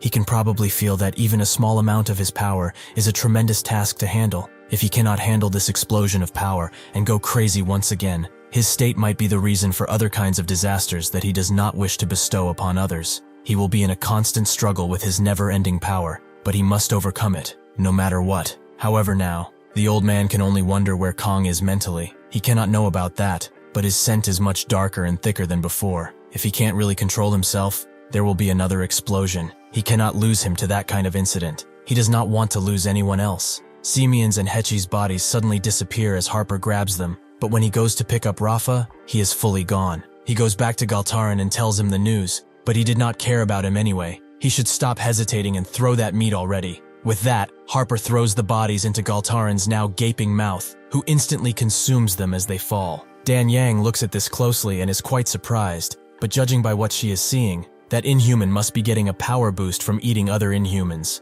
How disgusting. As soon as Galtaran finishes his meal, he starts to convulse and grow as he transforms into a new form. After he is done, he notes that it's been a long time since he has consumed a body, and such a delicious one at that. This is his ultimate form. He jumps right next to Kang and notes that he was quite surprised earlier, so he will tell him an interesting fact. Even if they do not kill him now, which they consider to be their biggest obstacle, in the end, they will still win this war, as they call it. However, the reason they all came here to end his life is for the publicity, as he will slay him with his own hand, and since he is already such a great warrior, he must let his name be known and flourish in the fame. Unfortunately for him, as soon as he tries to attack, Kang attacks him so fast it almost breaks the sound barrier, and everyone around him can feel the amount of scent and force he put into it, especially Evan, who has his eyes open wide. The blast of Kang's attack sends Galtaran flying through the air and almost knocks him out, but Kang does not stop there, as he sends another punch flying in the Inhuman's gut with great force. Harper watches helplessly as Galtaran is thrown into the air once again, and then kicked with extreme force, mimicking the attack of the old man. They all watch in awe how Kang awakens his amazing power, with the old man being most observant as he cannot forget such a moment. Even if all of this was risky, Kang has successfully maintained the balance between power and consciousness. Harper feels something that he has never felt before in his life: nervousness. He does not get to feel it for long, however, as Kang jumps as Galtaran's corpse falls to the ground, and now Kang looks at him, letting him experience a new emotion: fear. The news outlets once again deployed drones to report about the situation at Seoyan High School. Due to the large damage caused by a strangely large invasion of Inhumans, all local citizens have been advised to evacuate the area. Over 50 Inhumans have been sighted over the past few minutes, breaking the record for the largest attack in history. The Inhumans have occupied the school instantly, and now there is a rumor that they have invaded this school for an unknown special purpose. De Lotuk and the ISSTF are currently inside and evacuating every single student in their power. 3 superhumans have also joined the fight: Whitecap, an unidentified old man, and the mysterious Black Hat. Both of the Russian guys seem to know something about him, as they both react in a strange manner as they watch the news. Even if the superhumans are outnumbered, Dai Lutoik and the 4 superhumans are doing their best to fight for humanity's sake. Additionally, Whitecap's identity seems to have been revealed. He is Lim Kang, a student attending the same school that is attacked now. Professionals have gathered that this invasion was perhaps aimed at him, since he is the only lead they have. Breaking news: Pearl's sidekick and spokesman James De Niro has announced that because the Korean War has been more dangerous than previous encounters with the superhumans, Pearl and Jane Sonata are headed to Korea as they speak in order to help. Kirillov starts thinking about it as he thinks and asks Basilov what they are going to do about this. As the Inhumans have started to move in full swing, if they compare this invasion to other times, this can truly be considered a war. Even though they are outnumbered out there in Korea, they are trying their best for humanity. If they are lucky, they may be able to get a moment of relief. However,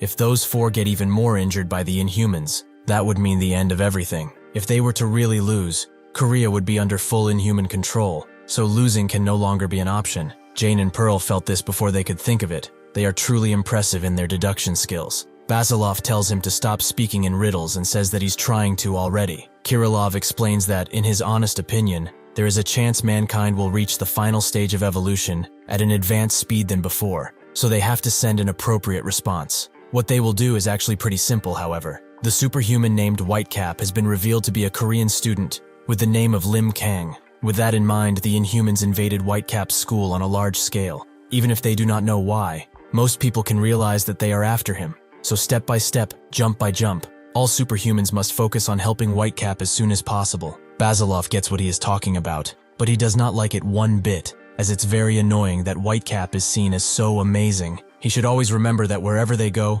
he will always be the leader. Kirillov smiles, as he knows that this means he will go too. Nangi continues to fight Behemoth. He tries to strike him with his black scythe, but Behemoth just puts his hand forwards to block it. He notes that even if he did not want to play before, now that he is using all of his force in these attacks, he should do the same. He wouldn't want to disrespect him now, and time is really wasting. Nangi says that he must have a really tight schedule if he says this, and as soon as he says that, he switches places with his black mirror once again, which engulfs Behemoth completely, and allows the real Nangi to grab Behemoth by one of his horns and use it as leverage to kick his cheek. He is not down, however, as he uses the momentum of falling down combined with a spin to launch a devastating kick attack that sends Behemoth flying in another direction. Nangi thinks that this was his full power in one blow, something he hoped would slice this giant's neck, but he is too resistant and far too powerful. Every attack he launches could lead to his death, and even if he is able to dodge them, he won't be able to keep up for much longer. Behemoth slowly gets up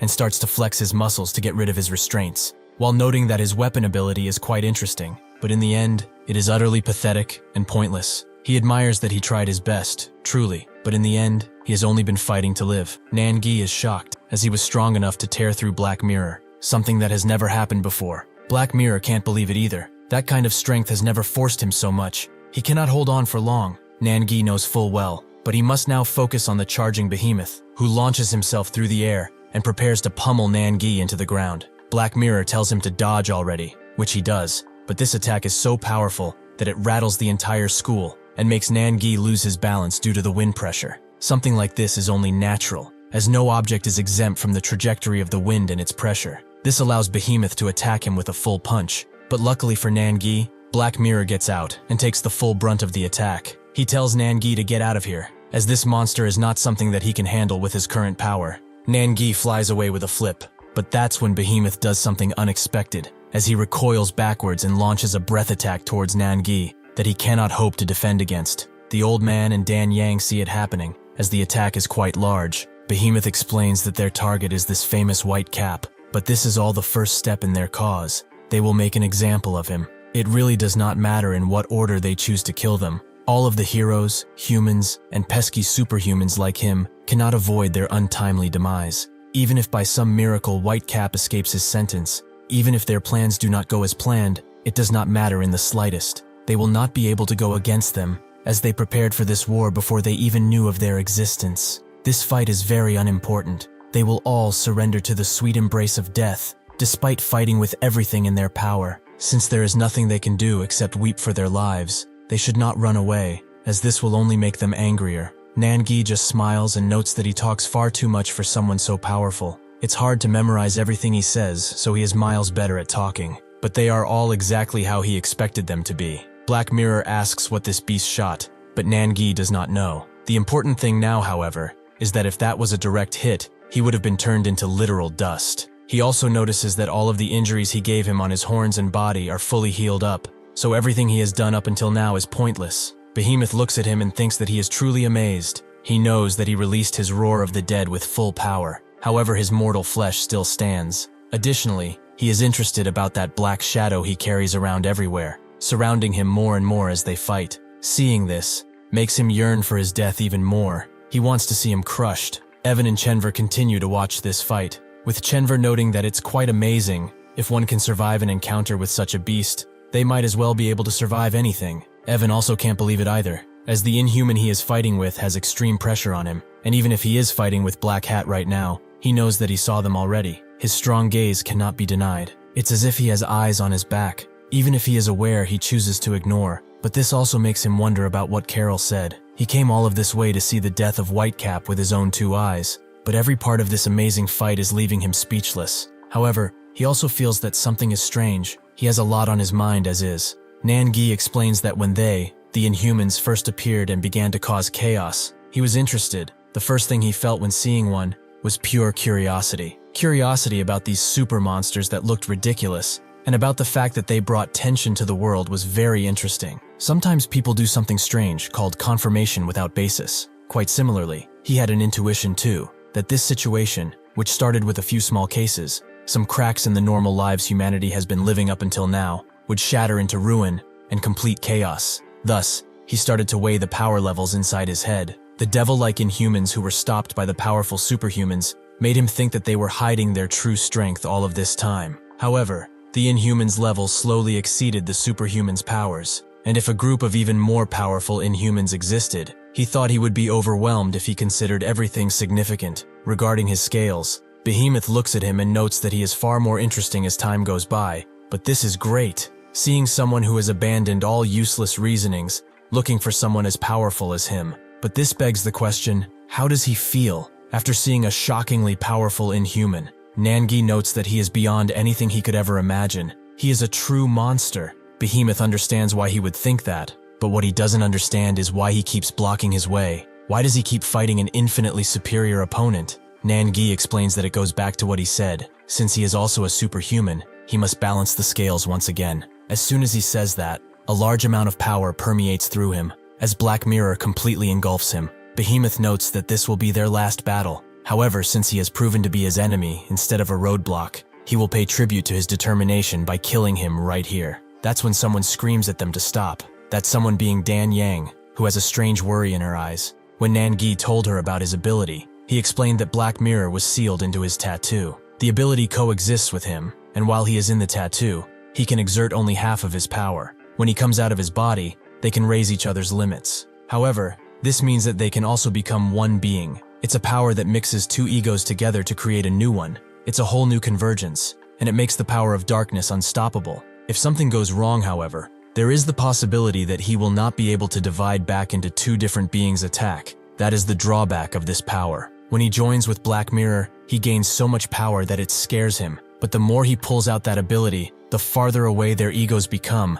They start to blur and combine. That is why he is still researching what happens, as he cannot know without doing it. Dan Yang knew what this meant. If he cannot separate from his new self while fused, then he will stop existing. However, he will contain that stranger, even if he loses himself. The black figure tells Dan Yang that Nan-gi might cease to exist in this fight, but she notes that this is not what they talked about. Why is he doing something like this so suddenly? That's when Harp's lifeless corpse lands between Nan-gi and Behemoth, and Kang remembers what Ju-ri told him, to talk first. That is why now he stands in front of this beast, and notes that he can talk. They are all surprised to see him, with Nan-gi noting that this is quite awkward while Dan Yang is very relieved. The old man watches him from above with great attention, as he believes in him, but he must be careful, as that monster transcends any evolution. That's when he hears something he did not expect. Kang's friends cheering him on constantly. Even other students are screaming at him to finish that monster off and thanking him profusely for what he did. Even the bullies and delinquents are teary-eyed and cheering for him,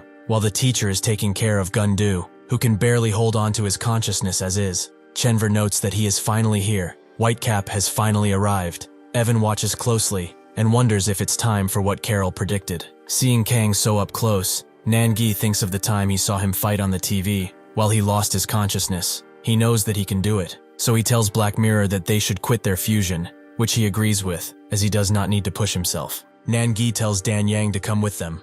As it's quite noisy here, they should go somewhere else. Since Whitecap has finally arrived, he will just be disturbing him with his clumsy actions, so they should just watch. Harper starts to speak with Behemoth through his broken face, and says that Galtaran is already dead. He couldn't do a single thing while he was crushed right in front of him without any sort of remorse or ceremony. So now, he advises Behemoth to avoid fighting his guy. As they couldn't beat him together, he should run and call for reinforcements. Behemoth's aura changes as he hears this. He knows who he is already, but he still dares to tell him to be careful. Mere trash like him? How dare he compare himself to him? He will keep his mouth shut if he does not want to be trampled to death. Additionally, he may have noticed that in the middle of attacking him, this puny human let out a huge wave of force, like a roar. He knew by then that he couldn't ever compete with him. Morel was the one that judged Galtaran to be a useful force, so just by enhancing his abilities, he was close to the executive level. There was also one Delopere, but that guy disappeared some time ago. Anyway, he should not be mistaken about his powers. He apologizes for wasting Kang's time,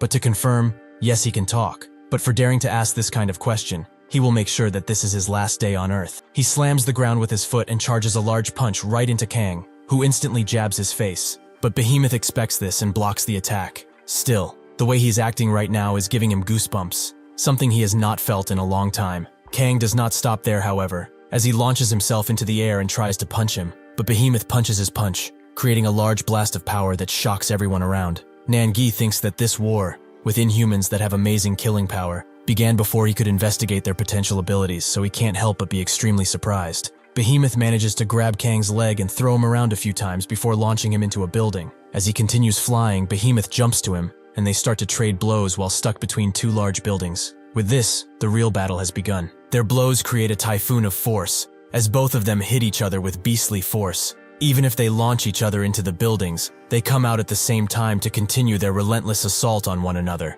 But eventually, Behemoth manages to go past Kang's attacks and grab him fully, allowing him to smash him into a building and drag him on it while falling down with the force to create an earthquake. The bystanders do what they can to hide from the ongoing Inhuman assault, even if some of them were caught right in the middle of it. As they jump into the air and continue fighting, people continue watching with their mouths wide open. The manager in a business building damns himself for not running away when the Inhuman alarm rang. Why was he so careless with his own life? As Behemoth tries to hit Kang with a monstrous punch, he manages to dodge, giving him time to climb onto Behemoth's arm and smash his face with his foot. This allows him to grab his horns and throw him into the ground, creating another shake into the ground. When Kang falls down too, he notices something blue coming out of the dust cloud, that thing being Behemoth's breath attack, that deflects itself off Kang and hits a nearby building. Fortunately, it didn't hit anyone, but Kang now realizes that fighting in this place is dangerous. He also looks at his hand, which has no sign of damage, only a few scratches.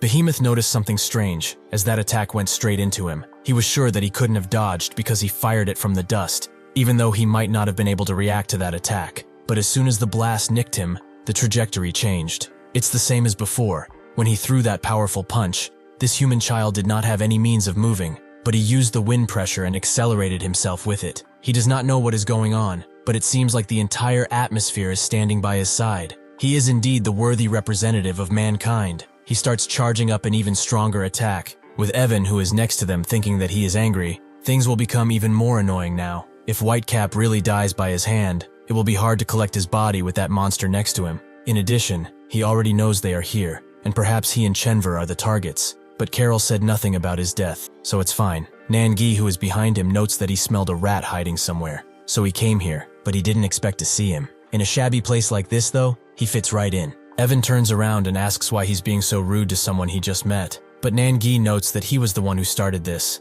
by desecrating dead bodies for no good reason. Evan remains silent for a moment, and then asks who they are and how they know about him, as he has yet to meet them anywhere. Nangi says that it's true, they have not met, but when he looks at him, he can feel that he would not hesitate to do something awful for no good reason. Evan tells him that speculation will get him nowhere, and if he does this to everyone he meets, He must not have a lot of friends. Nan-gi explains that when Withrow died on the opera boat, people were shocked and sad about this news. However, he saw something recently on the news. He was confirmed alive, and people were happy again. But he is the suspicious sort, and thought something was weird. He knows that the official announcement of Pearl's team, that Withrow died, was pretty reliable considering. Pearl is also a veteran who fought tons of Inhumans and protected people in the books. She is probably one of the strongest superhumans out there if they are to think about that too. Based on her sense of justice and very thorough way of doing anything, she is not the sort that would mistake a colleague's death so easily. He was very confused when he heard that Withrow suddenly came back to life, and judged that the media was lying. Or perhaps they were given false information. The assumption that someone saved him was not even conceivable in his mind. But when Jane revealed her abilities, and Pearl fought against those villains, he was able to make up a story from it. It's pretty rare for superhumans to fight each other. It only happens when both parties have a serious conflict, like him saving Withrow and causing trouble with Pearl, because there has to be a risk in carrying out that resurrection. Evan compliments his abilities. He truly is smart, but he does not know what to do here. Should he be considering him a friend now? Nan-gi laughs, and notes that it's pretty funny, coming from a mysterious guy. Evan shares the same feeling about him, but even if he doesn't want to admit it, he has a similar feeling for him. Nan-gi jumps down and notes that he's happy to hear that he's not the only one like this, observers of the world. But he doesn't have ugly hobbies like he does. He should call out his dolls now if he would like to have a chance. Those that he made subservient by force. Chenver prepares to summon their hiding spot, but Evan stops him and tells Nan-gi that they will not be fighting right now.